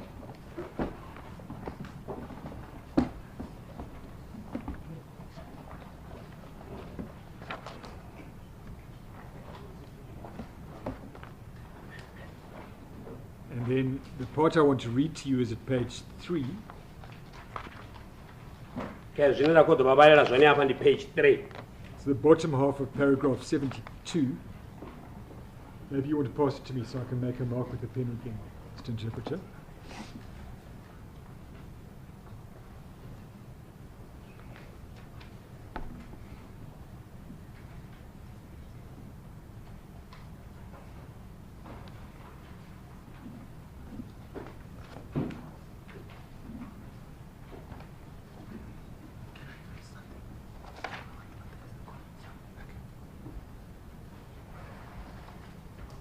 Lord, I've just indicated to my colleague that the affidavit that my colleague is reading to, there was an application in February last year where they also wanted those affidavits to be admitted in the affidavit that is called the plea as part of the plea.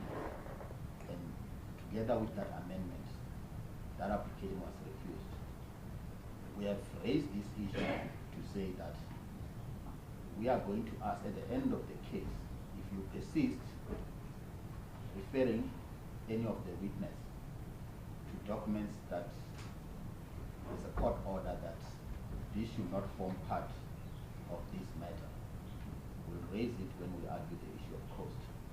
And they've included those affidavits which were not part of the matter that they plead the matter at the High Court up to the Supreme Court of Appeal. So we have won them with that regard. Let's appease the court.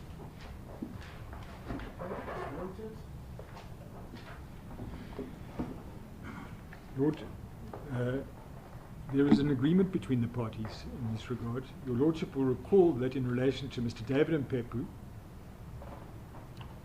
there was absolutely no objection. It was permitted, and it arises from an exchange that took place in one of the pre-trial meetings, and the outcome is recorded in the pre-trial bundle. If I can refer the court to the pre-trial bundle.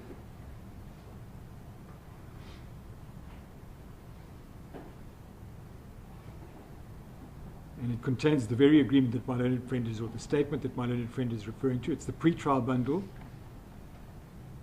at page 215. If I could ask the court to turn to that.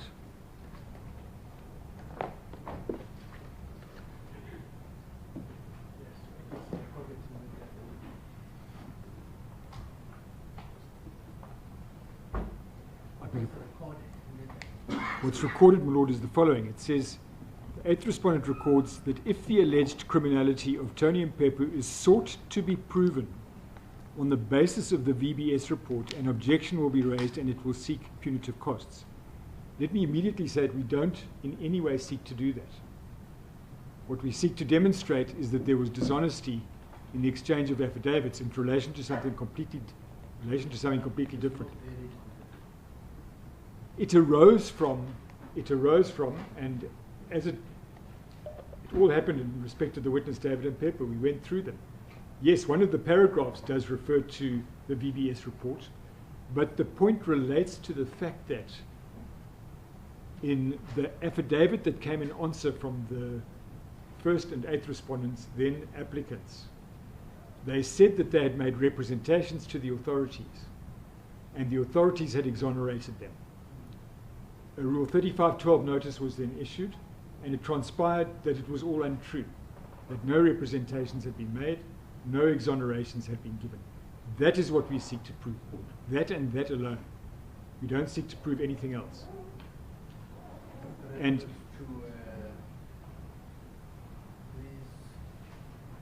affidavits, which was supposed Indeed. It was an exchange of affidavits in the Constitutional Court. The VBS issue was raised, but we do not intend to offend what is recorded in the pretrial in any way. What we intend to prove is the dishonesty in relation to the alleged representations and exonerations, neither of which it turned out exist. My Lord, with that explanation and also looking at the limitation, them accepting that they don't want to deal with it as it is the report, I will not have objection to that. Maybe immediate clarity. As the court pleases. The court will give me a moment to find my bearings.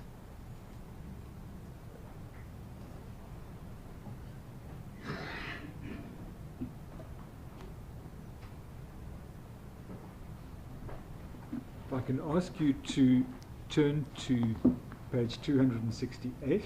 Sorry, hang on. Sorry, my lord. I've been lost my way here a little bit. If the court will just bear with me.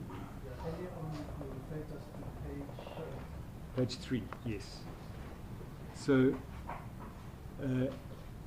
at page 3, Mr. Mphephu, this is now the applicant in this case, Masindi Mphephu, speaking in her affidavit. She says, page 3.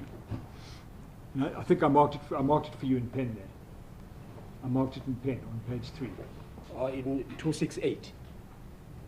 Yes, it's also called page 268. All right. And what she says there is, my reliance on legal aid is known, and it is being exploited by the applicants in this litigation. Apa zvavasumbisa zvone zvauri udisendekanga nga legal aid zvo tudziwa kana zvo tsikeledzwa nga uiswa khote nga applicants. They are all the while using the Vhavenda queenship or kingship's revenue to litigate for the first applicant, who has been found to have been unlawfully appointed and has no entitlement to these resources. Zvino zvikoshumiswa nga manda hosedzwa fungo la queenship kana kingship uchiwa court kana uchiswa case court nga first applicant where adowaniwa otiwa kana otopolwa zvisiho mulayoni. Zvino nga uraro hate ushumisa hedzo the resources kana zviko.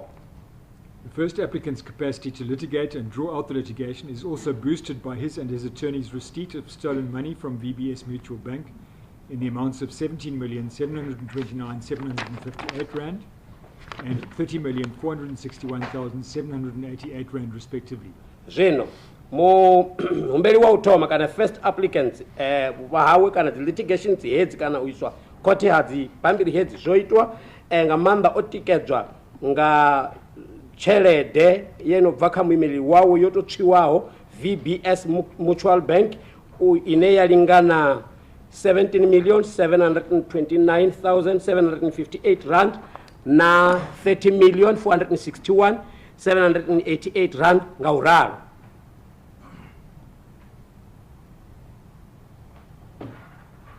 I refer in this regard to the investigators. Have I read this? Sorry, I'm trying to remember. I refer in this regard to the investigators' report to the Prudential Authority in respect of the affairs of VBS Mutual Bank, led by Advocate Terry Motau, SC, assisted by Worksman's attorneys at pages 134 to 135, amongst others. Zvino nga uraro mapungo haya ndi atudzera kha mutodulusi kana ka report ya mutodulusi the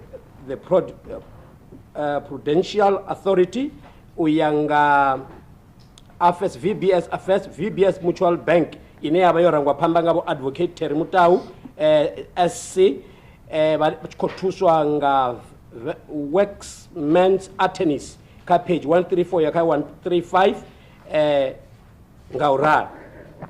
And it's also addressed on page 5, paragraph 81.4, also called paragraph 27, also called page 277, paragraph 81.4. Zvadova hapo ka paragraph 81.4 hapa ka page 5. As pointed out earlier, it has been revealed in the VBS Mutual Bank report that the first applicant and his attorney received millions of rands of stolen money from the savings of predominantly poor and low-income citizens of the Vhavenda nation. apa asumbiso sazvo zvasumbiswa zvone zvezvino apo zvo bviserwa khagala uri apa VBS Mutual Bank una muvigo une wakusumbedza zvori first applicant na muimeleli wavo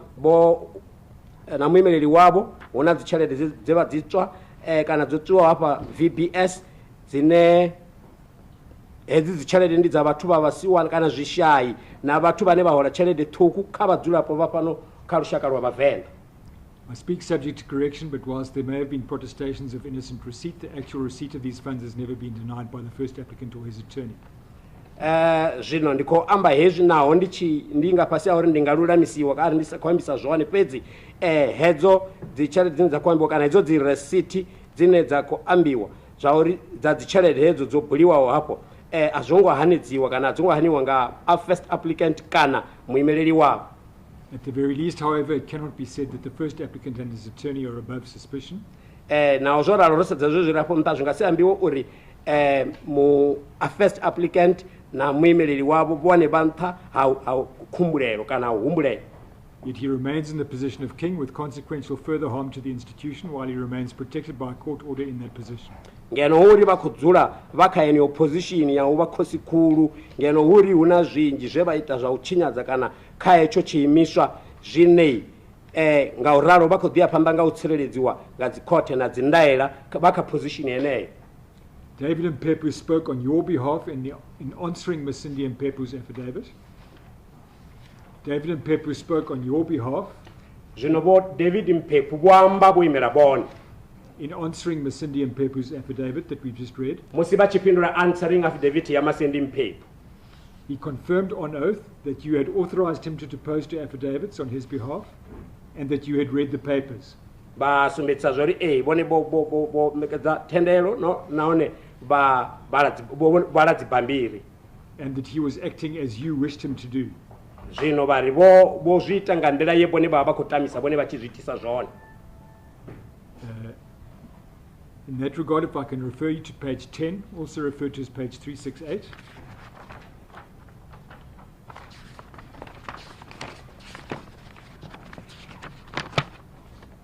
Page 10, yes.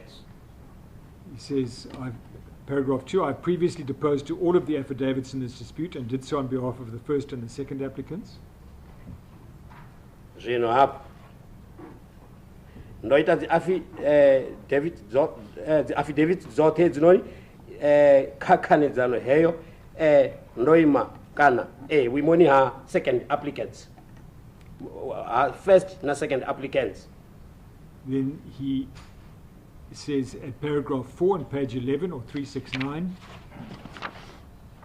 Ka page 4 ya paragraph 11 ya 369. By virtue of the above position, I am competent to depose to this affidavit on behalf of the applicants, and I'm duly authorized to do so. Vari nga ng'wambo wa vuimo hanga nga vuva vuimo hanga ndi na ndugelo ya uita affidavit heyi ndoimela applicants nga uralo ndina thendelo ya uita zwezwo. And then, most importantly, in paragraph 7 on the same page,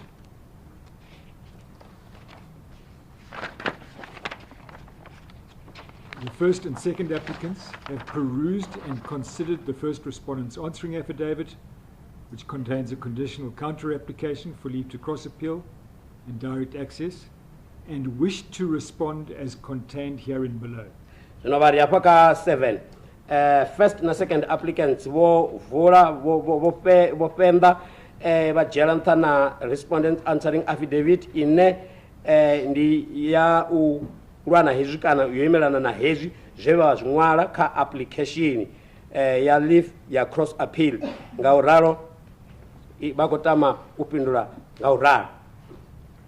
So effectively he's confirming that you and the 8th respondent here and Mr. David Mphephu are speaking with one voice. Zvino hapo zviamba uri bone navo na respondent navo David Mphephu vha khou amba nga equality. Correct. The part of your and David's opposing affidavit which deals with these allegations that I read out chipiḓa hetshi tshavho na vho David On the part tsha of dzi affidavit tshine tsha Masindi khou amba nga Mphephu. nga idziḽa dzi allegations dze nda amba ngadzo is at page 12, the next page, swika page 12 hafha page i tevhelaho paragraph 17. kha 17. There you say, I deny the correctness of the contents of this paragraph. Ndi khou hana vhuvha kana vhungomu ha paragraph heyi ha zwo ṅwalwa hafha kha paragraph heyi. The royal family can confirm that the first applicant is not a suspect in any investigations or at risk of being arrested for the crimes committed against VBS. Muṱa hoyu wa vhuhosini u khou khwaṱhisedza zwa uri first applicant a si muhumbulelwa kana a huna ṱhoḓuluso dzine dza khou itelwa vhone kana u farwa kha milandu heinoni ine khou pfi yo itwa VBS. His representations in this regard were found satisfactory by the South African Reserve Bank and the relevant law enforcement officials. Vhaimeleli vhavho kha heḽi fhungo upfi bo wanala kana bo futsheya nga zwe zwa wanala Reserve Bank kana zwiṅwe zwiimiswa zwi shumanaho na mulayo kana vhaofisiri vha zwiimiswa zwi shumanaho na mulayo. Such representations were also broadcast on the local radio on numerous occasions. Hapfi hedzo dzi representations dzo itwa na u hashiwa kha dzi radio dza hanefhano kha local kana na kha zwi luna tshibalo. And then over the page, accordingly, the second applicant is satisfied that the first applicant is entitled to remain in his position as King of Vhavenda. Ngauralo applicant number 2, second applicant uko fushea nga fhungo la uri first applicant uyatewa kana o fanelwa nga u dzula kha vhuimo hawe ho vha khosikulu ya lushaka lwa Vhavenda. We deny that there is any harm to the institution of Vhavenda traditional leadership. Riko hanedza fhungo heḽi la uri huna u vhaisiwa kana huna u vhaisiwa kha u vha kha lushaka lwa Vhavenda kana kha vhurangaphanḓa lushaka lwa Vhavenda. Masindi Mphephu's attorneys then wrote to those authorities that you referred to, the SABC, NPA, and the Reserve Bank, and two of them sent letters in reply, and their letters in reply can be found at pages 61 to 63. Zwino afi Masindi Mphephu Ramilayo wa Masindi Mphephu o ṅwala a ṅwalelwa zwiimiswa hezwi South African Police Services, NPA na Reserve Bank. Zwino afi phindulo ya hone hone hafha kha page 61. Page 61. But I think the chapter test got confused by the chapter is like here it's 440 and here downwards 23. Why don't you just refer to The bigger number. Yes. I beg your pardon. Page 540. 540. 540. Thank you. MCM 10.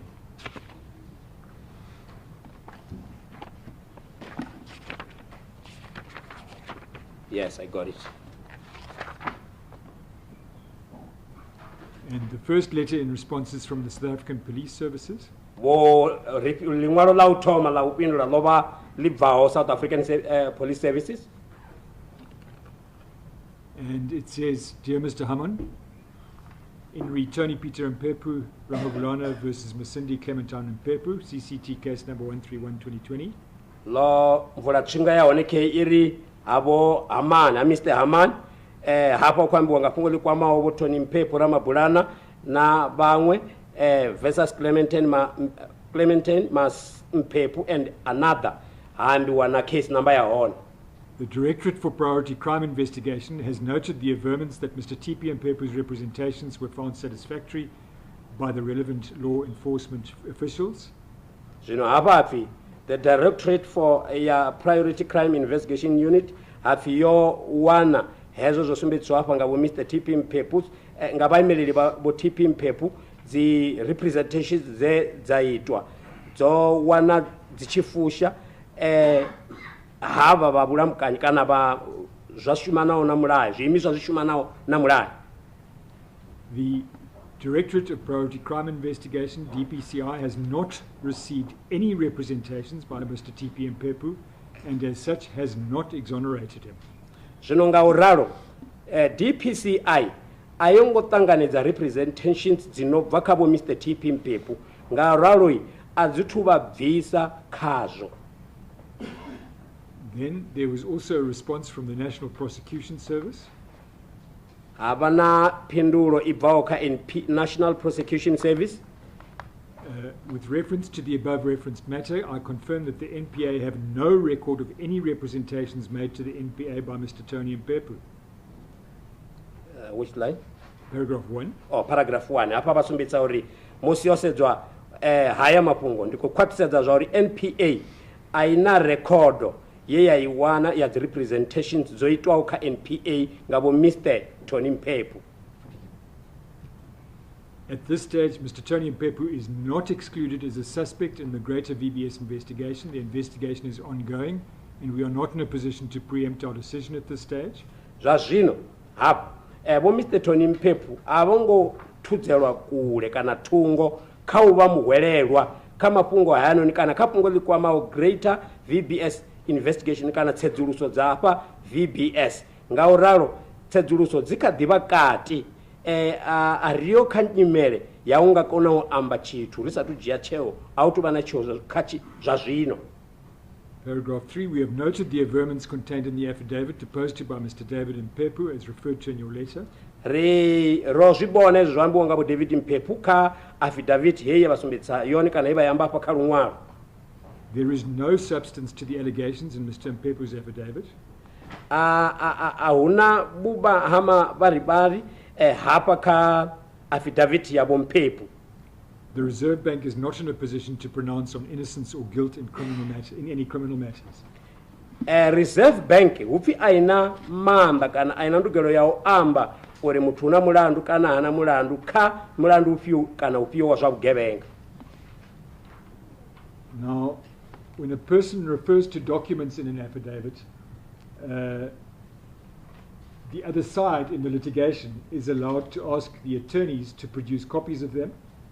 Zvino muthu achiamba nga dzi documents dzifhiyo kana dzifhiyo kha affidavit zviamba zvori limwe sia ri a ṱoḓa u ḓivha dzibambiri dzadzo kana zwezwo zwine zwa khou ambiwa ngazwo kha litigation. The applicant's attorneys asked your attorneys for the various alleged representations and exonerations. Zvino muimeleli wa ramilayo wa applicant vo ṱoḓa u ḓivha kha muimeleli wavho musi zwi tshi kwama fhungo la hezwo zwine zwa khou ambiwa kana hedzo dzi representations dzine dza khou pfi dzo itiwa. And in essence, your attorneys acknowledged that the documents did not exist.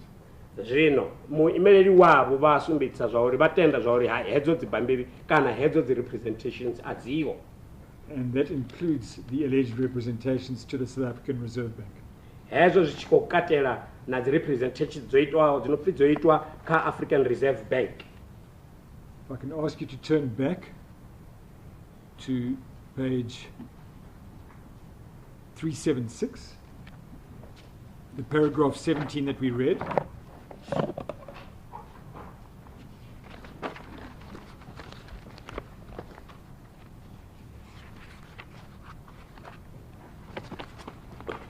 Yes. This is the paragraph that I read to you where you spoke about the representations that had been made and the exonerations that had been granted. Page. It's So line number. I'm saying, I'm not Okay. reading, I'm just summarizing. I'm saying this is the paragraph where you spoke about the representations that you'd made and the exonerations that you'd received. And the paragraph here about the representations dze vha amba ngadzo na u bviselwa thungo he vha ḓo ṱanganedza kana vha u wana. And what I put to you, Mr. Mphephu, is that these paragraphs are entirely untrue and dishonest.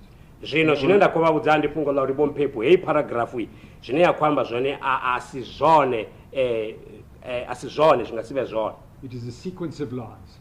Ndi mutevhe wa mazwifhi. You wish to comment on that? But Huna I'm zwine sure vha you nga amba accept nga izwo. that that is true. Hezwi zwine zwa khou ambiwa ndi yone ngauri ndi khou zwi vhona uri marifhi anoni ndi a 2020. This is the truth of the matter because I can see that these letters dated 2020. Rine na royal family na voramilayo ro ya na mutangano na Reserve Bank and arongo vha na mutangano na vomuthihi ri tshi khou amba nga VBS. We had a meeting with the royal family and Reserve Bank, and we did not have only one meeting. We were talking about VBS. Rova ri tshi khou ṱalutshedza nga nḓila ye VBS ya collapse ngayo. We were discussing the manner in which VBS collapsed. Rine ro fhedza ri tshi vha na muṱangano na vhathu vha Reserve Bank vha ri fulufhedzisa uri nne hezwi zwithu a thiho nga ngomu khazwo. We ended up having a meeting with the Reserve Bank officials, and they promised me, they indicated that I am not included in this. I am not part of this. Vho David vha tshi ṅwala hezwi zwithu vho zwi ṅwala nga uri ro vha ro no vha na muṱangano wa Reserve Bank u tou vha ni vho ro ri muṱangano zwi tshi khou tou ambiwa nga mulomo. When Mr. David wrote this, it was after we had the meeting with the Reserve Bank. It's just that it was a word of mouth. Nne a thi humbuli na vha NPA vha tshi ṅwala vhurifhi a uri hu na dzi ṱhoḓuluso dzine dza khou itea, mara zwine nda ḓivha zwone zori vhathu vho ita vhutshinyi kha VBS vha khou ḓi ya court. I don't remember NPA writing letters to me informing me of something that is happening, but all that I know is that those who transgressed in VBS saga, they are appearing in court. And milandu yanga ya u badela VBS hu na maloyara vhane vha khou deala nazo zwino vha khou amba na maloyara ala maṅwe. And my debt, I mean paying VBS, they are my legal representatives who are engaging with the legal representatives from the other side. I stand by what I put to you. I don't accept that you've given a proper answer to what I suggested to you, but I think you've had a fair opportunity to respond, Mr. Mphephu. You know, because uri zwe ndavha vhudzisa zwone a vho tou vha na phindulo yo to yaho thwi kha zwe ndavha ndo vha vhudzisa zwone fhedzi ndi khou pfha uri vho fhindula vho Mphephu.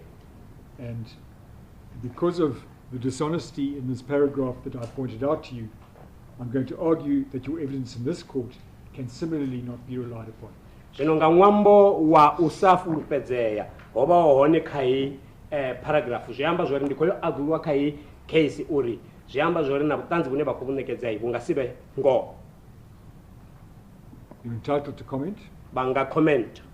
Vhuṱanzi vhune nda khou vhu ṋekedza hafhanoni ndi vhuṱanzi ha vhukuma vhune nṋe muṋe nda ḓivha hone. The evidence that I'm giving here is the true evidence of what I know. Then, Mr. Mphephu, I want to refer you to your notice to abide in the pre-trial bundle at page 117.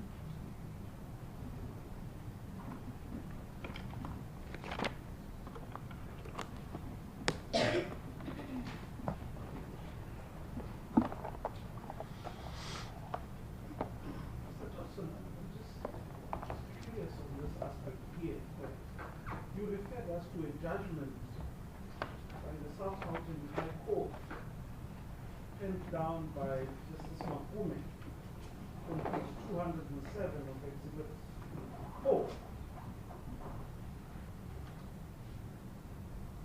Yes, Lord. Just had a look at this judgment and read it. And the introduction there, I think, paragraph 3 tells us where the debt arose from. Indeed, Lord. That it's a debt that emanated from a finance agreement Indeed, Lord. of the vehicles that Indeed, the witness has purchased through Indeed. BBS. And when you look at paragraph 17, it says there that there is also proof that his personal bank account with BBS evidences various sources from which the respondent received income. And yeah, these sources I think are also mentioned there in paragraph 18. But when you turn to paragraph 4 of that judgment or the order, the amounts which the witness was ordered to pay assumed to be the amount that relates to his credit agreement relating to the financing of his vehicles. Yes. Now, what I want to find out from you, would it be correct that the applicants in our assertion in her answering affidavit is correct that the witness has stolen monies from VBS, when this judgment only speaks of his indebtedness to VBS as a result of the credit agreement that it appears he was not servicing over time? As I've indicated previously, we're not trying to prove anything related to VBS, what he received, etc. The purpose of referring to this judgment is purely the fact, as we're entitled to do, that a credibility finding has been made against him by another court. That's as far as we wish to take it, Lord. But was this credibility an issue on this judgment by Makune J or... Sorry, if you can repeat the question up. Sorry, so I'm saying, was his credibility insofar as this judgment by Makune J at play, or this judgment was simply about the monies he owed VBS as a result of the credit agreement? Well, it's a credibility finding in another court, and there are cases, and I've in fact prepared heads of argument if you'd like to see them. Yeah, but can you refer us to anywhere where the court made a finding that he was not credible? Yes, my Lord. I read it out. It's paragraph 14. But paragraph 14 deals with the reply by the applicant. Yes, but the court makes a finding on that basis in relation to Mr. Mphephu's answering affidavit. In the replying affidavit, the liquidator dealt extensively in responding to the answering affidavit, and in my view exposed the respondents, that's Mr. Mphephu's, dishonesty at various levels. The respondent's evidence and version crawls with contradictions and inconsistencies, and has completely distorted the reality. But I misspoke, my Lord. We will also make the point that the judgment reflects a level of ill discipline in getting into debt in relation to luxury vehicles and not being able to pay for them. That submission I'm still coming to, my Lord. As the court pleases. As the court pleases. I want to refer you to your notice to abide. That's at pre-trial bundle, page 117.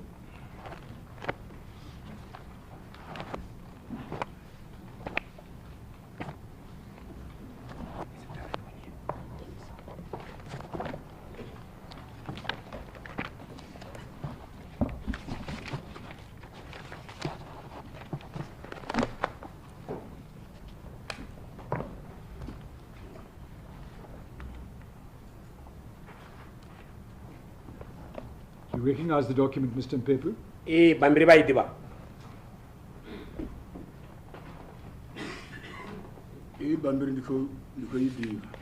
Yes. I think we've missed a reference. We're in the pre-trial bundle again, my Lord. That's the bundle we were looking at a little bit earlier.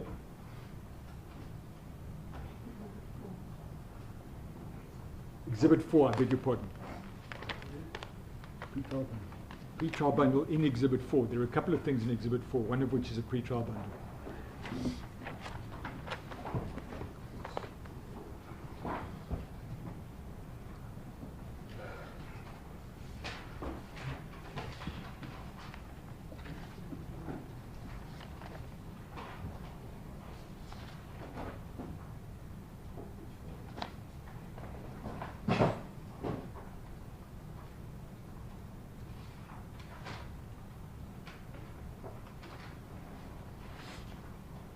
As the court pleases. So I want to go through this document with you, Mr. Mphephu. You say the first respondent does not intend to participate further in the above application. Apa abakusumbisa zori ngodo riye kai Bambiri Road. Afi first respondent hako dimisera kana hako todo bvela panda kha application uko imanga hezo zo ambiwaho khayo mulandu. And I suggest to you what you are telling the court there is that you are out of this case, you are not saying or doing anything more. Zvine ndakuzvisuggesta akavone ndifungo lauri vone vakori nga hii case vone avachamba chitu auna chine vako general kacho kana vachapana. You agree with me? Ndizvone.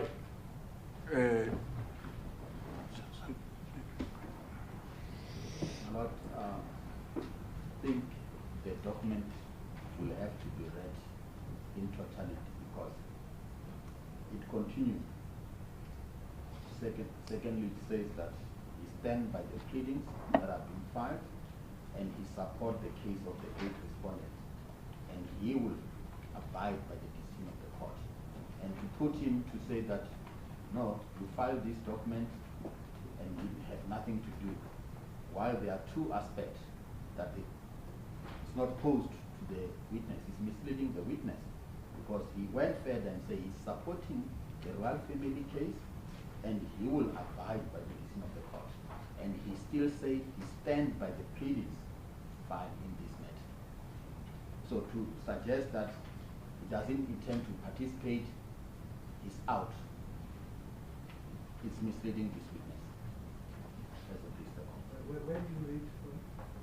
My Lord, my colleague read 118 said the first respondent does not intend to participate in this matter, in this application. He ends there. What he doesn't tell the witness is that the witness said he stands by the pleadings filed in this matter. Yes, where are you reading from? My Lord, I'm reading from 118. Yes, it is. Just be pleased to take notice that the first respondent does not intend to participate further in the above application and stand by his pleadings filed in this matter. Further, the first respondent support the case of the 8th respondent and will abide by the decision of this honorable court. So now what is being put to this witness is that you have filed this notice, you said you don't want to participate. So that's the end with you. That's what it doesn't do. It does something further. He said, I'm standing by the pleadings that I filed. Secondly, he said, I still support the case of the first, of the 8th respondent. Yeah, so he has been called as the as 8th a witness respondent to testify. So now, it's been put to respond that you have filed a notice and you said you are out. And that's not the correct proposition. It's misleading the witness. And they have the duty to protect the witness. Yes. Yeah, no, it's, I should think you can see for yourself, page 118. Yes, but Lord, I was getting there. I was taking it in bite-sized chunks. I certainly wasn't going to stop, but I'm happy to read it all out to him in one shot. I've got no difficulty in then put my propositions to him. Yes. It seems my learned friend would prefer that. So, What you intended to achieve. so you said, if I read out the whole notice, be pleased to take notice that the first respondent does not intend to participate further in the above application and stands by his pleadings filed in this matter. Happy up, vosumedza zvauri first respondent avachatodobvera pamba kana avachatodojena kamapungo haya kana ka hei application pedzi vakoimana dzi pleadings dzofailiwawo kha hei case kana kha uyu mulandu kha haya mapungo. Ndizone. Yes, it is the position. Further, the respondent supports the case of the 8th respondent and will abide by the decision of this court. Vasumbisa zori first respondent vakusupporta kana utikedza case kana zvine zvadoambiwa nga 8th respondent and vadovofeya nga cheyo ine yadojiwa nga court. And what I put to you is that the message you are conveying with this notice is that you are out of the case, you are not saying or doing anything more. Zvino zvine ndakova kudzala ndifungo lauri No, continue. ndifungo lauri mulaedza une wakudhapa kakoti zviamba ndi zvauri vanenge haya mapungo avachaamba chitu hauna chine vadoita. In referring to standing by the pleadings, you are saying that you are not going to say anything more, you're content with what has already been said. hapa musi vachiri ndidzo imanga pleadings zviamba zvori vakuamba zvori auchana chimwe chine vadhodhova vaamba vone zvezvila zvaambiwa voimanga zvezvo. Now, I know you're going to say to me, sorry, please respond. Pindulo. Ndizone ne ndichida hapa nanu kha murandu achongo da sa Peter Toni Mphephu. Indeed, when I came here, I did not come as Peter Toni Mphephu. Nendo da hapa noni ndo humbeliwa nga muta wa vhusini uri ndide ndive thanzi sam nga uri ndo fedza chifhinga chilapfu ndika chitulu. I came here as I was requested by the royal family, as I spent a long time being in the throne. Ne uda hapa ndoda ngenda humbelwa nga muta wa Mphephu Ramabulana uri ndide ndive thanzi. I came here per the request of the royal family of Mphephu Ramabulana to be the witness. And what you should have said to them is, I've given a solemn undertaking to the court not to participate further, and I'm afraid I cannot help you. Zvino zvevone bavo kuti avoamba zvone ndifungo lauri ndo jamwa ndasumbisa kuti auchina chienda dhodhova ndamba apa jambo ndingasikoni unitusa voi. Azvikona dze ndurunyazo kha muta wa vhusini ezvo. It is not possible. It's daring to the royal family. And I'm going to argue at the end of the case that you have forfeited your protection against costs by dishonouring the notice to abide. Sorry? I'm going to argue at the end of the case that you have forfeited your protection against costs by dishonouring your notice to abide. Zvino ndikovabudzazva ndido agiwa ngazvo zvingamurawo riboni vova vachikudzumba mafungo la cost kana chinyalelo musi vachibvisa hey notice to abide. You're welcome to comment. Una zvine vangamba ngaizvo. Ndivona ezvo unazo zvine atikoni zvipfesesa zva murayo vora murayo wanga ndivone vane vatovonana nazvo. There are things that I don't understand concerning law, so my legal representative will deal with it. Okay. I want to make my concluding propositions to you.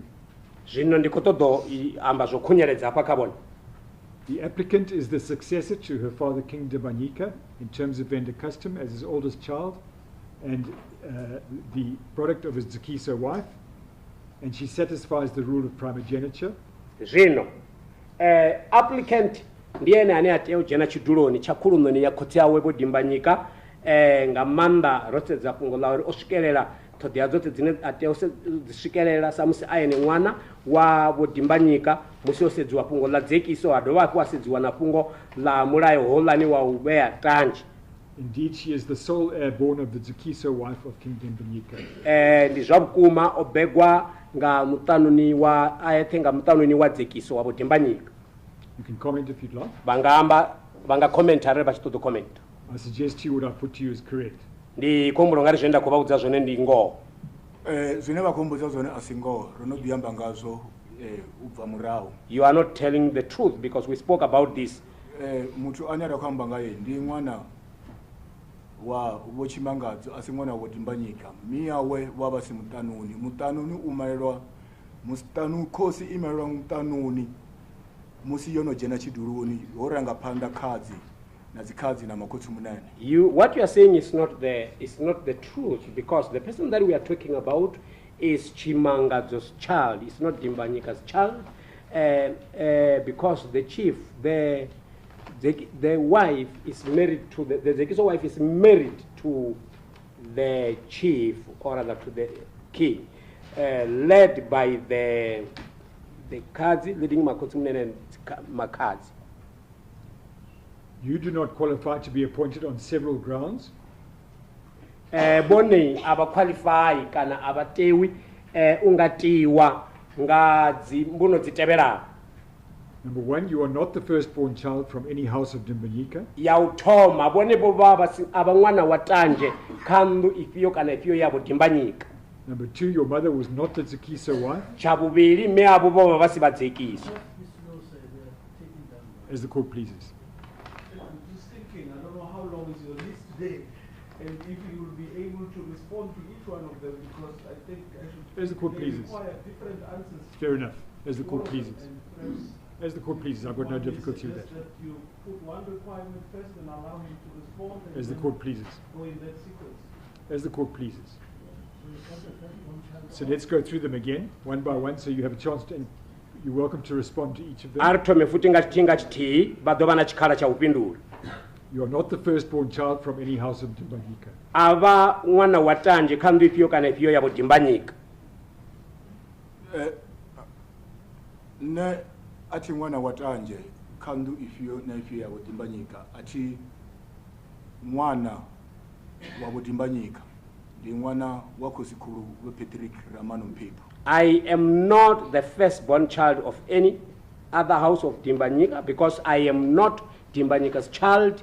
I am the child of King Patrick Mphephu. Your mother was not a zakisa wife. Me abo boba basi mutanuni wa zekiso. Meanga baba simtaneni wa zekiso. Mtaneni wa zekiso baba Masindi. My mother was not a zekiso wife. The zekiso wife was bo Masindi. Ndo ya zekiso yoru ufera ayasizwa ndo ya bubiri yoya yaita mikhwana mvelele yothe Vhavenda awanala huyi ya mianga. After the collapse of the zekiso house, they went back to the second house, which complied with all the customs and traditions of Vhavenda, and that was found to be my mother's house. Third reason, you were the Indumi to Dimbanyika, and that prevented you from being appointed. Chavuraru, wanebo baba ndumi, kabo Dimbanyika, izo zvabativera uri batiwe. Ndumi usoko divera mutu mwana mumwe ne atongotiwa sandumi yabo Dimbanyika ndotiwa ngauri ndova ndi mukororo ndi mwana wa khosi ye yabuya yabusa. Ndumi is any other person. I was not appointed as Ndumi or identified as Ndumi. I was appointed as the prince, the child to King Patrick Mphephu. Even if we went one generation back, you are not from the second most senior house. Na oranga ya ka generation tiyotevera mrao bone aba weli ka ndu ya bubiri. Ndi wera khandu kurwane ya bubiri. I am in the senior second house. And even within Matamela's house, your mother Matamela's house, you are not the firstborn child, Matodzi is. Na ndunia ya habu ya Matamela asibone tanje ndi Matodzi. Ndizone. Correct. So in Venda custom, under the Traditional and Khoisan Leadership Act and the Constitution, you do not qualify to be king. Uyanga maitele ya Vhavenda na Traditional Khoisan Act ufi aba weli aba qualify uba khosi. Apa maitere oitiwa nga mutawa Mphephu Ramabulana atova maitere abukoma kuuma. The customs that were followed, or rather that were followed by the family, the Mphephu Ramabulana family, are the real customs. Buhosi bushumanga zitanga. Chieftaincy depend on houses. If we look at the other important criteria listed by David and Mphephu at the meeting of the 14th of August 2010, you have problems too. Rasedza dzithodeya dzedza dzosumbidzwa apa ngabo David Mphephu Ramabulana kha mutangano wobonga 14 za August 2010. Firstly, taking on debt for luxury vehicles that you cannot repay is clear evidence of ill discipline, bad behavior, and poor leadership. Zvino hapi ujia zviendedzi kana dzigoroi dzevapedza vachikokonderwa udzibhadhera zvisumba usava na mikhwa na usumba uri ndi burangapamba busiya budi.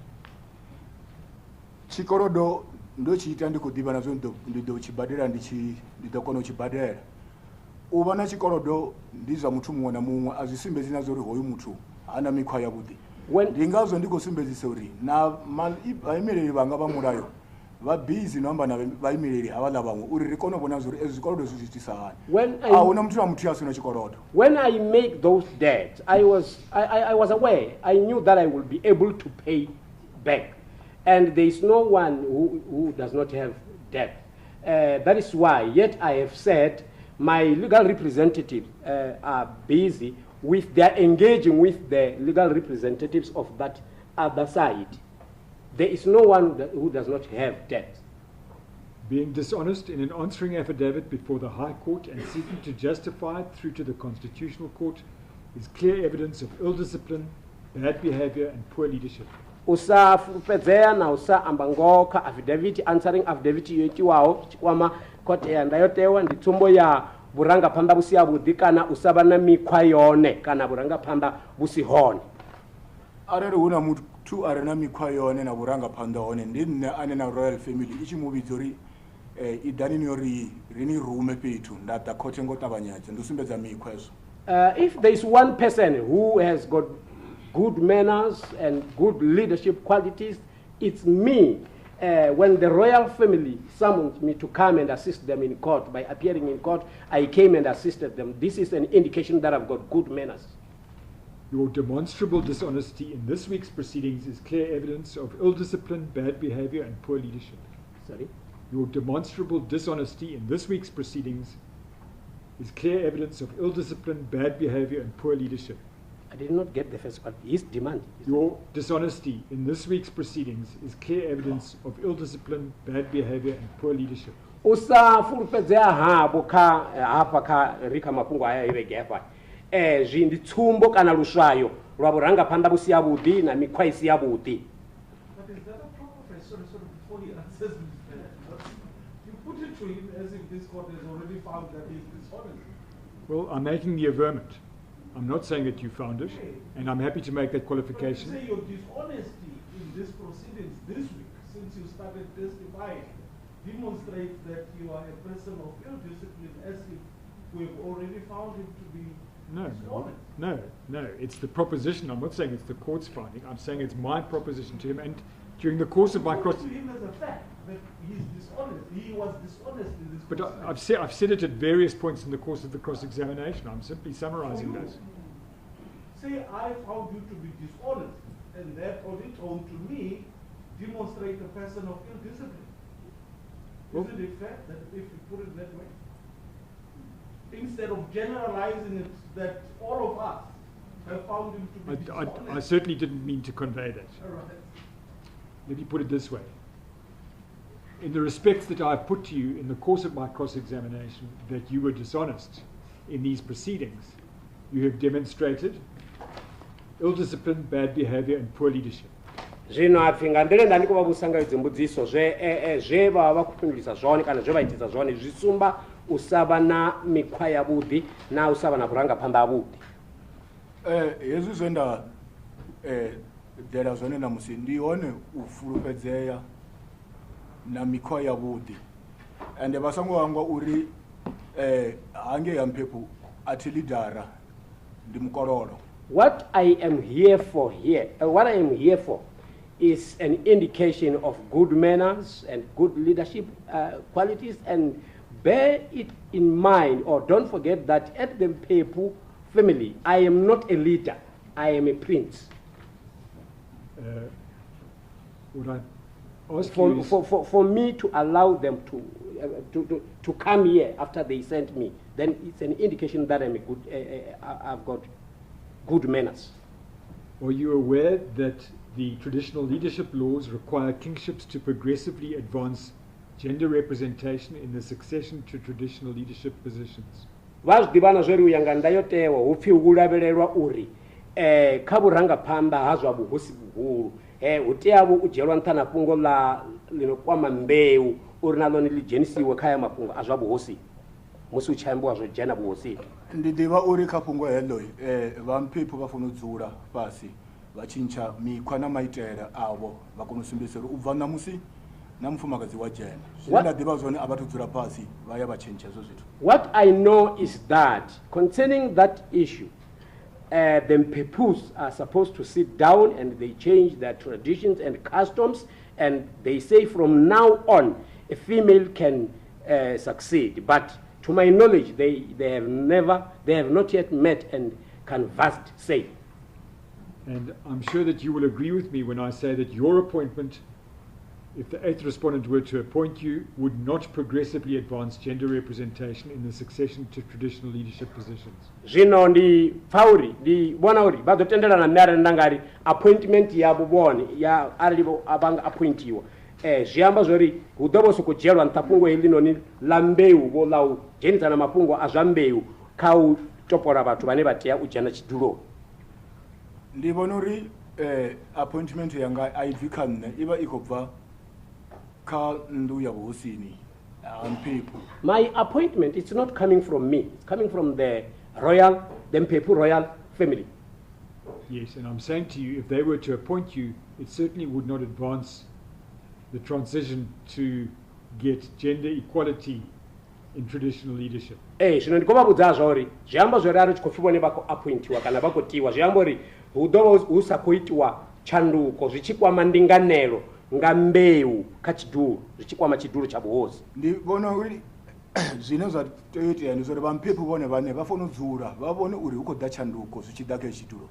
Hezvi zvine vakuita zvone zvazvino ndizvone zvinoitiwa ngamaitire na mikwa onanga mutu wa Mphephu. The Mphepus are supposed to sit down if they want this transition or change. They must sit down and talk about it. But what they are doing as of now is the tradition and customs concerning the Mphephu royal family, the way, the manner in which they identify or appoint. We don't agree, but we've had our debates. Lord, I've come to the end of my cross-examination. There's only one aspect that I would like to reserve the opportunity to cross-examine on, and that's the issue that your Lordship raised in relation to trying to see whether we can clarify the issue of when Patrick Romano was born and the implications of that. And in that regard, we would also like to explore, my Lord, the fact that he has an older sister. And the implications of his having an older sister would appear to be, subject to the investigations that both parties do, that at least the zakisa marriage must have taken place before his inauguration. If one simply adds the periods, the gestation periods for a human being, it takes one a total of at the very least 18 months back. So from the date of his birth. So even if we took the latest of the 3 dates that were mentioned, one is already in a situation where the zakisa marriage took place before the coronation of King George. So those are the aspects both parties, I think, want the opportunity to investigate further, and we reserve the right to cross-examine in respect to. As the court pleases. My Lord, I only have 4 questions for re-exam. The application has not come that they say they intend to bring, but it's going to be proposed. The court will have to give ruling, and I predict that the same way that we have resolved the issue of the minutes will be what we'll have to look at, because if they have to reopen, firstly, none of the applicants has testified about the age of King Patrick Mphephu. None of the 8 respondent witness, it was put to them that he was born on this date and so on. So we can reach to that. I only have 4. I'll suggest that he close. If he want to reopen, obviously the whole case will have to be reopened because it's news being. So there's no application at this point in time, and I will not want this witness. He said yes, he's done, but he's reserved. Yes. But my Lord, if he's talking about something that has not happened, which we know that the potential of it is that the applicant will have to come, because we know that none of his witnesses testified, even if, for example, he can bring an ID and say, okay, this is the ID, whether it's certified or not. But there's just no evidence about his age. So you will have to open every of his case. So he's done with his cross. No evidence of his age. Patrick's age. When was Patrick born?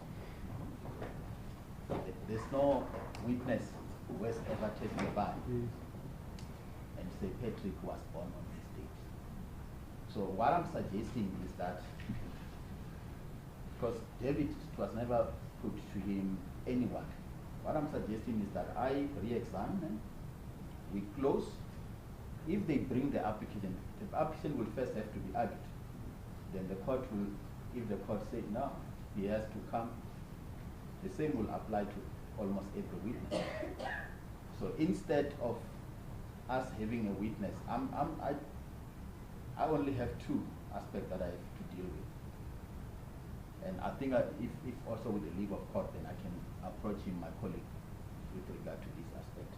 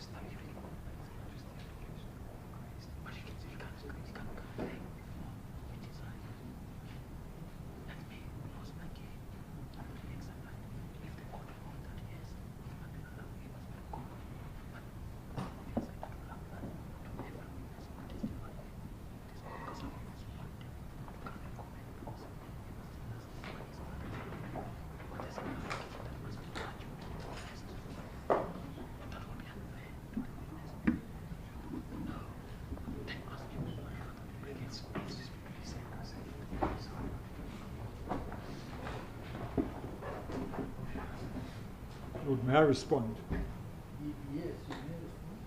Lord, the issue of the date was proven by us in Professor Machidze's report. She confirmed it under oath, and nobody ever opposed it. Nobody ever contested it. Never disputed. So it's there. It's part of the applicant's case. And if it was going to be disputed, then it should have been challenged in cross-examination when she was testifying. That's the first point. The second point, Lord, is that this court has, with respect, quite properly made the point that this is an issue that needs to be investigated. There are public repositories of information. The parties both need to go and look at them and see what's there, good, bad, or indifferent, and make it available to the court so that this aspect can be clarified. So I don't see any difficulty at all. It's simply saying, purely in respect of that aspect, we reserve our right to cross-examine. For the rest, we're done. And my learned friend can carry on with his re-examination. It may turn out that nobody can find anything that sheds any light on anything, and that's the end of the matter. If he wants to apply to recall David Mphephu to